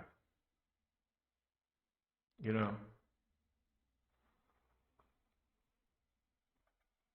You have to assume that if you pull somebody over, apparently you think they done something wrong. You have to assume that. And some people don't want to go to jail. Some people freak out. And when people freak out, they get that superhuman strength. You have to assume that. You just can't think, oh, this is going to be easy. We're just going to walk in there and walk out. No, it's never that easy.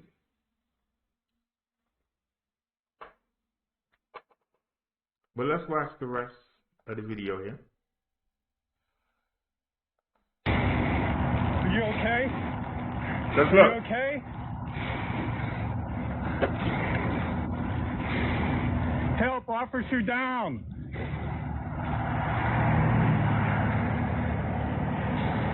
Someone help, officer down.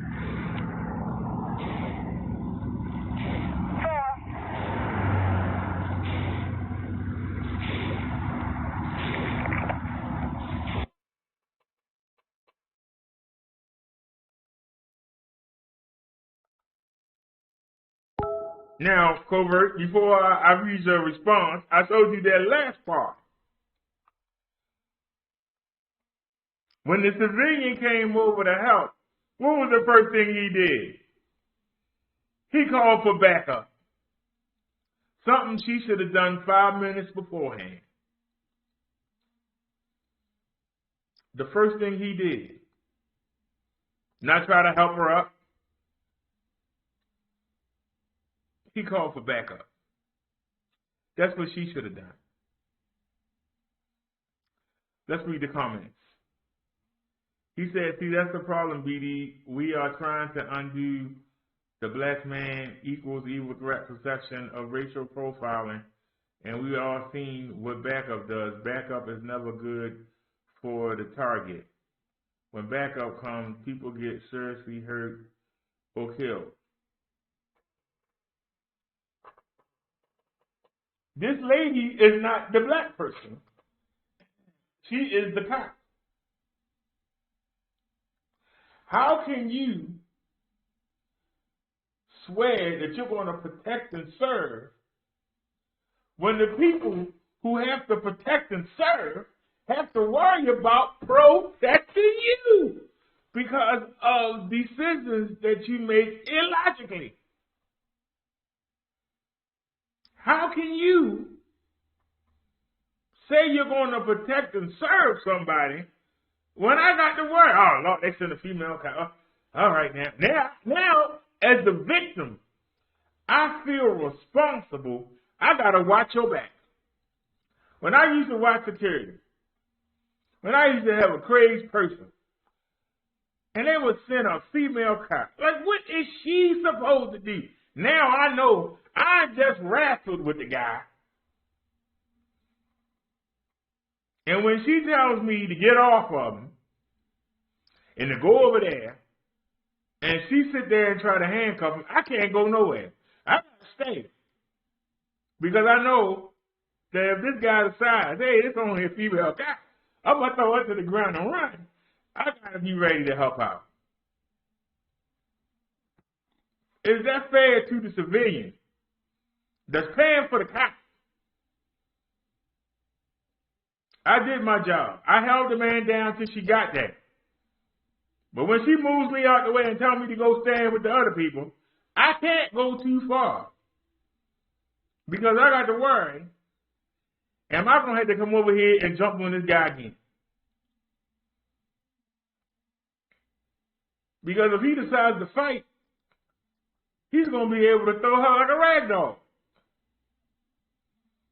And then I'm going to have to go back over there and tackle this guy again, chase him down and tackle him again, and hold him until backup comes.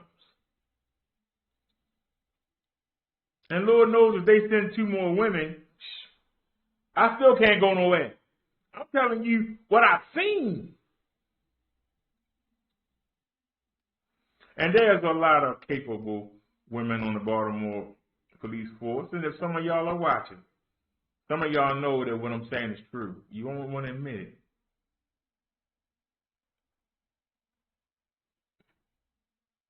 Ain't nothing worse than saying, thank goodness I didn't get hurt. All right, the police are here. My job is over. I can go. Nope, can't go nowhere. I stand here and wait.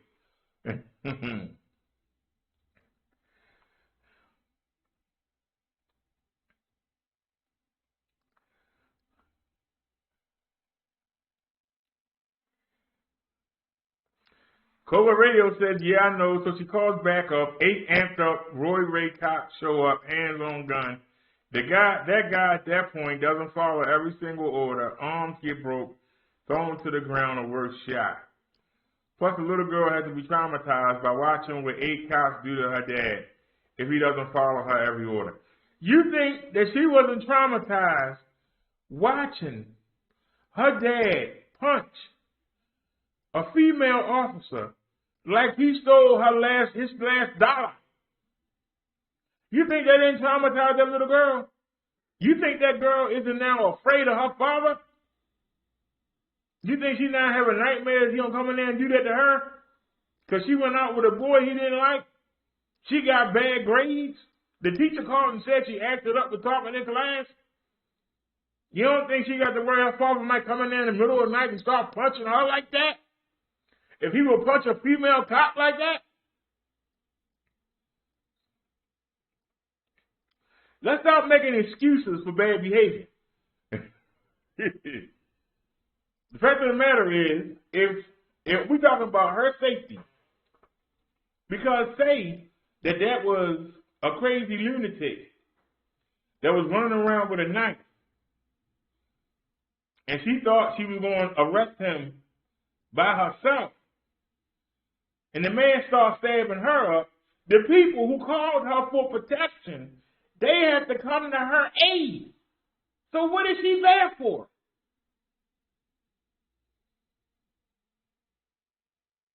That's the point I'm making. Just so somebody can say, yes, we do have women on the force. You make the people who you serve, you make them have to serve with you, and they don't get no money or no benefits. Because I've had to help a lot of female cops. A lot. And I didn't mind doing it because I considered us part of the same team. But after a while, you know, it's like you need to give me a badge and a gun when y'all come cheap. Give me the authority. Because see, what happens is, when you sent for a police officer, the people in that neighborhood see you as one of them. You're not covert radio anymore. You are cop lovers. And any chance they get to nail you, they're going to nail you. So now, you have to worry about protecting the cop. And then when that's settled, you have to worry about the next time you get into something, people are going to remember that you helped the cop. So now you are public enemy number one to the criminal sector. And somebody is going to attack you, and you're not going to know why. Now you are in danger. But you don't have the gun. You don't have the badge. You don't have 50 officers to come to your aid. You just got yourself. You made yourself a target in that community. Because now all the criminals are looking at you sideways. Like, yeah. That's not fair. Just so we can say that we have police women on the force. Is that fair?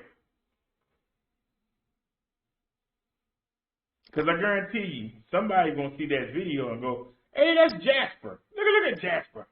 Look at him stepping for the cop. The next time Jasper do something, somebody's going to knock him in the back of his head because, yeah, you ain't nothing but a cop lover anyway.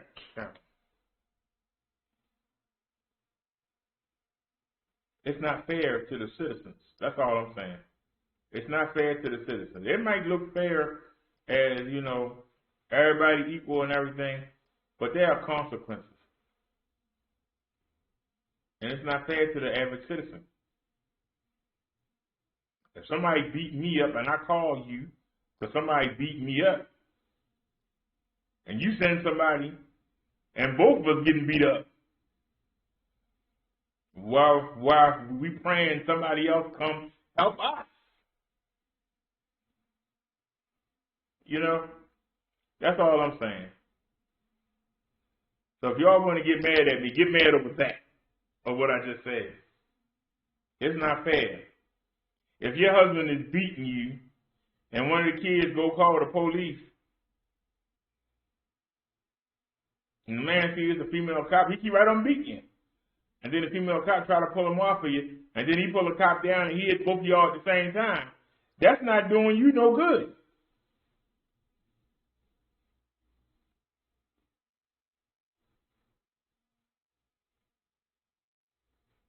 I think that all women should have one male partner.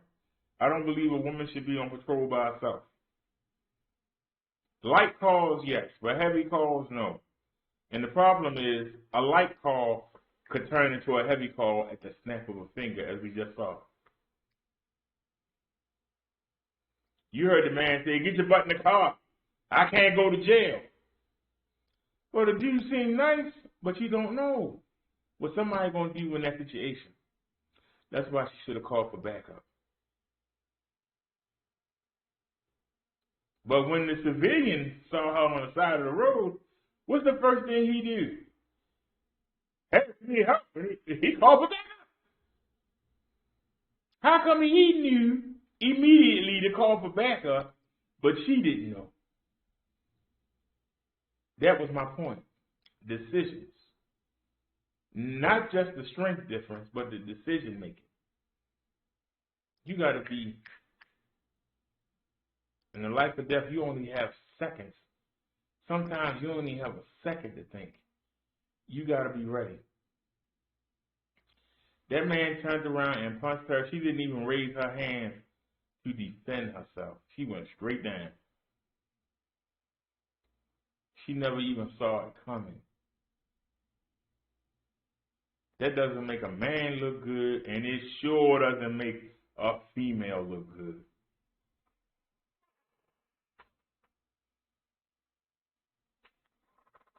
And I don't think we should be putting our ladies in that situation by themselves. Now, y'all might disagree with me. That's why we have a show, to exchange ideas. You don't have to agree with everything I say. But you got to get out of that. Man, a woman can do anything a man can do.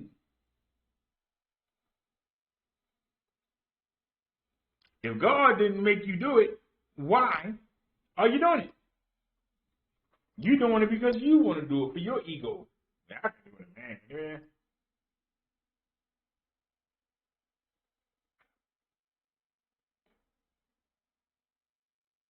Why is it that when a man want to snuggle with a woman, she want to wrestle? She want to fight. What do you want to fight for? She want to prove that she your equal. And then she get hit by accident. I'm calling the cops. I'm calling my brother. You hit me. Well, if you boxing, ain't you supposed to get hit? Ain't that the purpose of it? Hit and not get hit? But you ain't supposed to hit me. Well, then why we doing it? Why do you want to fight me all the time? You supposed to love me, not fight me. Why are you jealous that I'm a man and you're a woman? Be the best woman you can be. Let me be the best man I can be. And work with me and not work against me.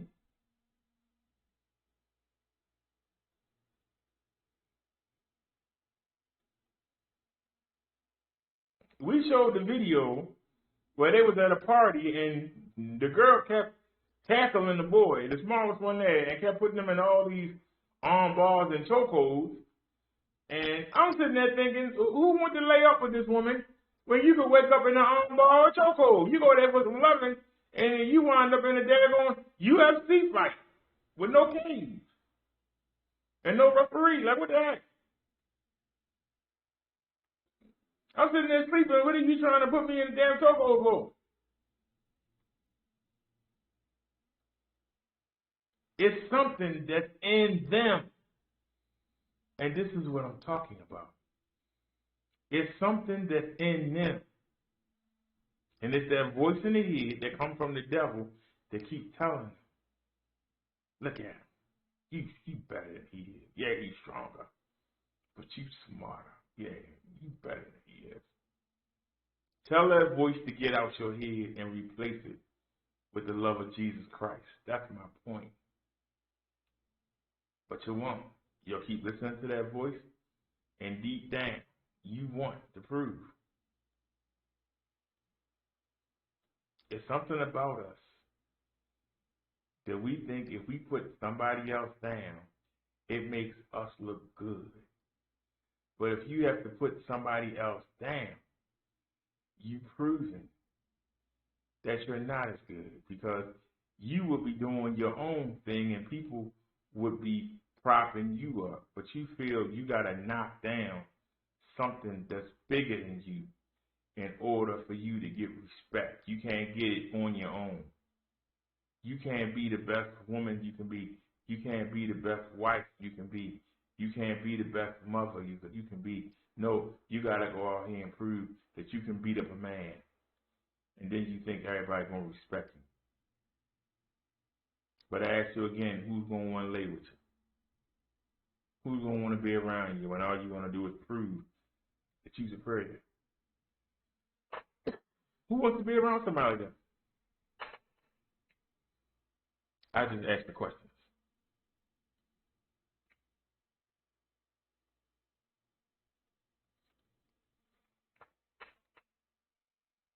Now, Covert was talking about that. We're talking about the little girl. What this little girl want to do when she in a situation where her husband is saying, look, this is what we're going to do. And she decides, no, I want to do this. And she decides, well, my dad beat up a cop. I can surely beat up my husband. I can surely beat up my boyfriend.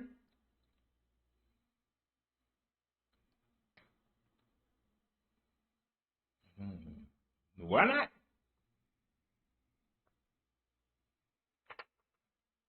It's bad behavior. No matter who does it. And we need to stop.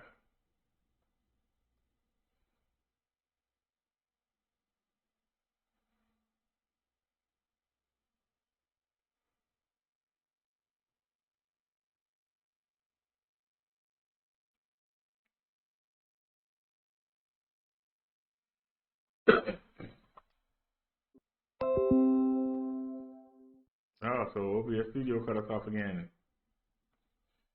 How many times you gonna cut us off, OBS Studio? All right, where is NNC at? I know she sent some videos. And then, where is she? There she is.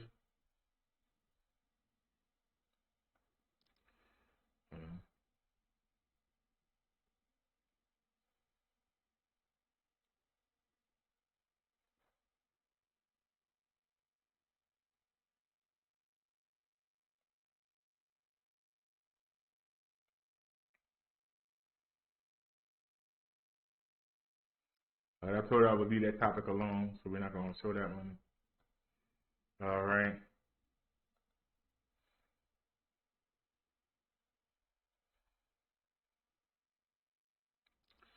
Shortly after Joe Biden took office, Chinese bombers heading toward Taiwan. If you were curious how the Chinese military might respond to the inauguration of President Joe Biden and what the U.S. military might do about it, well, wonder no more. On Saturday, just 3 days after Biden swore his oath of office, the Chinese People's Liberation Army Air Forces sorted a powerful formation of bombers and fighters toward Taiwan, a close U.S. ally and the main object of China's military strategy. Read the full story.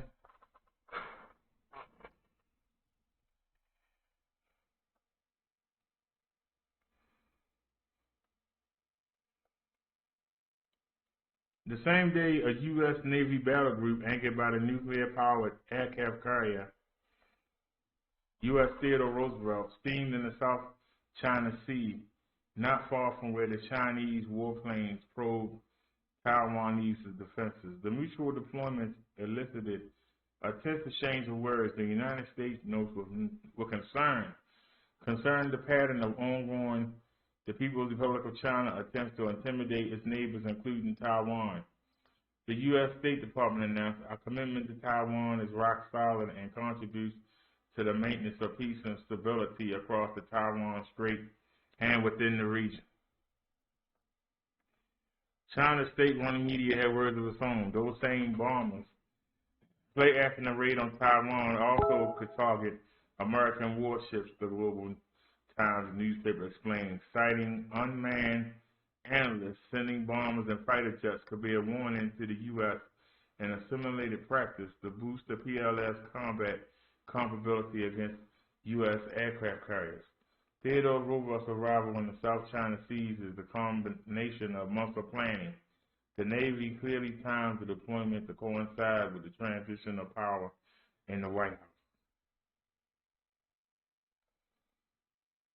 With 2/3 of the world's trade traveling through this very important region, it's vital that we maintain our presence and continue to promote the rules-based order which has allowed us all to prosper, said Rear Admiral Doug Verissimo, commander of Roosevelt's Carrier Strike Group 9. Roosevelt Battle Group includes Carrier Air Wing 11 with around 70 airplanes and helicopters, as well as cruisers and 2 destroyers. A nuclear-powered attack submarine usually also accompanies American aircraft carriers. Against this force, the Chinese military mustered some of its best warplanes on Saturday. 8 H-6K bombers, 4 J-16 fighter jets, and a Y-8 patrol plane flew through the air defense indication zone southwest of Taiwan. That's the zone where Taipei closely monitors aerial activity. It is not a violation of Taiwan's sovereignty for China to probe the air defense zone, but it is provocative, especially when probing force includes 8 bombers. Writers describe the bomber formation as unusual. The PLAAF followed Saturday's sortie with an equally powerful aerial mission on Sunday involving 2 Su-30 fighter jets, 4 J-6 fighters, and 6 J-10 fighters, and 3 Y-8s. On both days, Saturday and Sunday, Taiwan launched fighters and positioned ground-based air defense systems to track Chinese planes. It's unclear whether or not Roosevelt added their own plans to the mix. Official Navy photos show Super Hornet fighters launching from the flat tops on Saturday. Jerry Hendricks, a U.S. naval analyst and author of To Provide and Maintain a Navy, explains further tension. China is going to probe the new administration, Hendricks tweeted. If they find much, they will keep going. These are dangerous days for U.S. allies and partners in the region. All right, so y'all are saying, well, why am I reading this? Well, y'all need to understand. Y'all need to understand. The one good thing that Trump was good at was pissing off our foreign allies. Some of them were scared of Trump. But they think that Joe Biden is weak. And they tested Joe Biden to see, is he going to be a strong president when it comes to the military, or is he going to be a wuss? For some reason, another country owned Taiwan, and they gave it back to China. So now China want to go in there and, you know, when you take over something, you're supposed to go make it your own. This is something that the United States doesn't do very well. Okay? You heard me comment on this. This is something we don't do very well. So, if China has control of Taiwan, even though Taiwan is buddy-buddy with the United States, China want to go in there and make it China, Taiwan. They want to go take it over. You know, just like I said, when you take over a place, you make them get rid of their flags. But yet, you got people in this country that got flags, American flag on one wall and the flag of the country they came from. But the Chinese are saying, well, look, we got you back now, and now you China. And now we're going to come in there and we're going to take all your Taiwanese crap and we're going to burn it. But the United States and your other allies won't let us do it. Well, let's see if we send some bombers over there. Let's see what they do. They're actually testing. Is Biden going to be as strong on the military as Trump was? Because, see, China is trying to do what we don't do.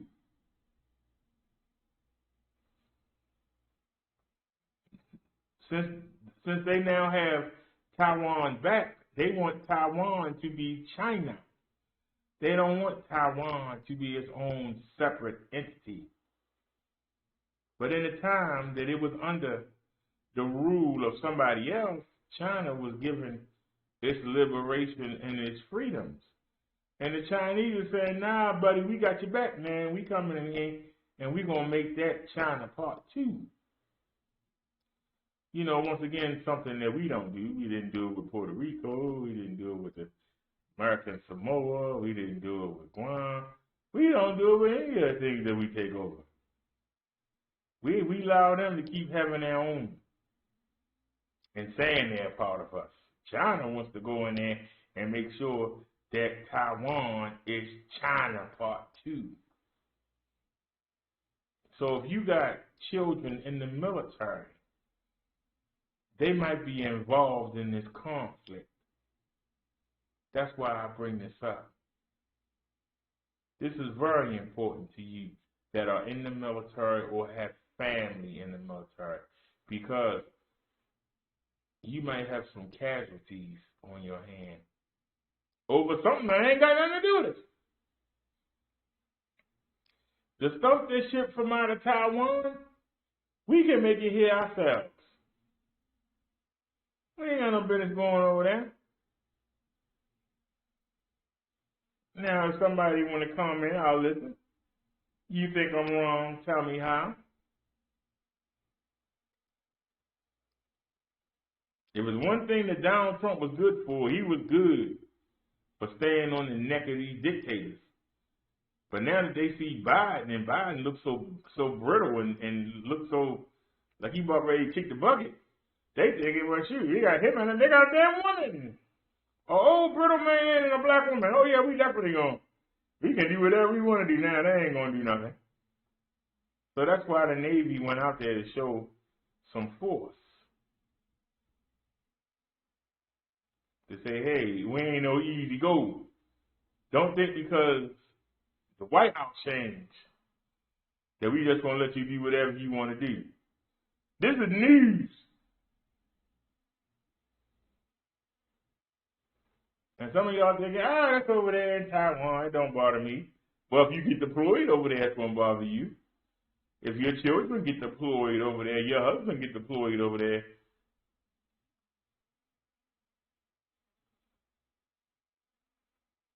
you can say what you want to say about the U.S. military. No matter how many bombs you drop, it's still people there.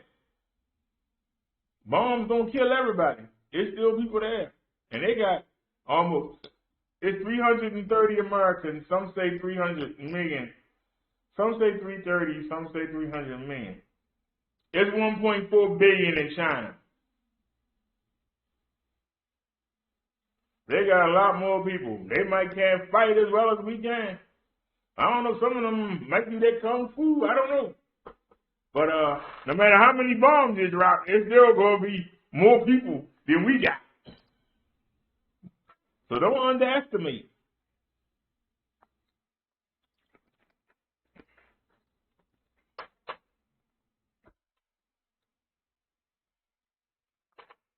Don't underestimate. Then we're going to go over there and drop a couple bombs like we did in Japan and Hiroshima. And they're going to say we give up. Nah. It ain't gonna work like that.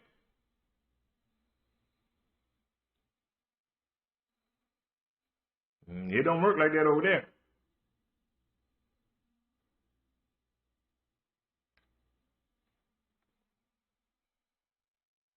Nobody got no comments? All right, let's keep moving. Was there any more that we missed?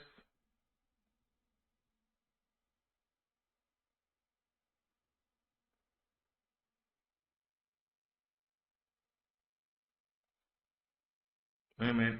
I don't know if this is a...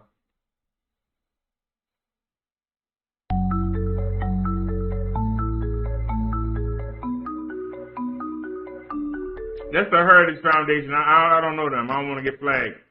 Anybody know anything about the Heritage Foundation?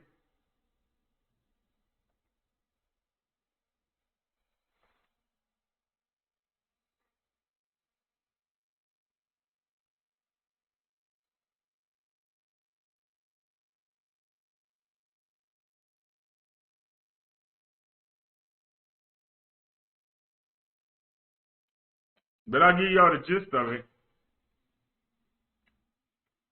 It's about Biden canceling the student loan. Biden wants to do 10,000, but Democrats want 50,000 for the people on the student loan.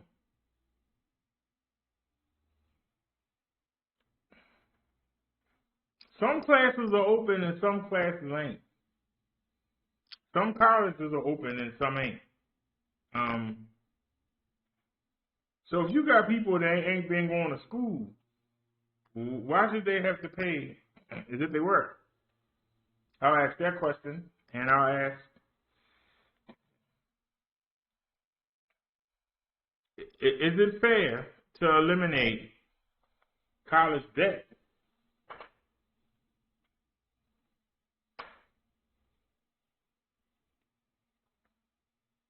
Is it fair to eliminate college debt in the pandemic?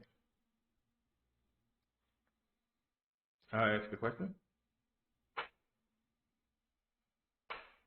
Anybody got a comment?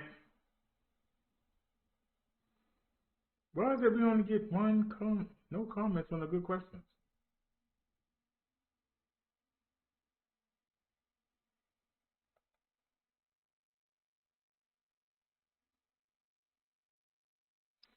In sweeping actions on climate, Biden to pause oil and gas leasing. Well, I've been saying this since March. Why don't we lock the border, lock everything down,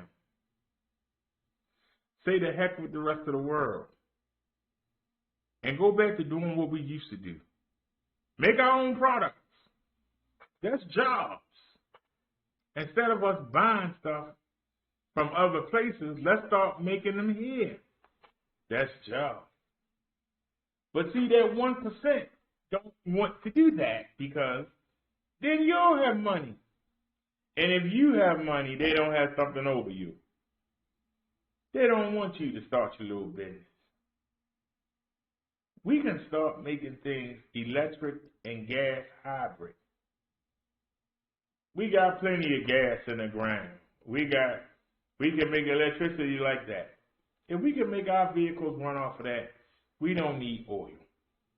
We don't need oil. We don't need the earth. We tell the earth to kiss our butt.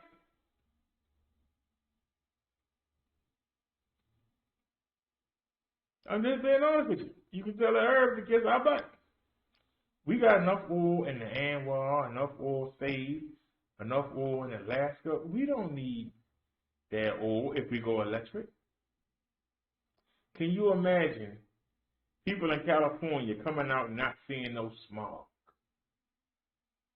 If we change every car over to electric, that's jobs.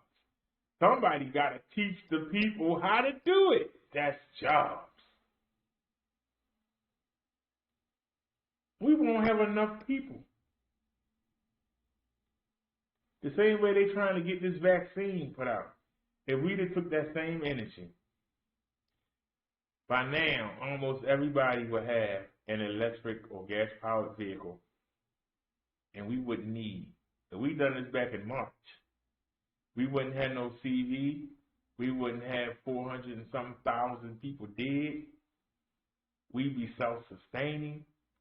We'd be making our own products and not having them come in and worrying about the Chinese people putting lead in our kids' toys. Why we can't make our own kids' toys?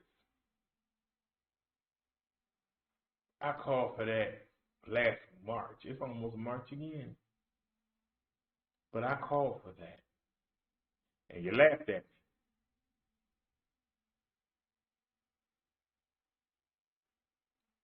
But now people are concerned that Biden wants to stop new leases on oil and things that technically it's outdated. It'd be nice to see a car accident and not have to worry about the car blowing up. It would be nice. Wouldn't that be nice?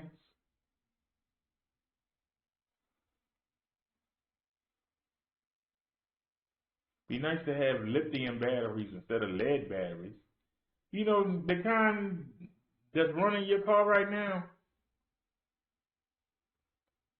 that big 12-volt battery, that lead battery, they get dumped in Indonesia and other places in their dumps, and it's poison. People coming out all messed up. Wouldn't it be nice to just go to lithium batteries, which are more environmentally friendly and are recyclable, unlike lead batteries? Because when they go, what happens to them? They open them up. If there ain't any good cells in there, they take them out. The rest of them, they throw in the dump. And when they go to the dump, it get in the environment. And sooner or later, that lead leak into the water. And it makes three-headed fish and stuff like that. We don't need that for our country. We can be all right.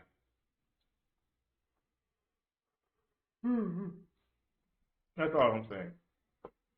People had to invent ways to make everything run on electricity or gas, even the airplane. That's jobs. That's opportunity. Opportunity for the common man to come up with ideas. But see, they don't want that. They want everything to stay the same so that the same people get the same money. That's my issue with it. They want the same people to get the same money. And they don't want the common man to be able to get on the ground floor. Who's shaking in their boots whenever you talk about not using oil? Oh, the oil companies. Why are they shaking their boots? Because they're going to have to get rid of all the crap they got, and they're going to have to start getting into electricity and gas. And they don't want to do that. Because they're going to have to spend money to do it. And they already got the money. Or why they got to spend money to get the money again? But also competition. It's not hard to make electricity if you know what you're doing. And a lot of people can start businesses. They know it. Right now, you got places like California and places like New York where the grid is real tight. And there's so many things on the grid. Suppose you could start your own grid.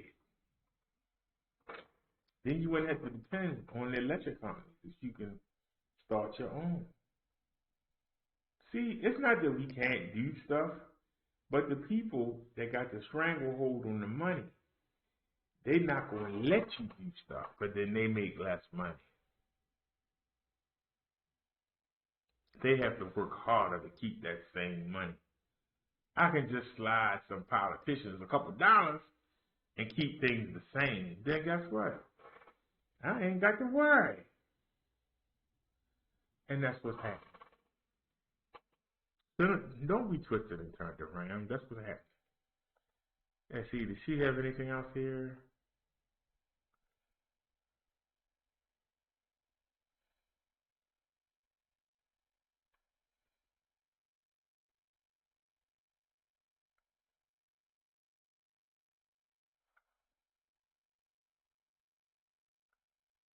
Was there any more that we missed?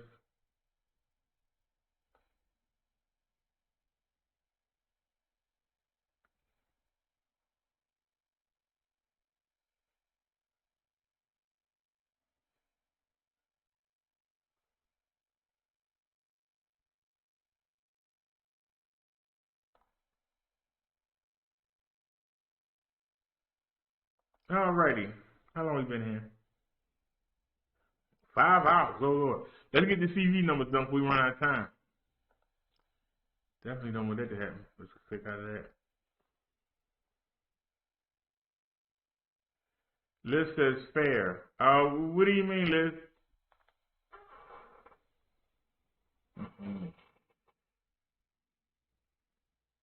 Liz says fair.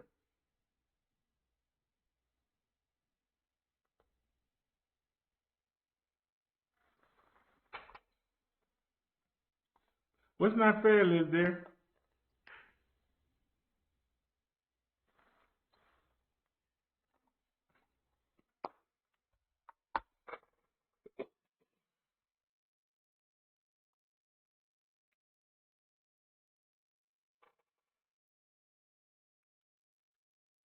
All right, well, we wait for Liz to answer. Let's get to the CV numbers.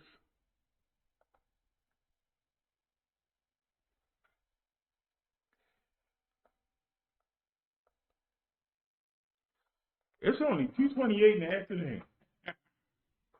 Feels different to be on this early.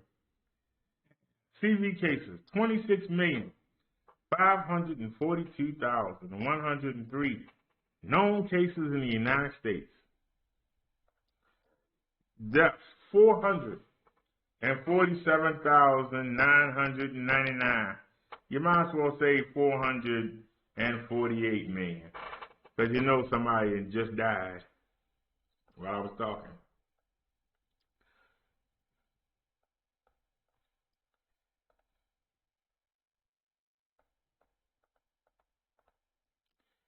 All right, the numbers are looking better, but the deaths ain't.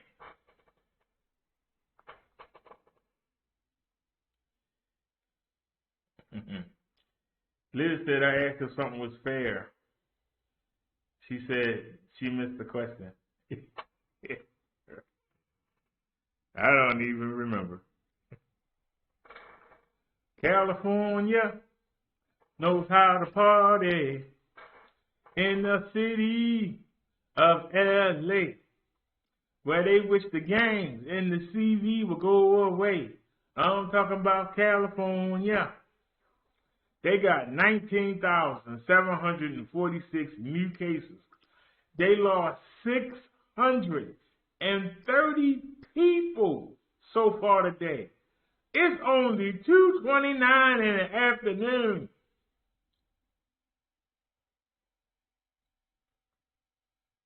They got almost 1.7 million people infected. Texas, they got 18,468 new cases. They lost 358 people. They got 377,000 infected. Florida, might as well say 11,000 new cases. They lost 218 people. They got 806,000 infected. New York.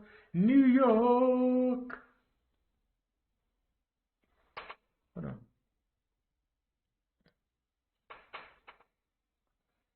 New York, 12,858 new cases. They lost 188 people. They got almost 850,000 walking around infected. New York ain't blown back up. Illinois, 4,156 new cases.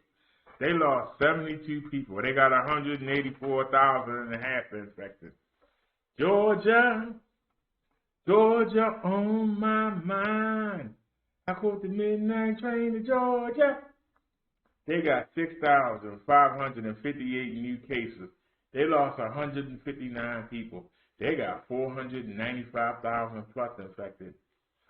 Oh, hi, oh, I said, oh, hi, oh, Ohio, 4,874 new cases. They lost 66 people. They got 107,000 infected. Pennsylvania, they got 9,600 new cases a day almost.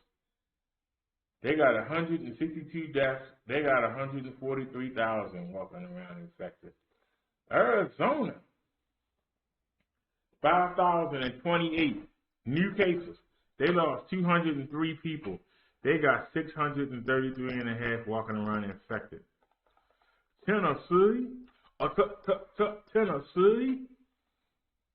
Tennessee, 4,908 new cases. They lost 44 people. They got 36,152 people walking around.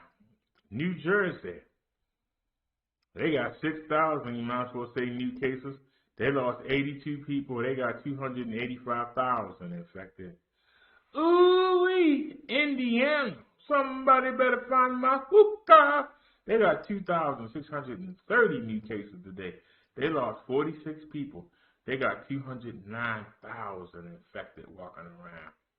Michigan, what up, though? They got 2,139 new cases. They lost 8 people.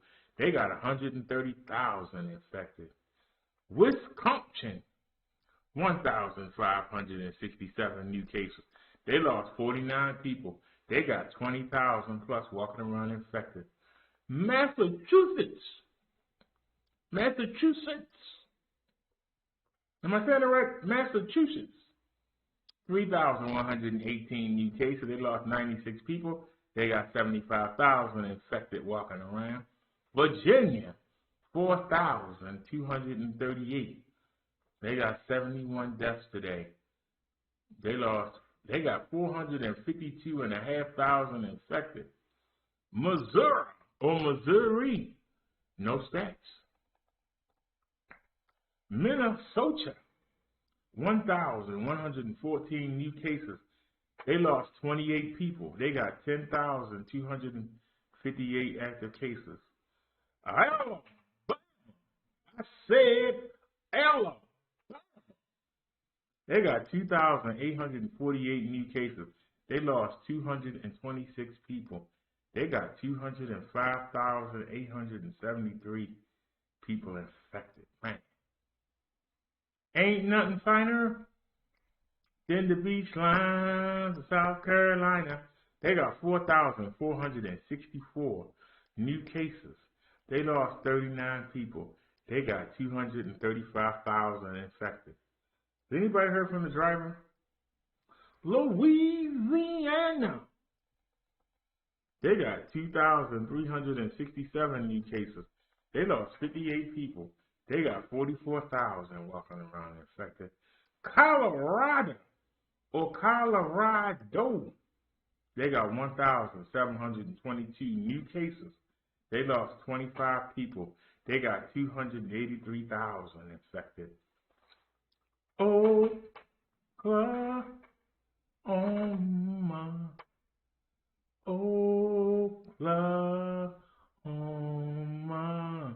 Oklahoma, 2,787 new cases. They lost 48 people. They got 29,000 infected. Oh, shucky ducky, it's time to go to Mitch McConnell's Kentucky. 2,601 new cases. They lost 57 people. They got almost 312,000 infected. There ain't no caroling or singing in my little state of Maryland. We got 1,880 new cases. 39 people died. Thank God I ain't one of them. We got 334,000 walking around infected. Quick draw McGraw, let's go to Utah. They got 1,517 new cases. They lost 35 people. They got almost 41,000 infected. Hold on a second, y'all. One of my favorites is coming up.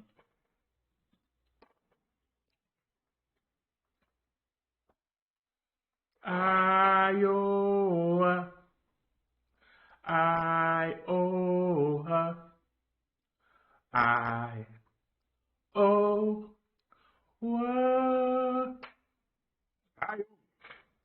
1,006 new cases. They lost 45 people. They got 32,000 walking around infected. Washington State, 2,058 new cases. They lost 38 people. They got almost 166,000 infected. The fake Kansas, Arkansas, 1,707 new cases. They lost 47 people. They got 17,000 people walking around infected. Kansas, they gonna ease on down the road. Ain't no CV you carry that's not a load. They gonna ease on down the road. Kansas got 2,094 new cases. They lost 90 people. No active stats. Nevada, 1,328 new cases. They lost 37 people. They got 96,500 infected. Man.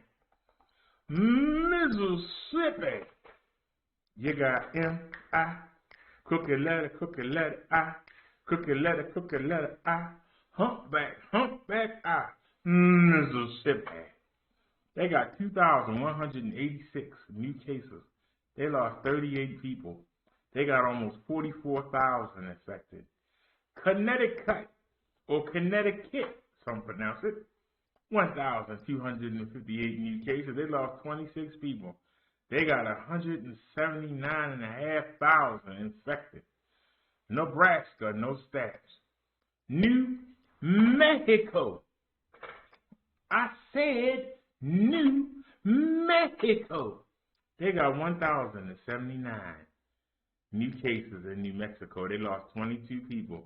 They got 68,500 infected. Idaho, Idaho, Idaho, Idaho, Idaho, Idaho. 635 new cases, and they only lost 4. They got 79,500 infected. Oregon, 946 new cases. They lost 8 people. Still don't have no stats. It's almost 6 months now. West Virginia, 905 new cases. They lost 23 people. 22.5 walking around infected. Time to roll that R. I said Rhode Island. Let me try that again. I said Rhode Island. They got 684 new cases. They lost 10 people. They got 105,000 infected. South Dakota. They got 160 new cases. They only lost 5. They got 3,000 people walking around infected. North Dakota. They got 153 new cases. They only lost 2. They got 1,073 people walking around infected. Montana. Somebody, let's go watch Tito Santana wrestle. Give me a banana. Let's head on down to Montana. They got 312 new cases. They lost 17 people. They got 3,700 infected. Delaware. Let me say that again. I said Delaware. Delaware, 443 new cases. They only lost 3. No stats for the active. New Hampshire, 580 new cases. They lost 14 people. They got 5,300 walking around infected. Alaska, they got 185 new cases, and they lost none. They got no stats. Wyoming, Wyoming,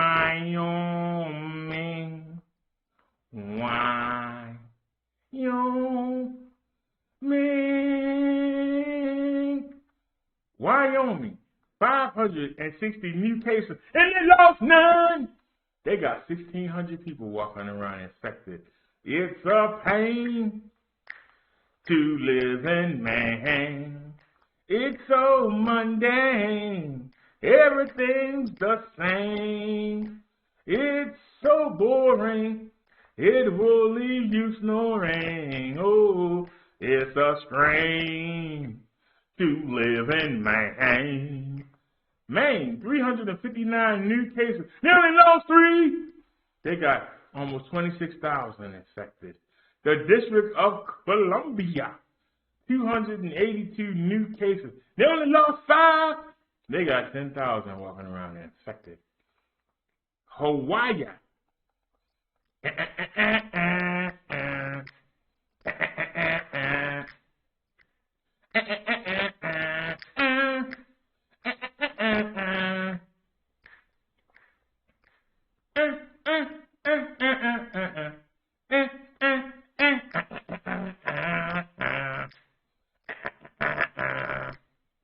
Hawaii 5-0, 115 new cases, and they only lost 1.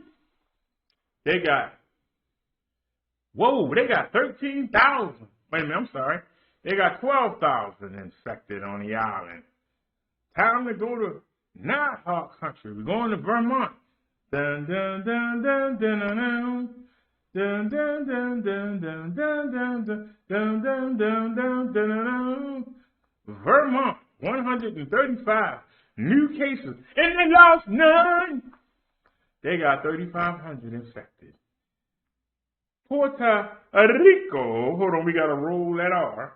I said Puerto Rico. No, we can do better than that. I said Puerto Rico. 1,120 new cases. They lost 11 people. They got 82,000 people infected. Guam. They picked up 7 cases today, and they lost none. They got 95 people infected. United States Virgin Islands, they picked up 14 new cases, and they lost none. They got 91 infected. No stats for the Maria Islands. No stats for American Samoa. The U.S. military, 3,326 new cases. They only lost 4. They got almost 77,000 infected in the military. Veteran Affairs, 103 new cases today. They lost 69 people. They got almost 12,000 infected. The federal prisons, 106 new cases. They only lost 1. They got almost 5,000 infected in our prisons. The Navajo Nation. I said the Navajo Nation. They picked up 88 cases today on the reservation. They lost 11. They got almost 13,000 infected. Our total, 26,512,193 total known cases in the United States. New cases, 169,033. Total deaths, 447,459. New deaths, 3,652. How many active cases that we know of? 9,865,162 people are infected that we know of in the United States today. Those are our CV stats. Whew. Give me a secondary color, guys. That's a lot.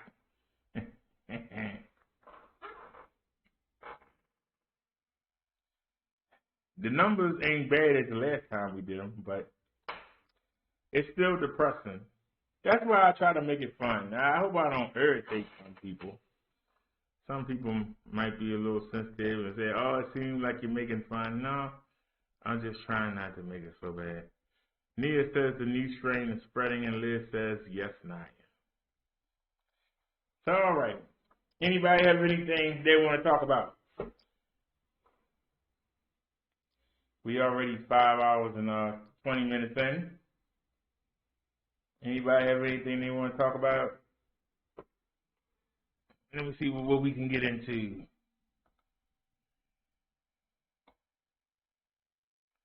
Any news happened while we were talking?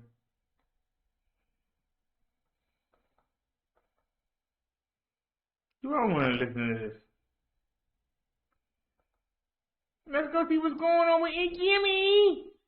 What's going on, guys? It's Jimmy here with your $600 second stimulus check update and your $2,000 third stimulus check update. In this video, we're going to hear about President Joe Biden and Senate Majority Leader Chuck Schumer on the next stimulus package and how they're going to pass it, along with a big update, a lot of breaking news on the mortgage and rental assistance for you guys, where you guys can literally claim money directly from the second stimulus package that has already been passed to have your rent or your mortgage paid for many, many months. Anywhere from 3 to 12 months, you can get your mortgage or rent paid directly from these stimulus packages that have already been passed.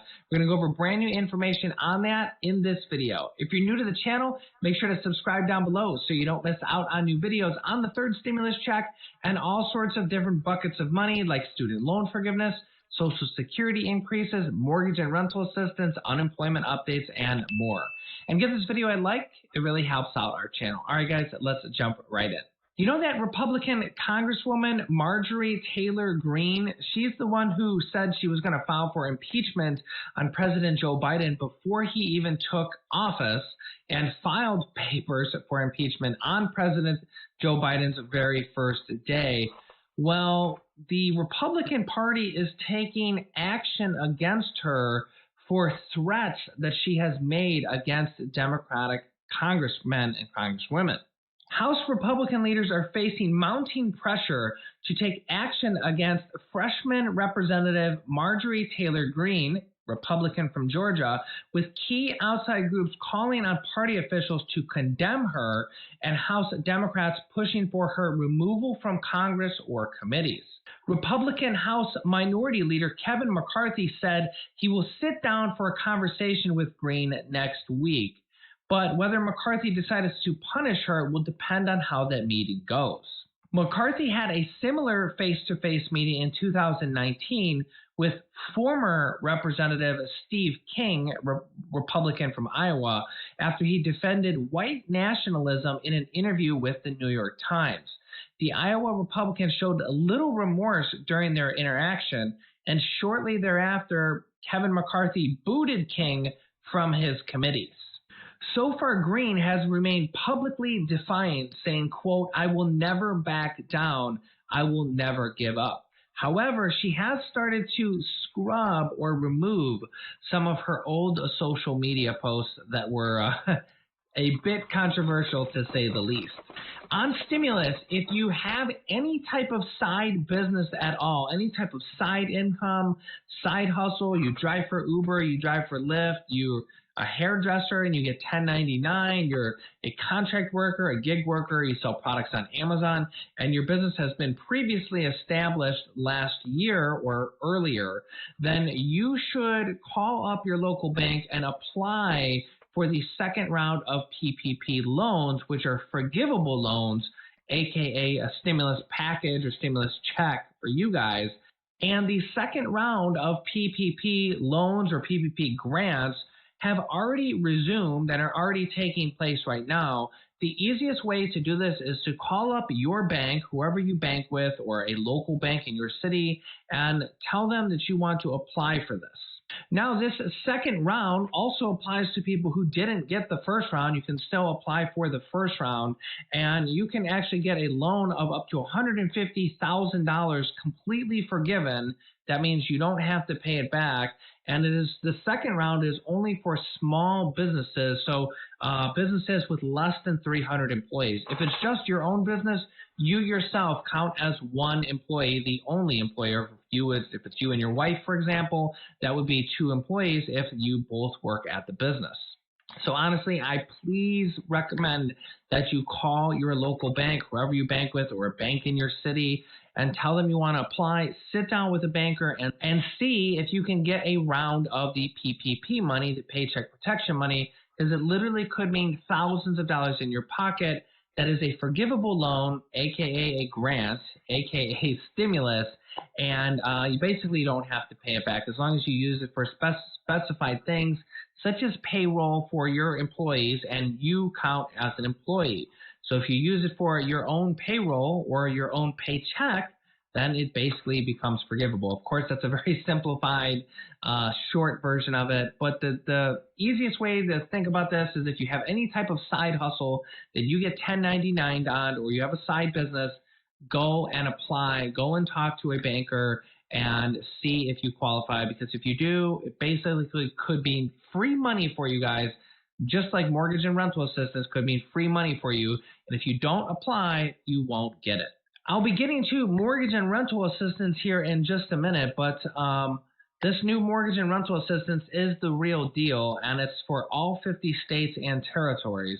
Joe Biden says that this next stimulus package, the third stimulus check package, will save millions and millions of people from coming out of poverty and that are struggling with rent, not only because there's another round of mortgage and rental assistance in the third stimulus check package that I will be helping you claim, but there's also stimulus checks of at least $1,400 for adults, for children, and for adult dependents who is a dependent on somebody else's tax return. this time around. Now, if you've been watching previous episodes, you'll know that there's a large push going on right now for two things. One, to make the $1,400 stimulus checks larger and basically $2,000 on top of the $600 second stimulus check, and also pushing for multiple stimulus checks in the future. And this renewed push for monthly stimulus checks is now over 50 House Democrats alone that are pushing for monthly stimulus checks. Now, if they can't get it in time, and we do just get the one-time $1,400 stimulus checks, which is the largest stimulus check yet to date, but I expect this push for monthly stimulus checks to grow increasingly higher after the third stimulus check. In fact, a new poll just came out that 65% of Americans support monthly stimulus checks, stimulus payments until the pandemic is over. And most polls don't get to 65% because honestly, it's hard to get Americans to agree on anything. So that's actually a pretty high number. 65% of Americans show support for this. And this goes exactly with the new push in Congress that we should be receiving monthly stimulus checks until the pandemic is over. Next up, mortgage and rental assistance. Mortgage and rental assistance is coming on live across all 50 states as we speak. In fact, Governor Newsom from California has just signed the bill providing rent relief for Californians impacted by the pandemic and has extended the California eviction moratorium. Under the new bill, the state of California will cover 80% of the rent you missed between April 2020 and March 2021, as long as the landlord forgives the remaining 20% and does not pursue evictions. They will also extend the California state eviction moratorium for another 6 months, but some tenant right advocates fear it could leave some renters out in the cold. California Governor Newsom says, quote, "We're going to leverage $2.6 billion and focus on low-income renters to pay for mortgage and rental assistance. So over $2.6 billion with a B is going to California alone." I'm seeing rental assistance programs come online across the entire United States as we see different counties and different states start to actually put this money into play and get it started. Although some counties and states say that they could be delayed until March, it really just depends on how quickly your state or your county is getting out the rental and mortgage assistance money. Some states, such as New York, actually have $100 million left from previous stimulus packages that is still available for mortgage and rental assistance. Some of these, they will send the money directly to your landlord to pay for your rent or your mortgage. And if in some states, if your landlord does not want to partake for any reason, they will send the check directly to you. So again, the state of New York alone has $100 million left over from the previous stimulus package. This will be in addition to the new round of money from the second stimulus check package. And remember, the third stimulus check package is expected to have another round of mortgage and rental assistance and utility assistance for a total. So how do you claim this? Number one, it's different across all 50 states. Man. It's also for territories. It's called the stimulus. You talking about everything else. When the next stimulus pack? That's what I want to know. Sorry for that sound, y'all. I turned the heat down because I was hot when I started. Now it ain't got cold in here. Hey, let's check this out. On Long Island, residents, police, and community activists worry about a surge in gang violence. Authorities have cracked down on crime, but now one town is seeing an uptick. CBS 2's Jennifer McLogan reports. What kind of environment is this for children to grow up in? Jim McGoldrick of Huntington Station is fed up. Not far from his family's home, multiple drive-by shootings in recent weeks. The most egregious on Teed Street. 40 shots fired at one house by 3 different guns in what police believe was targeted and gang-related. Let me see you! Can we live in peace? Occupants of the rental home shouted at us and released their dog into the yard. Even their vehicle was punctured by blasts. There have been 7 separate drive-by shootings on these 6 streets in the past month. Are they all related? Whether or not it's a dispute between 2 gangs or within fake gang. That's something we're looking into. Is it retaliation? There were 3 arrests this week from one incident. More to come, police say. Able to apprehend all 3 and recover 2 loaded handguns, and that was on 10th Avenue in Huntington Station. We need more resources here because it is spreading. It's like a cancer, and it's not fair to the community. Random acts of violence need always the articulation, the coordination of federal, state, county, and of course our local officials. This uptick comes as federal prosecutors announce more than a dozen key members of MS-13 based in El Salvador will be brought to Long Island to face trials here. Among the crimes the gang is responsible for, say cops, include the 2016 murders of teens Kayla Cuevas and Nisa Mickens, students at Brentwood High, and the slaughtering of 4 young men at a Central Islip Park the next year. All right, leading to y'all. Enormous public Somebody send us some links, but how much time do we got time to look at them? That's the question. How much time we got? Come on, why are you so slow, UT? Come on. We got 28 minutes, so let's check them out, y'all.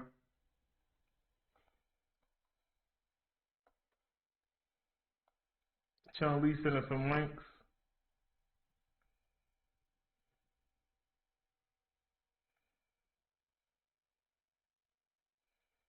All right. Long Kavanaugh, the heartbreaking story of the girl in the closet. That video. When Long Kavanaugh was just 3 years of age, she was locked inside a closet and was only allowed outside when her mother and stepfather wanted to abuse her sexually and physically. Oh, Lord. Wasn't she a cutie? She spent more than 5 years like that until she was rescued. When rescued, she weighed just 25.6 pounds, the size of her average 2-year-old. She became an advocate for abused children. However, when she was 25 years old, she was sexually arrested for sexually abusing a child. What? It was considered one of the 3rd worst abuse cases where the child didn't die. Who was Long Kavanaugh? When Long Kavanaugh's biological mother, Barbara Calhoun, was 4 months pregnant, she first crossed paths with Bill and Sabrina Kavanaugh. Barbara had recently moved in with Sabrina's relatives. Both Sabrina and Bill wanted to adopt a child, and at that point, Barbara seemed more than willing. She had no idea who the father was. So the mother was a floozy. Sabrina drove her to every medical appointment. She sat in the hallway while doctors and nurses quizzed the young mother to ensure she was not being forced into giving her daughter up for custody to Sabrina and Bill. When Long was born, her birth mother, Barbara, rolled on her side and looked away. She refused to hold the newborn. Sabrina snipped the umbilical cord. The following day, adoption papers were signed, and Sabrina fed Lauren for the first time. When she asked Lauren's birth mother if she wanted to hold her, she shook her head and turned away. The next day, young Lauren sat in the back seat with Sabrina Kavanaugh on the way home from the hospital. However, 8 months later, Barbara changed her mind. And in a year-long custody battle, she married Kenneth Atkinson, her high school friend. But due to a mistake, Barbara won custody of Lauren. Kavanaugh's lawyer never filed paperwork to terminate Barbara Atkins' parental rights.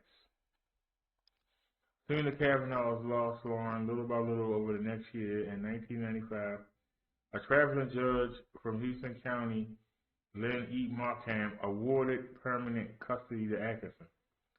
Why would a mother fight to gain custody of a child whom she let go and then torture her?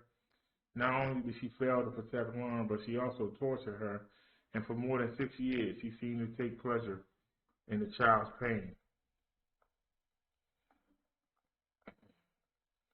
Chew it but don't swallow. After Barbara won the custody battle, everything started to go downhill for Lauren. At the age of 3, the abuse began. Lauren was confined to live in a dark, lice-infested and urine-stained closet. She was referred to as a little secret by her mother and stepfather, Kenneth Atkinson, and she was forced to live in a 4-foot by 9 closet.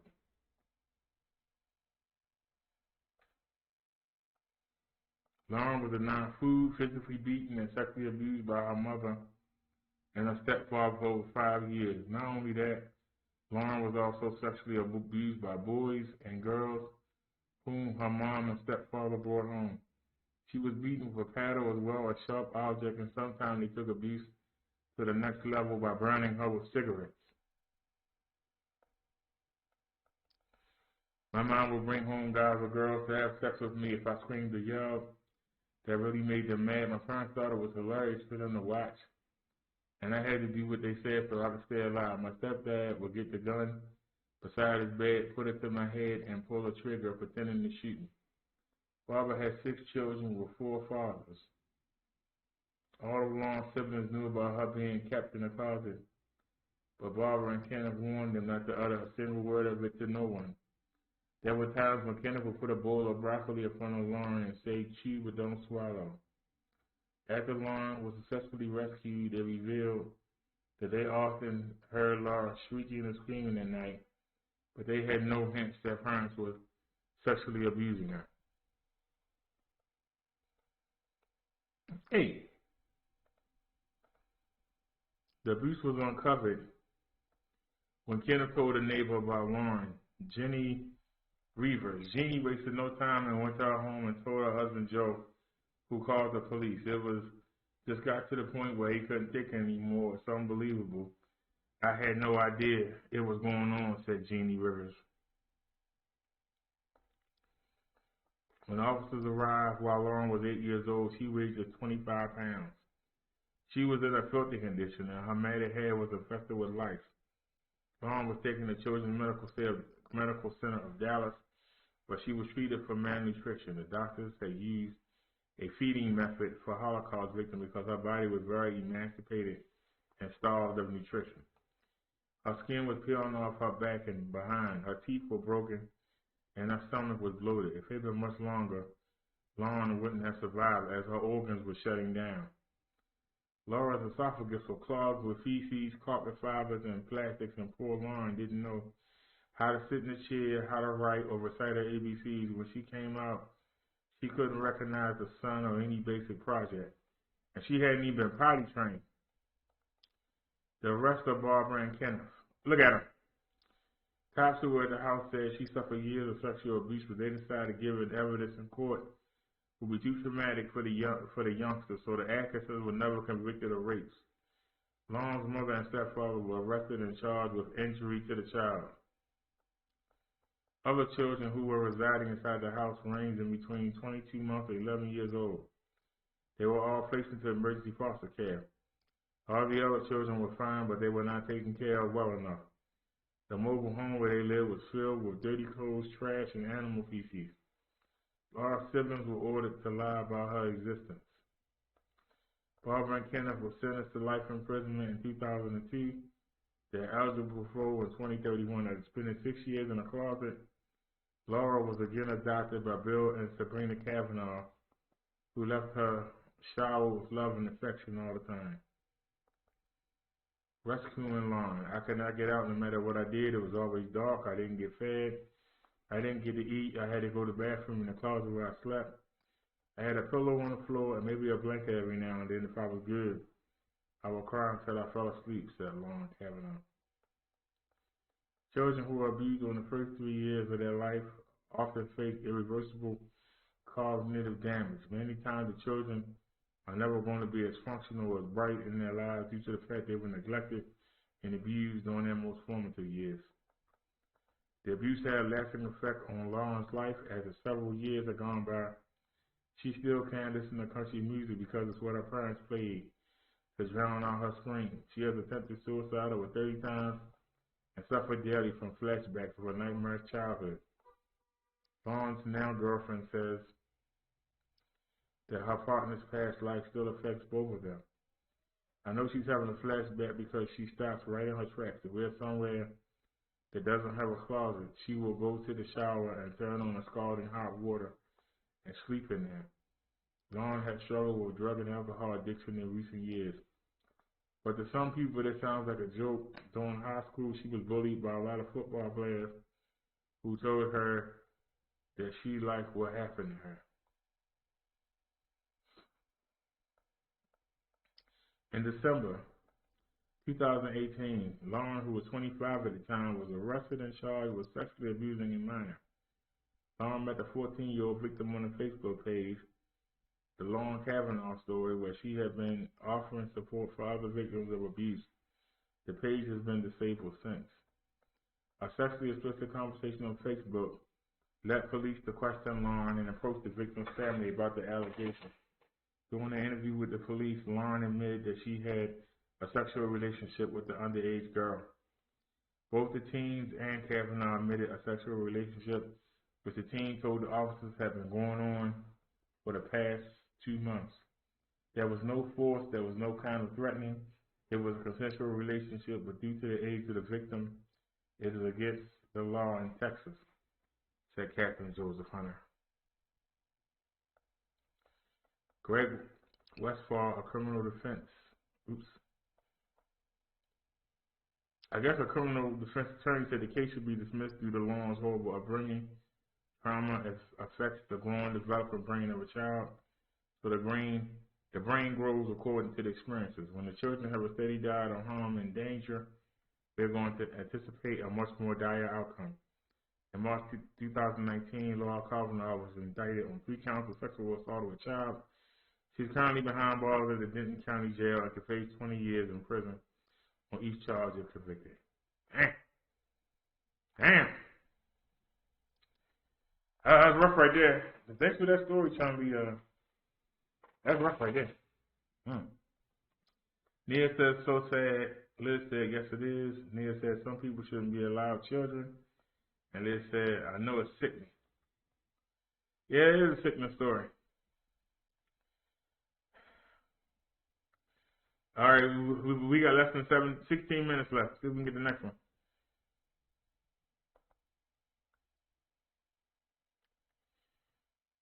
Six counts of murder and no death penalty in case against 17-year-old suspect in Adams Street homicides.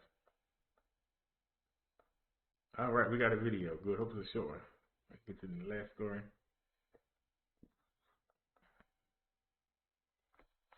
All right, y'all waiting for the video to load up.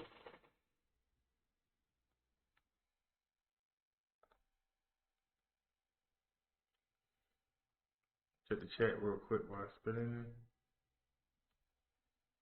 Oh, there ain't no sound.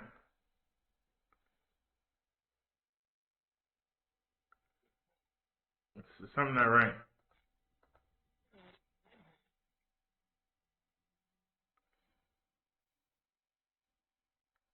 Can y'all hear anything?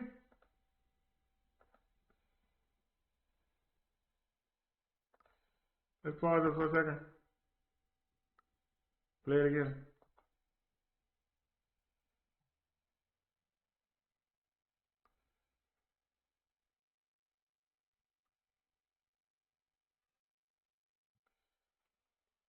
I can't hear anything. Do the next best thing. Marion County prosecutor Ryan Mears announced 6 murder charges have been filed against the suspect in the deadly shooting that killed 6 people on Adams Street early Sunday morning. The 17-year-old suspect has been identified as Raymond Child III. Child is facing 6 counts of murder, including 1 for death of an unborn child, as well as 1 count of attempted murder and a weapons charge. Even though the suspect is underage, the case was filed directly into adult court. Look at him. Childs is accused of killing his family members, 42-year-old Kevin Childs, 42-year-old Raymond Childs, 18-year-old Eliza Childs, 13-year-old child Rita Childs, 19-year-old child, 19-year-old Kiara Hawkins, and baby boy Hawkins, the unborn child of Kiara Hawkins. According to court records, the key witness to the horrific violence appears to be the suspect's younger brother. Running out of his home on Adams Court over the weekend, prosecutors believe a 15-year-old boy begged his own brother to spare his life. According to the affidavit, the victim pleaded with the older sibling. I could give you $40, please don't kill me. Despite being shot in the leg and arm, the 15-year-old survived and told police his older brother was responsible for shooting the family. It's horrible that you're in this reaction when you think, what can we do to help, says Marion County prosecutor. The surviving teen we call here and sister yelled, Raymond shot Elijah. He also told police he heard another gunshot before his father said, "I'm sorry, Raymond, I love you." After hearing shots fired in the house, Child's brother escaped through a side door. He said Child chased him down and shot him in the leg and arm. The 15-year-old brother believed Child intended to shoot him in the head but missed. Prosecutor Mills claimed the violence appeared to have started after the suspect got mad at his father, who told the teen he was going to be in trouble for leaving home without permission the night before. That motive allegedly led Child to grab 2 guns and kill his parents, Raymond and Kizzy, 2 siblings, Elijah and Rita, as well as the pregnant girlfriend of one of his brothers, Kiera Hawkins, and an unborn child. There's never going to be a reason to justify what happened. There's nothing no one can say to explain the loss of 6 lives. Oh, now there's another video. Well, did this one work? Wait, you mean my warranty doesn't cover leaks? Sorry, man. All right, well, this video works. We got a commercial. Let me check the OBS. How much time we got left? 5:38, okay. Skip ad. Also on this Friday morning, disturbing new details about that massacre on Adams Street. Yeah, a 17-year-old accused of killing 4 family members, a pregnant woman, and her unborn child remains behind bars this morning. And Fox 59's Alexa Green is back on this for us. Alexa, court documents are shedding light on what happened now. What are the newest details here? Well, Britt and Scott, prosecutors believe an argument between the suspect and his father about staying out late may have sparked this morning. Raymond Childs III is facing 6 counts of murder, including the death of an unborn child, as well as 1 count of attempted murder and a weapons charge. Police say he shot and killed his 42-year-old parents, his 2 siblings, ages 18 and 13, as well as the pregnant girlfriend of one of his brothers and her unborn child. Prosecutors tell us that child was at full term. That pregnant woman just a week away from giving birth, according to the shooter's surviving 15-year-old brother. Court records name that brother as the key witness. That 15-year-old told police he begged his own brother to spare his life, offering him $40 not to kill him. That 15-year-old was shot, but was eventually able to run to a neighbor's home to call police. There's never going to be a reason to justify what happened. There's not anything that anybody's going to be able to say where you're going to say, well, that explains the loss of 6 lives. And so I think that's part of the equation. The other part of it is just we lost enough. Enough families have experienced enough pain over issues that don't need to be settled with guns. Police say following the shooting, the suspect Childs went to his girlfriend's home with 2 bags of clothes and told her his father had kicked him out. The 2 eventually went back to the crime scene after seeing an alert about the crime on a neighborhood app. The girlfriend claims while at the scene, Childs was nervous and at one point began crying. Police eventually tracked him down at a relative's house and brought him into custody. Now, even though the suspect is underage, the case was directly filed into adult court because he's just 17 years old. Prosecutors can... Well, that's depressing. That was time wasted. I already told y'all that. We just watched what I just told you. We literally just watched what I just told you. How much time we got left? We got 9.5 minutes. We got one more story. Can we get it in? Can we get the last story in? Please be a video. Yes, it is. Yes.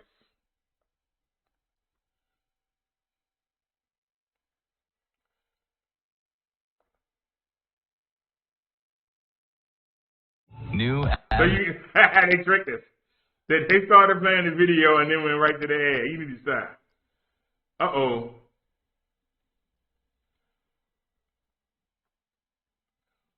Okay, hold on.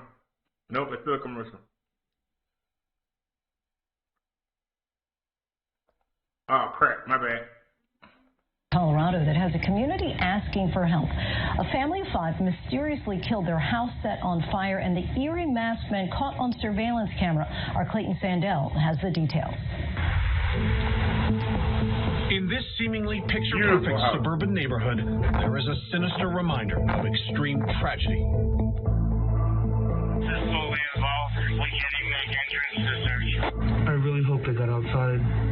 I really hope they got outside. I mean, we just saw all the flames coming out. We were in complete shock. 3 people escaped. But after the extinguishing efforts, our crews found 5 fatalities in the lower portion of the building. 5 members of an immigrant family from Senegal, including 2 children, killed in a fire investigators say was arson. It was then converted to a homicide investigation. Today, flowers left behind are dry and faded. The charred house stands as a daily reminder of a mystery that 2 months later remains unsolved. We are worried. We are extremely worried. We don't know why they did it, who did it. This is one of the worst crimes against immigrants and against Muslims in the history of Colorado. Jabril Giol, known as Jibby, was 30. He came to America in 2012, graduating Colorado State University with a degree in civil engineering. And he was like, I just want to be an engineer. My goal is to really become the best engineer I could be. He did never settle for being average. He wanted to be outstanding at everything he did. He became a U.S. citizen, working for a construction company on a huge freeway project. We lost just a huge leader in our community, and also someone that we all considered like, you know, a little bit of the example to follow, because he got a great job, was married with his child, and it's just really heartbreaking to lose somebody like that.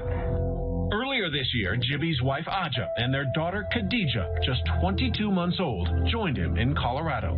Family meant everything to him, pretty much, like everything. Khadija, just a bubbly child and very happy. Friends say Jibby was generous and outgoing, the kind of husband brave enough to sing his wife a very public happy birthday. Happy birthday. Aja was such a beautiful soul. Oh my gosh. She wanted to go back to school and become a nurse, and that was her goal, and I know Jibby was supporting her 100%. Jibby's sister, Hassan, had also just arrived from Senegal. She was working at Amazon. Her daughter, Hawa, was just 10 months old. By all accounts, the family had never been in trouble and was thriving. What did this community lose? We lost people who were really community-oriented and who not only cared about themselves, but cared about the community and were examples of the American dream. These are the 3 people investigators say set the fire, captured by a neighbor's security camera, faces hidden behind eerie masks, driving this dark sedan. They were wearing masks and hoodies, and it just looks haunting. It looks like it just came out of a horror movie. Just very crazy. But despite dozens of tips, help from federal agents, and a $40,000 reward, investigators say there are few solid leads. Have you been able to narrow in on any kind of motive? That's one of the frustrating things as well. So, no, I don't have a specific motive. All right. How much time we got? We got 4 minutes. Nia dropped the link. Let's hurry up. Check that out. Hope it's not long. Ladies and gentlemen, come on over. I have today with me, he'll always be Chief Joe Hallman. He retired as my Chief of Law Enforcement, but he's the Deputy County Manager in charge of Public Safety. And a dear friend, this is the second time we've had to be together this week in front of the cameras. Oh, in fact, I think you put the Chief up last time, didn't you? But we're here today to talk about another COVID-related event. And this has to do with these folks. The cornerstone is Phyllis Torrado. Phyllis, in fact, is the general manager for the McDonald's at 27 and Central Avenue in Lake Wales. And she is going to be pivotal about what we talk about today. But let me tell you how this began in July. Publix Corporate Security noticed a fictitious letter where an employee had asked for COVID relief funds from the Polk CARES Act run by the Board of County Commissioners. So, of course, we all worked together with our team, Public's notified us. We notified our colleagues from the Board of County Commissioners assigned to Polk Cares, and we all began to this investigation, and we found a lot of people that had falsified documents in order to steal money. However, upon the investigation, and this is taken from July until now, of all the people, some others are still under investigation. So understand, we're not saying this is a complete list, but at this point in time, this is the group of people that we've documented received $2,000 from Polk Cares under this specific program, with the exception of Phyllis. She didn't receive the money, but she facilitated the cheating for the McDonald's employees. So the COVID program was designed for if you lost your job, you were laid off, furloughed, or had to take a reduction of hours because of COVID. We had all right, y'all, this video is 16 minutes long. That got help from... But you got the gist of it. We got a minute and something to go. Nia, next video, we're going to play that video. And also, we're going to play that video that we cut off from Chun-Li. We're going to play that next time we go live. Remind me. Thanks for sending it. That's a shame that that those people tried to cheat. People who really need that money. It's a shame that that young man who was being scolded for sneaking out of the house decided to try to kill his whole family and shoot the brother of his girlfriend who was pregnant with his possible niece or nephew. He needs to go sit in that chamber or that chair or whatever they are, because that's ridiculous. Them take all them lives for no reason. Because he got mad because he was getting scolded. And he decided to go kill his whole family. There's no excuse for that. Well, it's 5:59. All right, y'all. Thanks for watching, everybody. I hope y'all enjoyed the sermon. Hope y'all enjoyed the show. I'm going to go eat and relax. I might come back on later on. So be looking.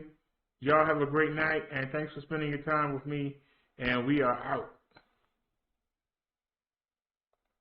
Thanks for watching, everybody.